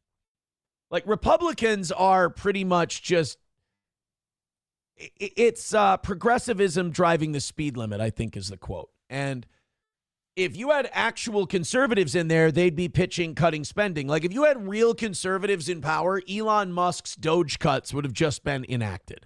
If the Republican Party was a conservative party, they would have said, holy shit, you've come up with hundreds of billions of dollars in spending cuts to Doge. Let's propose it to Congress. Let's introduce it as a bill. Let's get it passed. The president can sign it. And holy fuck. Problem is, we have people who can talk a conservative game, but they can't deliver. Roots Calhoun letting us, this would be great if it were true. As Roots says, chump change. I have $1.7 trillion in my pocket right now. And you're not going to help us, are you? You're not going to help us. You're just going to keep it. Pants Maestro says, cut aid to Minnesota. That would actually cost the federal government money because Minnesota is one of the states that sends more money to Washington, D.C. than we get back in money from the federal government. Shit, right? Oh, now everyone in the chat is asking Roots Calhoun for money. They want to know if he can spot him a couple of bucks. You know, that would be nice of you, Roots. If you could just spot some people a little walking around money, that sure would be kind of you. All right, guys, we got about 35 minutes left in the show, and we're $90 away from today's goal. So we're in double digits. We're very close. Let's not get this thing leg shaky and beggy. Let's have a perfect week for the toe, and let's call it a W. Streamlabs, PayPal, Venmo, Super Chats, and Rumble Rants. Get it, do it, and let's call this thing a win so we don't have to keep going back to it. Oh, look at that. Roots just sent Mechanic $1 billion. You know what? I only need less than 100 if you want to click the link and throw in a little something. That would be cool. We'd love that. We love that kind of shit here on the toe. So then we've got, so yeah, it's, I don't even know if I don't know if I like the tariffs. PS5 just raised their prices now. Other things are talking about raising prices if because a lot of these places didn't raise their prices right away because they believed that the tariffs would be temporary. And now they're talking about raising prices. So there's just no free lunch, man. The $300 billion a year isn't going to get it done to balance the budget. Like, the government is doing anything it can right now to avoid taking responsibility for being not just part of the problem, but the problem. Eric Cartman with a great idea. Look at our audience saving a bunch of money. Says we should get our missiles from Temu and they would be 10 times cheaper. What about all those people from Zimbabwe, those black guys that are building all those helicopters? Why don't we just get them from them? I bet you that would cost a lot less money than what Grumman charges us, or Boeing, or Raytheon, or any of these places. Just have those, those guys in Africa that take like a lawnmower engine and they take like an erector set and then they build some kind of helicopter in their backyard. If we just get them to mass produce our helicopters, that would really cut into our defense budget. That could work. God damn. You know what, guys? You're on top of this shit. You've got this figured out. We're going to solve our defense budget issue with Temu missiles and Zimbabwean backyard helicopters. That's how we'll do this. Interracial $2 on PayPal from someone called Interracial Marriage is a Sin. Says whether the Talmud mentions Jesus is up for considerable debate. There are individuals in the Talmud named Yeshu, Hebrew for Jesus, but the details of those figures do not match up with the historical Jesus of Nazareth. Okay. So there might be a little dispute as to whether or not they're talking about our Jesus. Okay. Well, you know what? That's very important to know too. $90 away from today's goal. Let's do this thing and let's knock it out right with 32 minutes left. I'm slowing down on you a little here and I don't want to. I'm really sorry. Hey, drones have been a really good thing to advance the needs of mankind. I mean, obviously for surveillance. We've seen the news use them for cameras. I've seen people use them for wasp control. White Anglo-Saxon Protestants come to their house. They just flamethrow them. No, if you've never seen a drone with a flamethrower take out a wasp nest, it really is fun to watch. But they're also being used for, you're not going to believe this, nefarious purposes, like drug dealing. Let's go to our reporter in the field, Roots Calhoun. So this is doorbell footage. Wait, where's this drone at the moment? It showed me it was in the backyard, but I tried to knock. You know we can't just be going in people's backyards. So this guy had, apparently his drug dealer dropped his drug delivery for him, and he accidentally dropped it in the wrong house. So he dropped it in the backyard of these people. So this asshole is just going to their house and trying to sneak into their backyard so he can get his drugs. Dipshit, showing up at the house is the thing that's going to get you caught. If these people would have just found the drugs, they would have either A, turned them into police, B, thrown them away, or 3, used them themselves. I know. That's why I knocked. Oh, names. Oh, okay.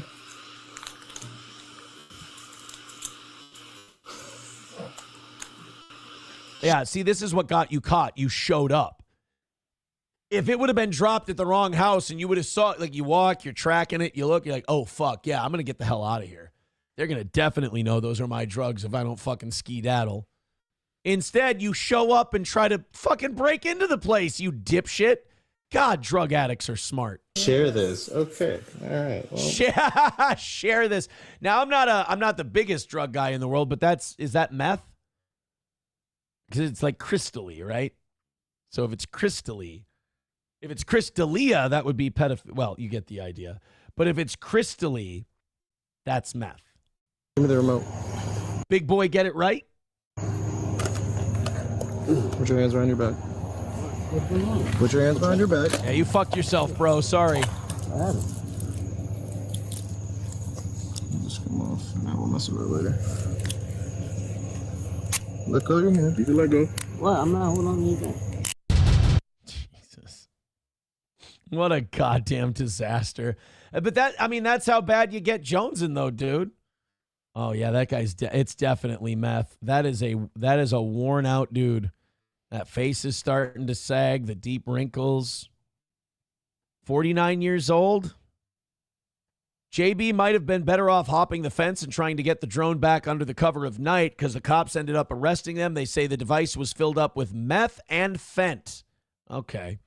One of the bags recovered said, share this. We saw that one. Brooks was arrested on charges of possession of a controlled substance with intent to sell or deliver, operating an unregistered vehicle, and several other crimes. You know, I'm starting to think these drug addicts just really generally life-wise don't have their shit together. Bottom line, new technology isn't always the most efficient way to deliver a package. Well, yeah, see, now that's the other thing, is that now you have these people, they're using drones to deliver drugs, and it's like, it's so impersonal. You know, it really takes the customer service out of drug dealing, you know, and I don't know who can attest to this, but, you know, people, it used to be in this country that you go visit your drug dealer and you talk, you know, how's the weather? Would you like to play some Madden? You know, how are the kids? Are you talking to your dad yet? You know, like you get some human interaction, some human contact. These drones have just taken all the personal relationship aspect of drug addiction and completely removed it. It's like the heart of addiction has been ripped out. Rack Tracker April with $2 says sometimes the smallest arrow make the loudest noise. It's well, I mean, the Zimbabwe helicopters would be it would be pretty noisy with those lawnmower engines. $1 from Rabbi Smoothie says, yeah, right. And there's also a chance that the Epstein files were made up by Biden. I thought they were. That's what the news told me. I thought they were. I was told it was a conspiracy by Comey and Hillary and Obama and all of that. You know what? You're right, bigot on socialist media. He should have knocked on the door, gotten an answer, and said, excuse me, can I please have my drugs? See, sometimes if you use the magic words, it can help. Stupid ought to hurt. Yeah, see, Eric Cartman says drones are normally used to drop drugs in prisons. Right, you know, where it has to be impersonal. They're behind a wall. Now the fact that I think our drug addicts in this country are now putting themselves behind a metaphorical wall by not interacting with their drug dealers anymore. Although I'm sure the drug dealers are happy. They're like, Jesus Christ, I don't have to talk for 3 hours with a babbling fucking meth head about his new bloodhound. Oh, I can just drop his drugs in the middle of a street or an elementary school and I can get the fuck out of there. Roots Calhoun says, so I'm the reporter on the ground because drugs, Aaron? I'll have you know I haven't dealt drugs since my 20s. I didn't mean you as the drug dealer. I meant you as the reporter on the drug story because I just figured you were kind of a weed guy. I wasn't accusing you of being a fucking drug dealer, dude. You're dodging punches that aren't coming at you. I just meant it as like a, weed bro kind of a thing. Sorry that it got away from us. I'm currently doing tile work and setting up an art gallery venue / record shop. Well, that's good. Take a weed break. Oh, man. Roots is, you know what? I'm sorry. I apologize, Roots, for that. $85 away from today. Uh-oh, the haters are getting restless. We're making them mad. Andrew Gonzalez with $2. Does Prep Burger make this a pro show? I mean, I don't use Prep Burger, but whatever you need to tell yourself, sweetheart. Rack Tracker April says, not closing the show with big buck energy. Oh, thank you, April. April letting me know that I need to. I need to I need to get my big buck energy back, the spirit of the deer. $85 away from today's goal. We got 25 minutes left, guys. Keep throwing it in. Streamlabs, PayPal, Venmo, Super Chats, Rumble Rants. Let's give ourselves a fighting chance at a perfect week, as the morning show has been pretty beg-free all week. You guys have been fucking killing it. Let's go. Finish it up. Another win for the toe. All the links are in the chat. 85 away. We're right there knocking on the door. Dealing drugs through fast food drive-thru is a big thing. Yeah, they've got like the code words you can use. Historically White says the last thing I'd want is a digital footprint to me buying drugs. I mean, that was just utterly retarded. The guy's just sitting there with his phone tracking and walking right up to the house. Like, if they ask you why you're there and what you're tracking, what are you supposed to tell them? Walgreens misplaced my prescription. Fucking hell. We talked about Tank Davis and Jake Paul earlier today. Boxing star Devin Haney is going through it. This is a great argument to be made for marry the bitch before you have kids with her. Devin Haney, like many pro athletes, just sticking it in raw, blowing it in there. Never got taught, apparently, how kids are made. Definitely not taught how gold diggers are made. Devin Haney, you got to feel bad for the guy.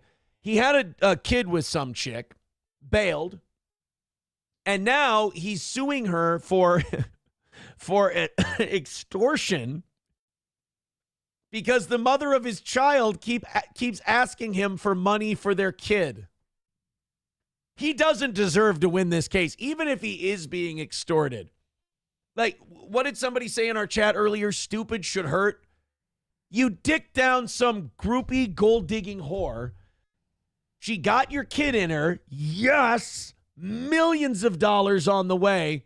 And now when she asks for money, you go, well, I'm going to sue the fucking mother of my kids for extortion. Dude, you walked into this landmine all on your own. No one made you do it.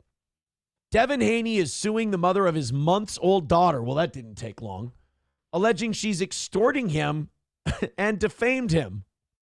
Well, if she called you a deadbeat piece of shit, then I think you're going to have a hard time proving defamation. Rack Tracker April at $2. Fun size was never meant as a compliment. Well, then I'll never say that about your tits again. I apologize. Court records we obtained show the star boxer. Sorry, you left that one open. Show the boxer filed the lawsuit against Lena Saeed in Los Angeles on Wednesday, just less than 2 months after she obtained. Oh God, these two are. This is becoming a stereotype. After the mother obtained a temporary domestic violence restraining order against him. Well, sometimes that's the only way you can stop a psychopath from escalating. In the suit, Haney claims that in an effort to get more money from him, Saeed threatened not only reputational ruin, but also loss of rights to visit his daughter. Well, I mean, you do make it difficult with the domestic violence restraining order. I mean, if a judge signs off on that, that means they read the thing and they went, well, no, this looks legit. I mean, that's what happens with those. A judge looks at it, they go, that's legit. And then the other side has to go, oh, no, here's proof that that's not true. And usually you can't do it because it is true.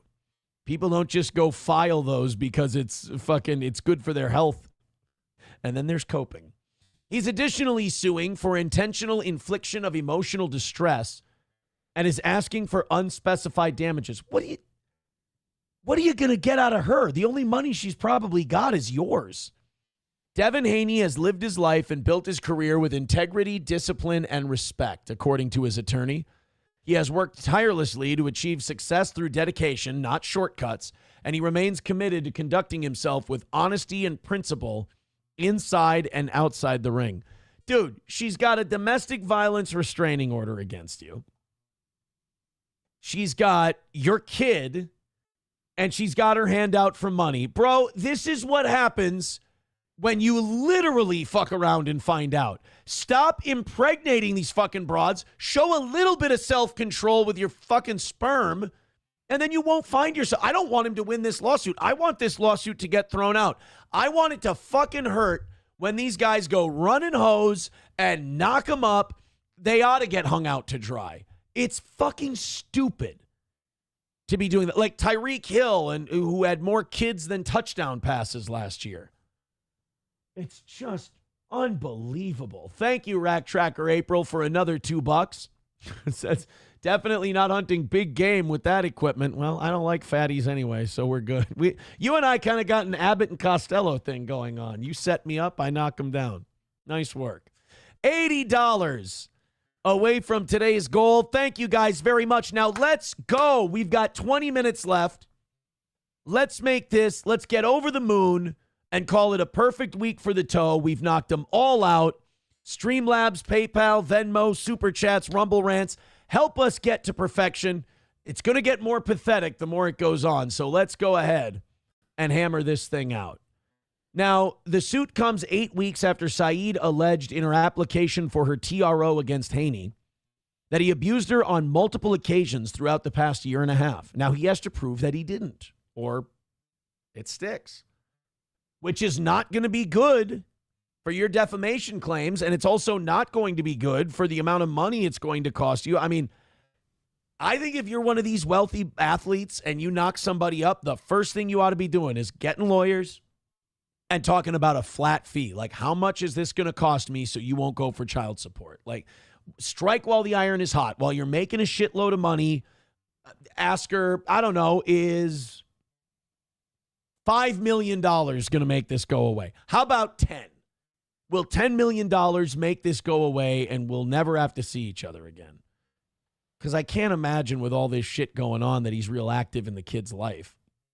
She claimed one of the worst instances happened when Haney pushed her while she was 9 months pregnant, causing me to fall on my tailbone because I would not give him my cell phone. Haney didn't specifically address that allegation in his suit, though his attorneys did write Saeed has fabricated claims of physical abuse.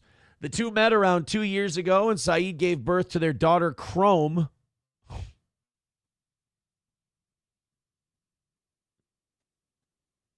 Oh, this poor kid. This poor kid is not going to be all right. Gave birth to the kid, Chrome, in January. Okay, so they met 2 years ago, so that'll be August.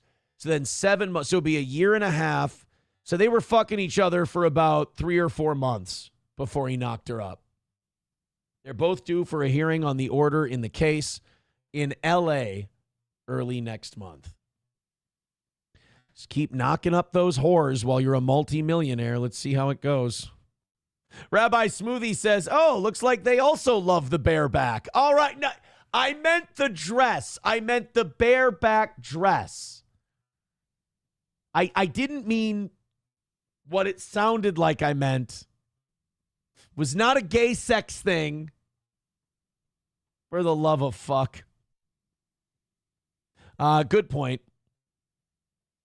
Roots Calhoun says, stop saying condoms. Who the fuck wears? That's true. They are gay. Do something. Don't you ever throw left hooks to the body, bro? I mean, come on. You're a professional. You know, it's a lot of people say like, oh, you should pull out. You should pull out. There's some like rancid ass tales of like what these women do with pro athletes to get themselves pregnant. Like literally talking about like Winnie the Pooh with fucking honey and just jamming it up. I mean, lots of weird shit. There's pro athletes that have been known to use condoms and take the condoms with them so that she can't use them to get herself pregnant. It's fucking weird. Gonsbo with $2 says prep service is weak. Do your own, kid. Oh man, I'm sorry that the stories I gather for the show bother you, but the prep service cope. I gotta say this: the copes and the fan fiction are getting weaker. I deserve better. You guys can do better than that. It's you're really my laughing stock, and it's getting pathetic. But hey, don't let me stop you. You're my favorite lol cow. Roots Calhoun says it's pronounced chrome. Oh, well then, never mind. Then it's a totally, I forgot. That's a totally regular one. I thought her name was Chrome. That would be fucking retarded. I didn't realize the name was Chrome, which of course is German for fierce warrior in the forest. Thank you, Rack Tracker April, for another $5. I appreciate that. 75 away from today's goal. Oh, speaking of fan fiction, you're still buying that one, huh? Oof, desperate. I guess I was supposed to be gone by now. You weren't supposed to still have a script. Damn, I'm good. All right, guys, 75 away from knocking out today's goal. You're making me nervous now. Let's do it. Let's get it going. Need it. $75 away from perfection this week. Get those gifted memberships. Get those Rumble rants. Click that PayPal. Click that Streamlabs. Click that Venmo. Quit making me beg for it. We've done a fine killer show for you today. We have fucking crushed it once again. Let's get that last 75 done and call it another win for the toe. This final month and a half of the baseball season is going to produce some of the best, most dramatic moments. We already had Robles throwing his fucking bat at the minor league pitcher. Now we've got Jarren Duran of the Red Sox. He's just fucking... A lot of these guys, like, look, man, they're sore, they're tired, they're hurt, they're at the tail end of a 162-game season, and they just don't have the time to put up with people's shit. So Jarren Duran apparently got in a fight with a heckler this week. And those who practice lip reading and had their volume up high were able to discover that in Boston, the hecklers really do a good job of getting to the players. And by the way, if a player fires back at a heckler, that's just going to make the heckler's day. So like Rack Tracker April and these other people, I fuck with them, I insult them, I treat them like little children. They hate that. That's why they keep giving me money, because they're like, this is the one that's going to work. If you get mad at them, they've won. That's their W. But here's the problem. I'm a show host. This guy's a professional athlete. The person heckling is a retard. Just treat him like a little kitty retard, and they'll seethe and they'll get mad and you'll be fine.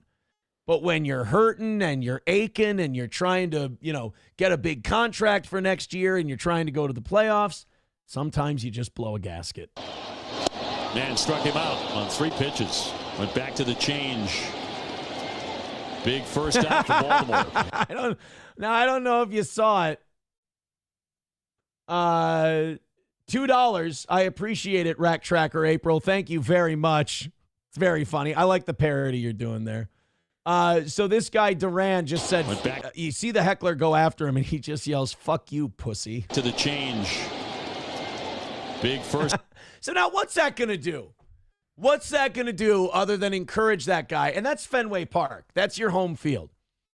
All that's going to do is make sure that guy gets that seat again and again, and he's going to be like the jackass guy from Happy Gilmore.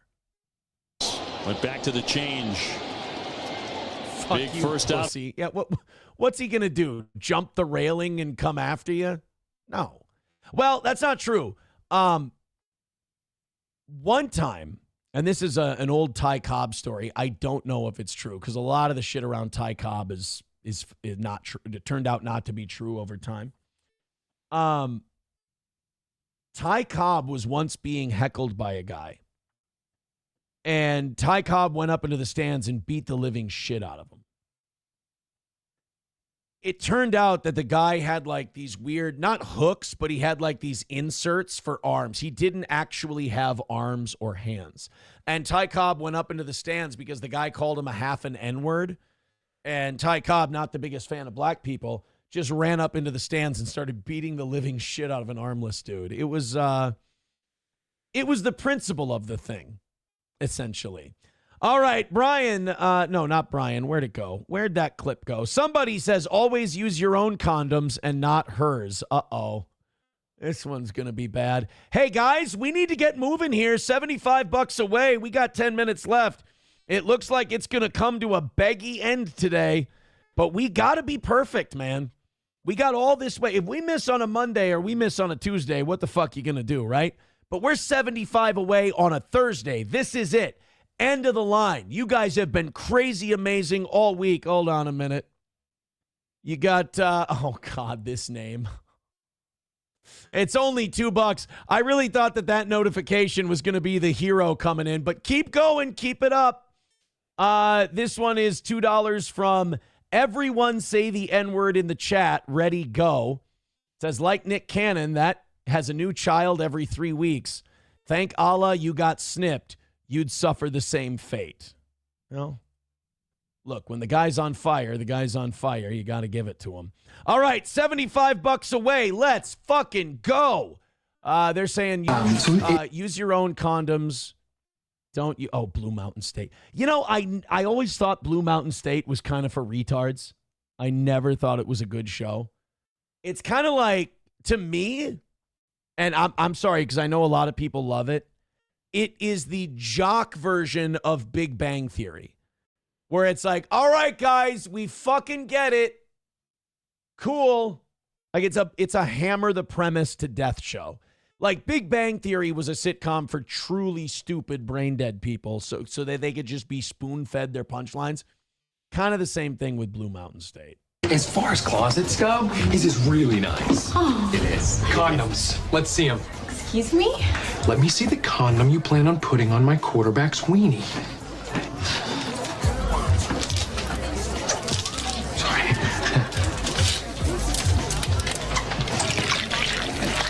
Oh, no. Oh, my God, yes. Holy shit! That's not bad. Like I said, it's a dumb fucking show. That was a good one. By the way, you don't knock up the college quarterback. You wait till they're professionals.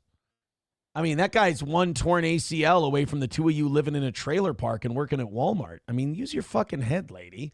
Balls Deep gifting a membership over on YouTube. Thank you, Balls. $70 away from today's goal. Come on, baby. Let's do it. Let's get that 70 knocked out and let's call it another win for the toe. We've only got 8 minutes left and we need perfection. I need perfection. My ego needs perfection. I need to know that we've knocked this thing out and called it a win for the toe. Dub says, I'm a donate Friday. I've got a great video for y'all. Oh, shit.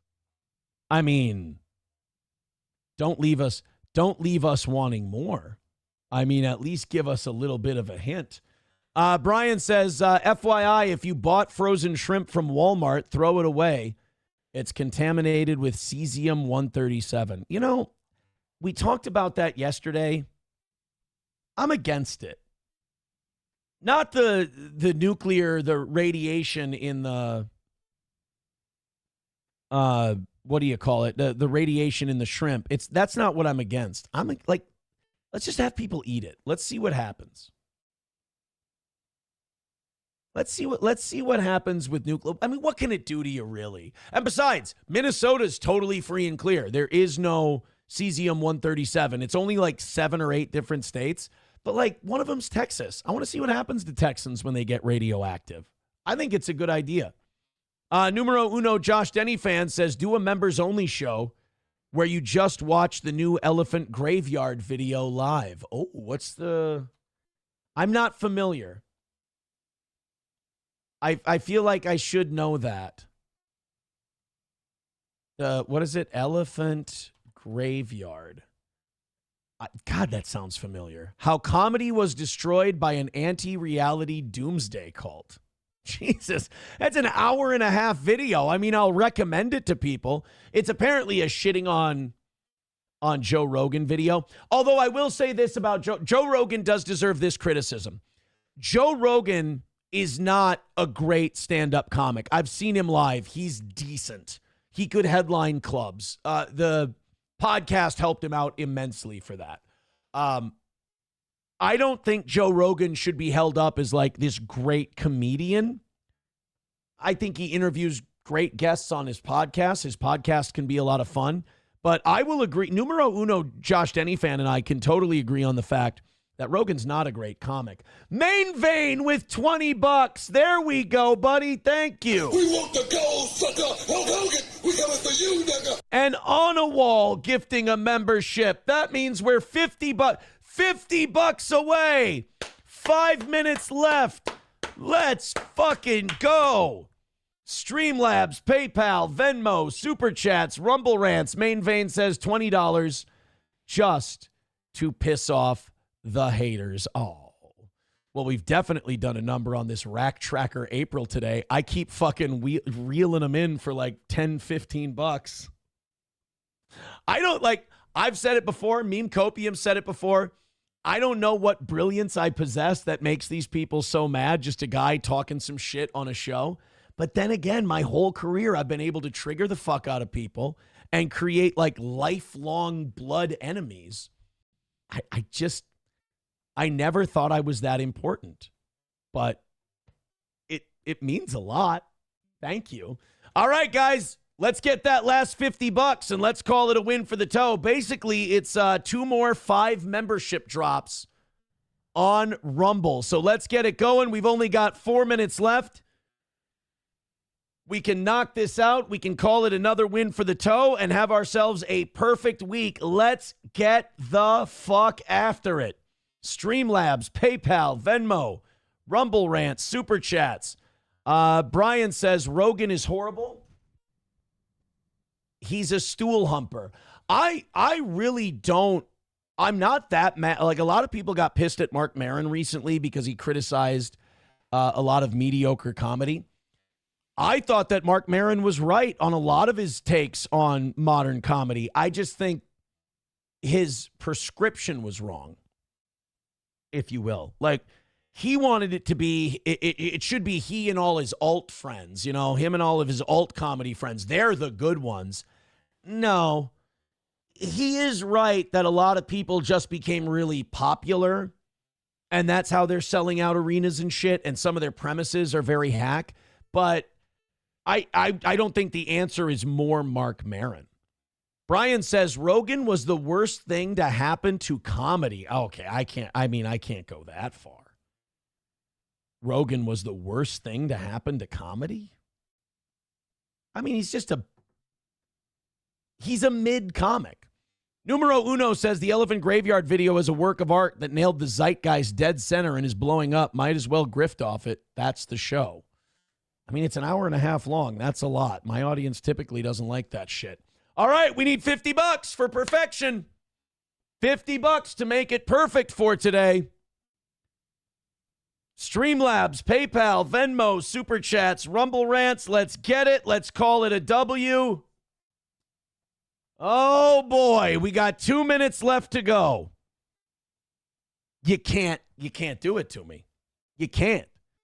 You can't leave us $50 short. Now, again, is $50 a week going to kill us? Absolutely not. But you understand the competitive nature of the goal. The goal is life. The goal is everything. So $50 away from a win, or we take our only loss of the week. Oh, what a nightmare. What a nightmare that would be after a week where there was no begging. We end the show today begging my fucking dick off and still not hitting it.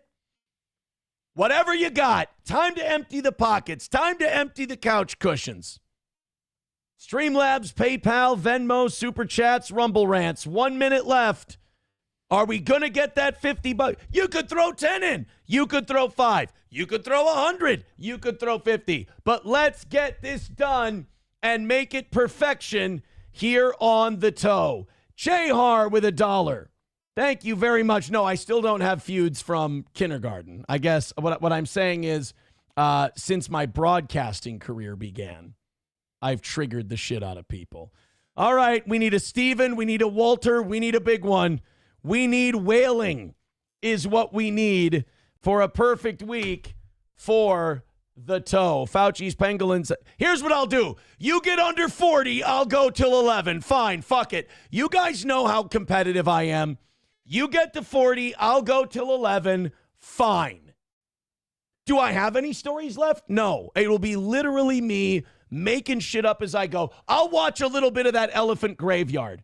if we get under 40 in the next 1 minute. But we got to do it in the next 1 minute. Otherwise, we're out of here and we lose. We got a minute left, and we'll do some of Numero Uno's elephant graveyard video. So we get to $40, or we crash and burn. We take an L.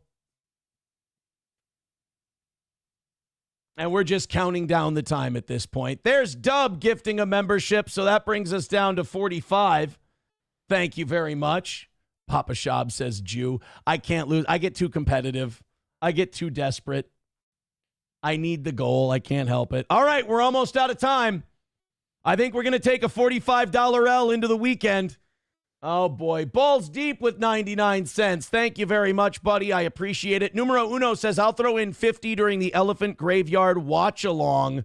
Something we'll have to consider. And there it is. It's not the 50, but it is the 5. Thank you very much, Katie, for the $5 over on Venmo. And we're down to 40. Fuck. Well, today I sucked a dick today. I mean, I didn't. It was a good show, but I couldn't make the money today. So we're going to go till 11. We're going to do some of this Elephant Graveyard for Numero Uno Josh Denny fan. Oh, I have some breaking news. I told you Johnny's not dead. He fucking texts me. Johnny says, I have to take Monday off. I have to go to the county and figure out my insurance. Well, fuck. So no Johnny on Monday either. So at what point do I not have to pay Johnny anymore? Oh. I'm kidding. I don't need people making that a thing. Fauci's Pangolin with a gifted membership. Thank you very much. 35 away from today. Let's do Numero Uno's Elephant Graveyard video, and let's see if he's a man of his word, and he'll do that 50, and we'll call it another win for the toe. $35 away. Thank you, boys and girls, very, very much. Hey, Rack Tracker April, you're not a fucking weirdo stalker at all. Hey. I welcome you. I really do. I've clearly got you by the balls. Lucas, all right, here we go. Oh, apparently I've watched 2 minutes and 56 seconds of this thing. All right, how comedy was destroyed by an anti-reality doomsday cult. Now, I'm going to be very honest with you, Numero Uno. This kind of sounds like a dramatic title. Like maybe a little too dramatic. But let's give it a shot. For the next half hour, we're going to find out how comedy was destroyed by an anti-reality doomsday cult. Well, all that comedy investigation into the rise of the comedy czar's hell world was exhausting. Oh, by the way, Rack Tracker April, do you really want to take that big of an L? Because it's not going to go the way you think it is. The hell out of there. So I've been out at my cabin just trying to think about something else for a change. Problem is, there's no free will. And I don't really get to choose what to think about. Been thinking about a lot of different things, but seems like for every question I try to answer, I end up with 10 more. First of all, Numero Uno, if this is AI, very funny. If this is a real guy, let's do a wellness check on him. One person saying if it wasn't for Rogan, Austin wouldn't be popping out new comics. That's a fair point. It's getting ridiculous. But mostly the question that still haunts me every day is, how did comedy get so shit? Was it ever good? Why the hell do I even know who this guy is? That is a really good point. None of us should know who Brett Weinstein is. In fairness, he made news first before Rogan had him on. He was like, this was back in the woke days. And there was a day without white people on the college campus he was a professor at, and he went to work that day, and they protested outside his classroom. Now, does that mean you should know who the fuck that guy is? No, not at all. But that's the best context I can give you. And why for a moment, before my brain kicks in? Brett Weinstein can go in there. Anybody can go in there. And by the way, we're not really saying that Ron White is not a great comic. Ron White's a good stand-up, and he's a guy who's been doing it for decades. So I hope we're not, putting him in there.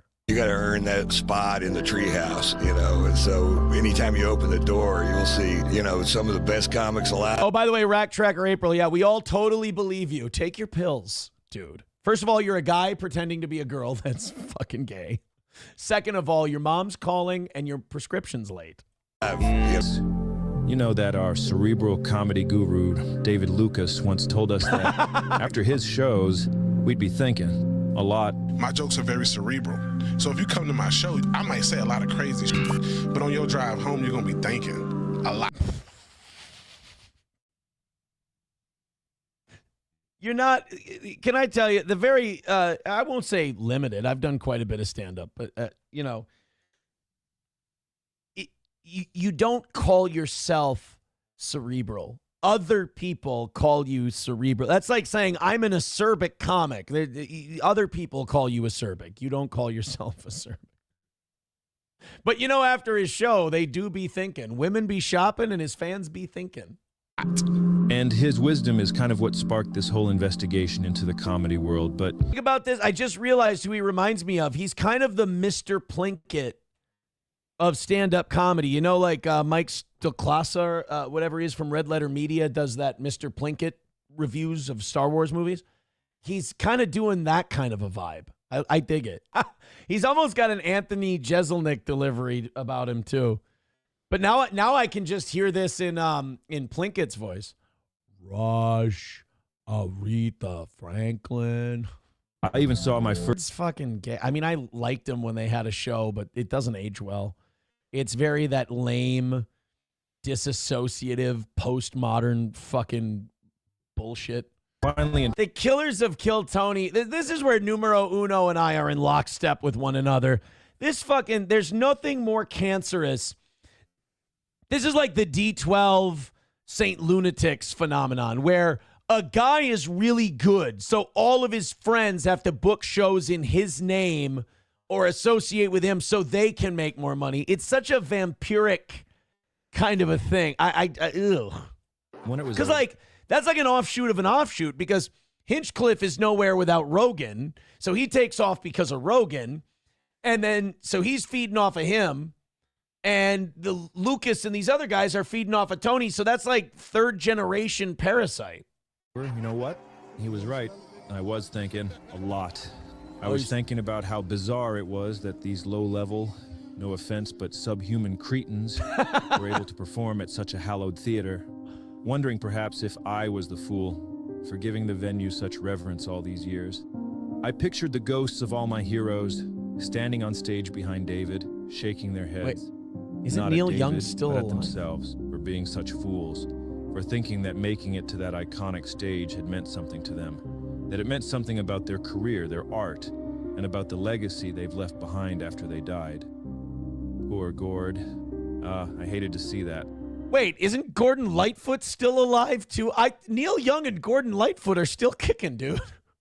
Seeing David's show only made me feel more confused about what the hell is going on with all this comedy stuff.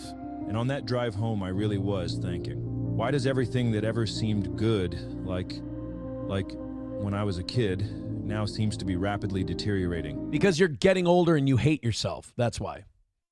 That's why you think the country was a better place. That's why you think the comedy was funnier. It's because you're probably a pessimistic person. Into utter shit.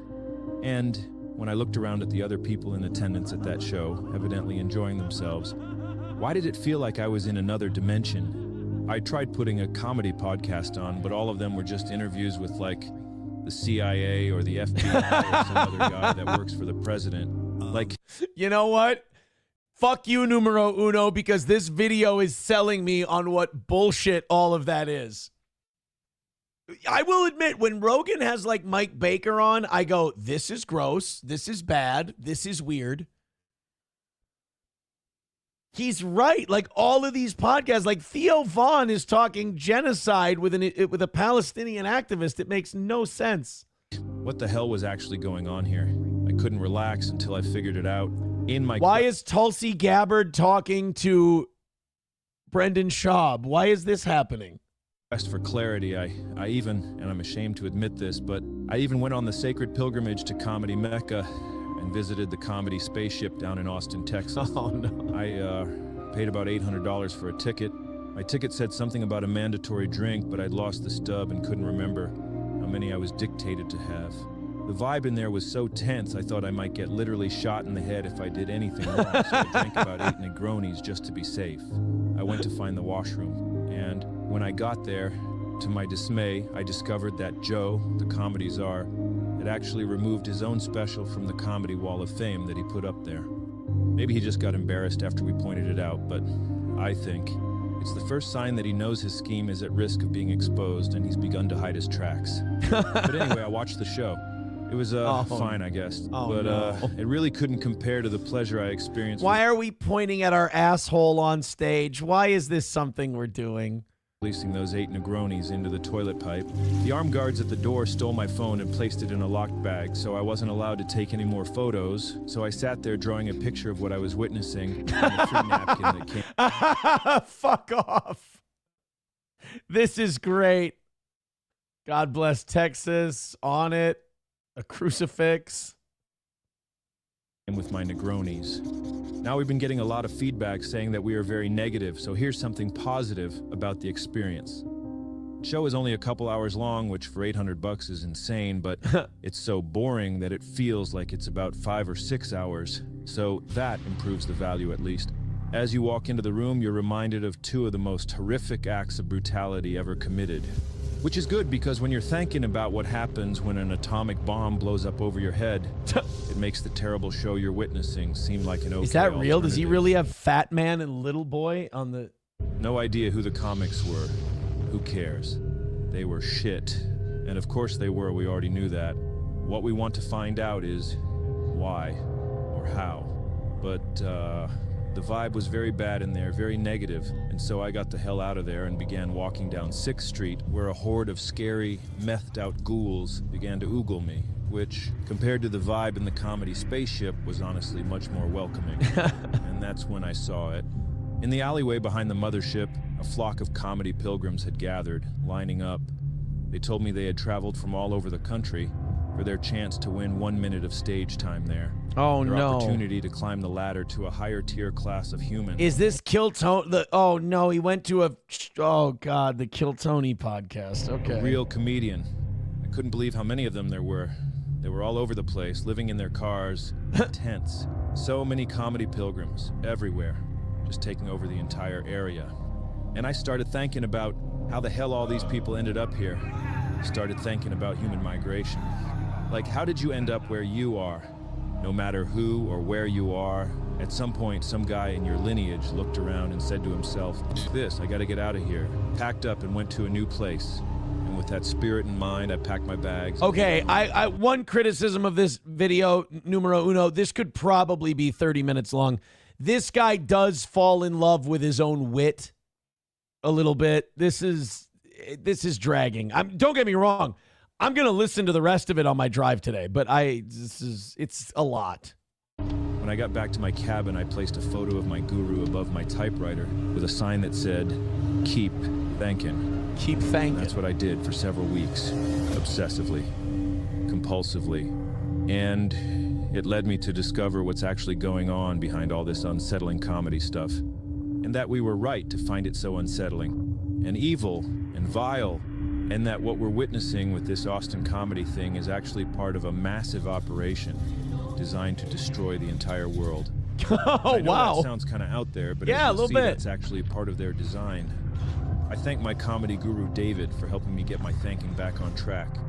Tasmay Shri Guru Namaha. All right, so far it's pretty to answer good. The question of how comedy got so shit, we need to go back about 375 million years. Holy shit, that's a lot of stand-up. Migrations we mentioned earlier. Migration is baked into our DNA, guys. I don't know if you knew that in advance, but I am seeing on my YouTube analytics here that 87% of you only got your grade 10, so in case you weren't aware. Well, we know he's Canadian then. I guess the Humans Toronto began as thing gave it simple away, tubes, shithead. A mouth and an asshole. Purest form of a proper organism. Just floating in the ocean somewhere, and eventually that tube evolved into this fish kind of thing. And this fish, this was the first in our lineage to become a new guy, and to migrate. The ocean where he was all fucked up, and he looked around and said, I gotta get the hell out of here. And he migrated out of the water and onto the land, becoming a land guy. He then somehow transformed into a little rat kind of thing with nipples. And the nipple rat evolved into like a monkey chimp thing or whatever. And then the chimp or ape or whatever, it became a human guy. And it wasn't long until those... That is about where we're at with evolution. That's about how we can explain it, is there was a rat chimp that turned into a chimp guy. Human guys like that fish before them looked around and said, I gotta get the hell out of here. And they migrated to every corner of the earth. A lot of animals have these built-in mechanisms. We are no different. Just like how birds have like a magnet in their brain or something, which tells them when and where to migrate somewhere else. I really want this guy to teach a biology, like an evolutionary biology class. It's obvious from these historical records that the human instinct to say, fuck this, I gotta get out of here, becomes activated in times of fear. Fear is processed in the most ancient part of our brain. It puts us into a fight or flight mode, just like the fish guy. And I don't know if you've looked around at the world lately, but people really are losing their shit. The whole world is on fire. There are crazy guys with nukes yelling at each other, and bombs are flying around all over the place. The air is full of smoke. All the fruit just tastes like wood now. We've all got microplastics in our brains. That can't be good. Plus, it's so hot out, I'm gonna piss myself. And don't... All right. I love it. So we got to the first... We got the first 10 minutes. And we might have a little bit of extra time for a little bit more here. Let's go ahead and... Oh, I got to hit refresh. Oh, my God. My whole fucking page is a mess here. Sorry about that. All right. We got... Uh-oh. I don't know what the hell's going on. I'm sorry, guys. I got a bit of a fuck up here. Got my Rumble chat is all fucky. It's not doing what it's supposed to. Full watch or no deal, Rabbi. Rabbi Smoothie gifting a membership. Thank you very much. Hey, we're still $30 short. What the fuck? I'm going to keep doing this, but $30 away from today's goal. What the hell? Keep it moving, keep it going for the old toe here. Streamlabs, PayPal, Venmo, Super Chats, Rumble Rants, etc. 30 away. I feel like I'm getting fucked. Numero uno. What the hell? Don't even get me started on all those politics. What the hell is... Hold on, we'll keep going here, but I'm in the wrong spot. There we go. $30 away. Come on, we went till 11. It would be nice if we had a perfect week. Thank you. Going on with TikTok? Why is China doing all that stuff? Why did they close the oatmeal plant down? I wanted to keep working there. Now I got no money. I got to pay MSRP for my steel cut. Bullshit, man. You know what? And then he says it. F this, I gotta get out of here. Except this time, they've got nowhere to go. Not physically, anyway. But lucky for them, some of humanity's most powerful visionaries, the techno-wizards, have constructed a psychic ark to sail the seas of your mind and take you away from your here we go. And out onto a new frontier. A new reality. And here's where it gets crazy. It's a reality where there is no such thing as reality. Lions. The techno-wizards use their machines to ramp up your own uncertainty about what's real and what's fantasy, to the point where you're so anxious that you do anything just to be certain. All right, no offense, numero uno. It's really starting to fucking drag, buddy. Maybe I'm just bummed because I'm like, all right, I'll go the extra half hour and we'll throw in another $30, a fucking measly 30, and get a perfect week for the toe. I hate it when they go like rapid fire, like all week. It's just like easy, easy, easy. And now it's like, God damn it, guys. $30 isn't going to make a lot of difference. But it's having the win when you've got hater eyes on you and you're like, you just want to go, fuck you, suck it again. We always win, which we do. But when I didn't even ask for this entire 30 minutes. So I kind of thought it would just go, kind of proving my point that if you don't ask, it ain't going to happen. And I'll have to fucking fucking beg for another 10 minutes. $30 away. Help us do it. Come on now. Especially you, Numero Uno. I did this for you. Oh, no. It's all over the phonics and sonics. And, Balls Deep with $2 says, for more Diddy lube. Thank you. You know, if you think of something, and bam, it's there in the wall. Once you've lost connection with classic reality, you're just a guy floating out in the open ocean, desperate to find something to... No offense, this is hipster shit at this point. Surrounded by a sea of danger. That is when the techno-wizards begin their most perverted sorcery. This is the problem with the complaints people have about Rogan and all of that. It's like, you can have these complaints about Rogan, that's fine. It's kind of the Mark Maron problem. You can have all the complaints about these guys, and I agree with a lot of them. But where's your fucking idea? Like, this is our entire culture kind of has this issue. It's like everybody wants to tear everything down without having any plan of what to build in its place. I mean, we're waiting. And then this guy falls in love with his own fucking pen, and he's like, I got to prove to everyone how witty I am. It's like, no offense, but Rogan and shit like this are kind of two sides of the same coin. They throw you a life preserver in the form of a new world, a new virtual world. In this virtual world, you're still going to be angry all the time, but at least you'll be certain, and that feels good. And because it feels so good, you just want to stay in there forever. Until eventually Okay, we fucking got it. We get tired of shit and we want to move. Talk about why Rogan and David Lucas suck shit. You're not as interesting as you think you are. I'm sorry, I was talking about me, not you. In there so long that your new virtual world feels more real than your old classic reality. And once it's become more convincing than classic reality, it just becomes your new reality. Congratulations, you've migrated to a new place. It's a new reality, except it's anti-reality. Holy it's what's called fucking shit. Simulacrum.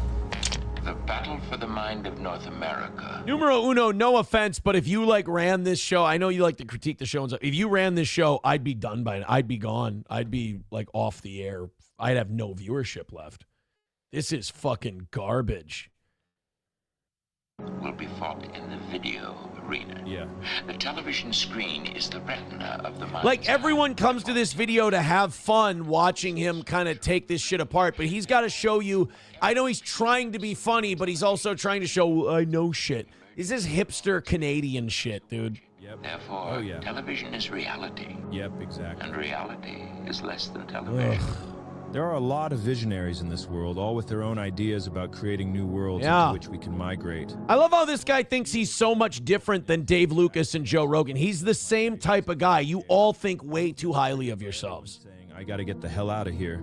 Happened all the time. Yep. Throughout history, wealthy, influential people have you've said these this ways already. in order to serve their interests. This is how everyone feels when I take forever to get to a point. You just keep going back. We got to get the hell out of here. Here's a bunch more people that got the hell out of here. Got it. Go. Exploiting the I got to get the hell out of here phenomenon is this Elon guy.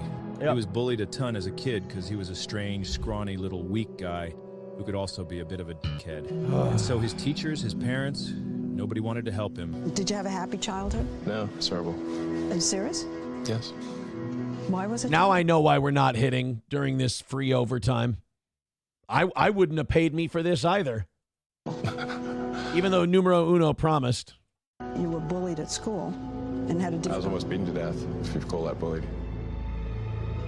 He was shy and awkward at school, didn't have many friends. On one occasion. Yep, Elon. Hey, Elon Musk is an asshole. I've never heard this one before. Leaving him in hospital for weeks. And if that wasn't bad enough, and this is something you'll see with almost all of these anti-reality guys, Elon had a very bad dad who left him with a dad-shaped hole in his soul. Oh, yeah? Violent. That's fucking It was crazy. not a happy childhood. Let me guess, Trump is his new dad? When Elon received that severe beating as a kid, his father berated him and blamed him for it. Made him stand for hours, called him an idiot, and told him... I'll get to the 15-minute mark, and then I apologize to the audience for this. I'm really sorry. Internalized the belief that this world is a scary, dangerous place. Wouldn't it be nice to just get the hell out of here? Well... Oh, there we go. Hey, we got to get the hell out of here, guys. And immediately began to use it to try and... I would love if this video went somewhere. ...construct reality. To cope, we put heaps of that money into trying to build this Mars colony thing, which is never going to happen. But that doesn't matter. The real point of his Martian cope is creating a virtual reality to migrate to. Yeah. One where this colony thing would actually be feasible. Right. And he could actually escape the Earth and live on another planet. Yeah, because And he's that got to gives get him the hell hope out that of he here, could right? Actually get the hell out of here. Yeah, get the hell out. God, All I was this making crap fun here, of him. This and he is all didn't. just for All right, we made it to 15 minutes. Jesus Christ, it's a mercy killing. Yeah, Canada doesn't really make anything. Thank you, Wally World, for the 5 gifted memberships. There's somebody showing the toe a little love. I appreciate that, Wally World. Give him a Hogan. We want the gold, sucker. Hulk Hogan, we coming for you, nigga. And that, of course, means one more gifted membership, and we've knocked it out and given ourselves another perfect week. Numero Uno says this guy doesn't realize he already hit his goal. Wait, what? Did I? Wally World with 5 gifted memberships. That's 25. We got 5 to go. One more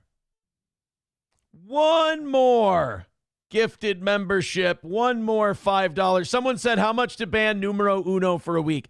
I'll tell you why I like Numero Uno, and it would be a high number to ban Numero Uno for a week. Numero Uno is the kind of guy who will admit he likes the Steel Toe Morning Show. He enjoys it and entertains him. But there are elements of it that drive him fucking insane, and he will speak out when it does, even if he knows that I'm going to disagree with him. So I do have to put a number on it, but it would have to be. I'm gonna say it would have to be a $1,500 to ban him for a week. I like him. I like the guy way too much. Way too much. Oh, thank you very much, Caltris. How would you pronounce? Or no, Catlrs. How would you Catlrs?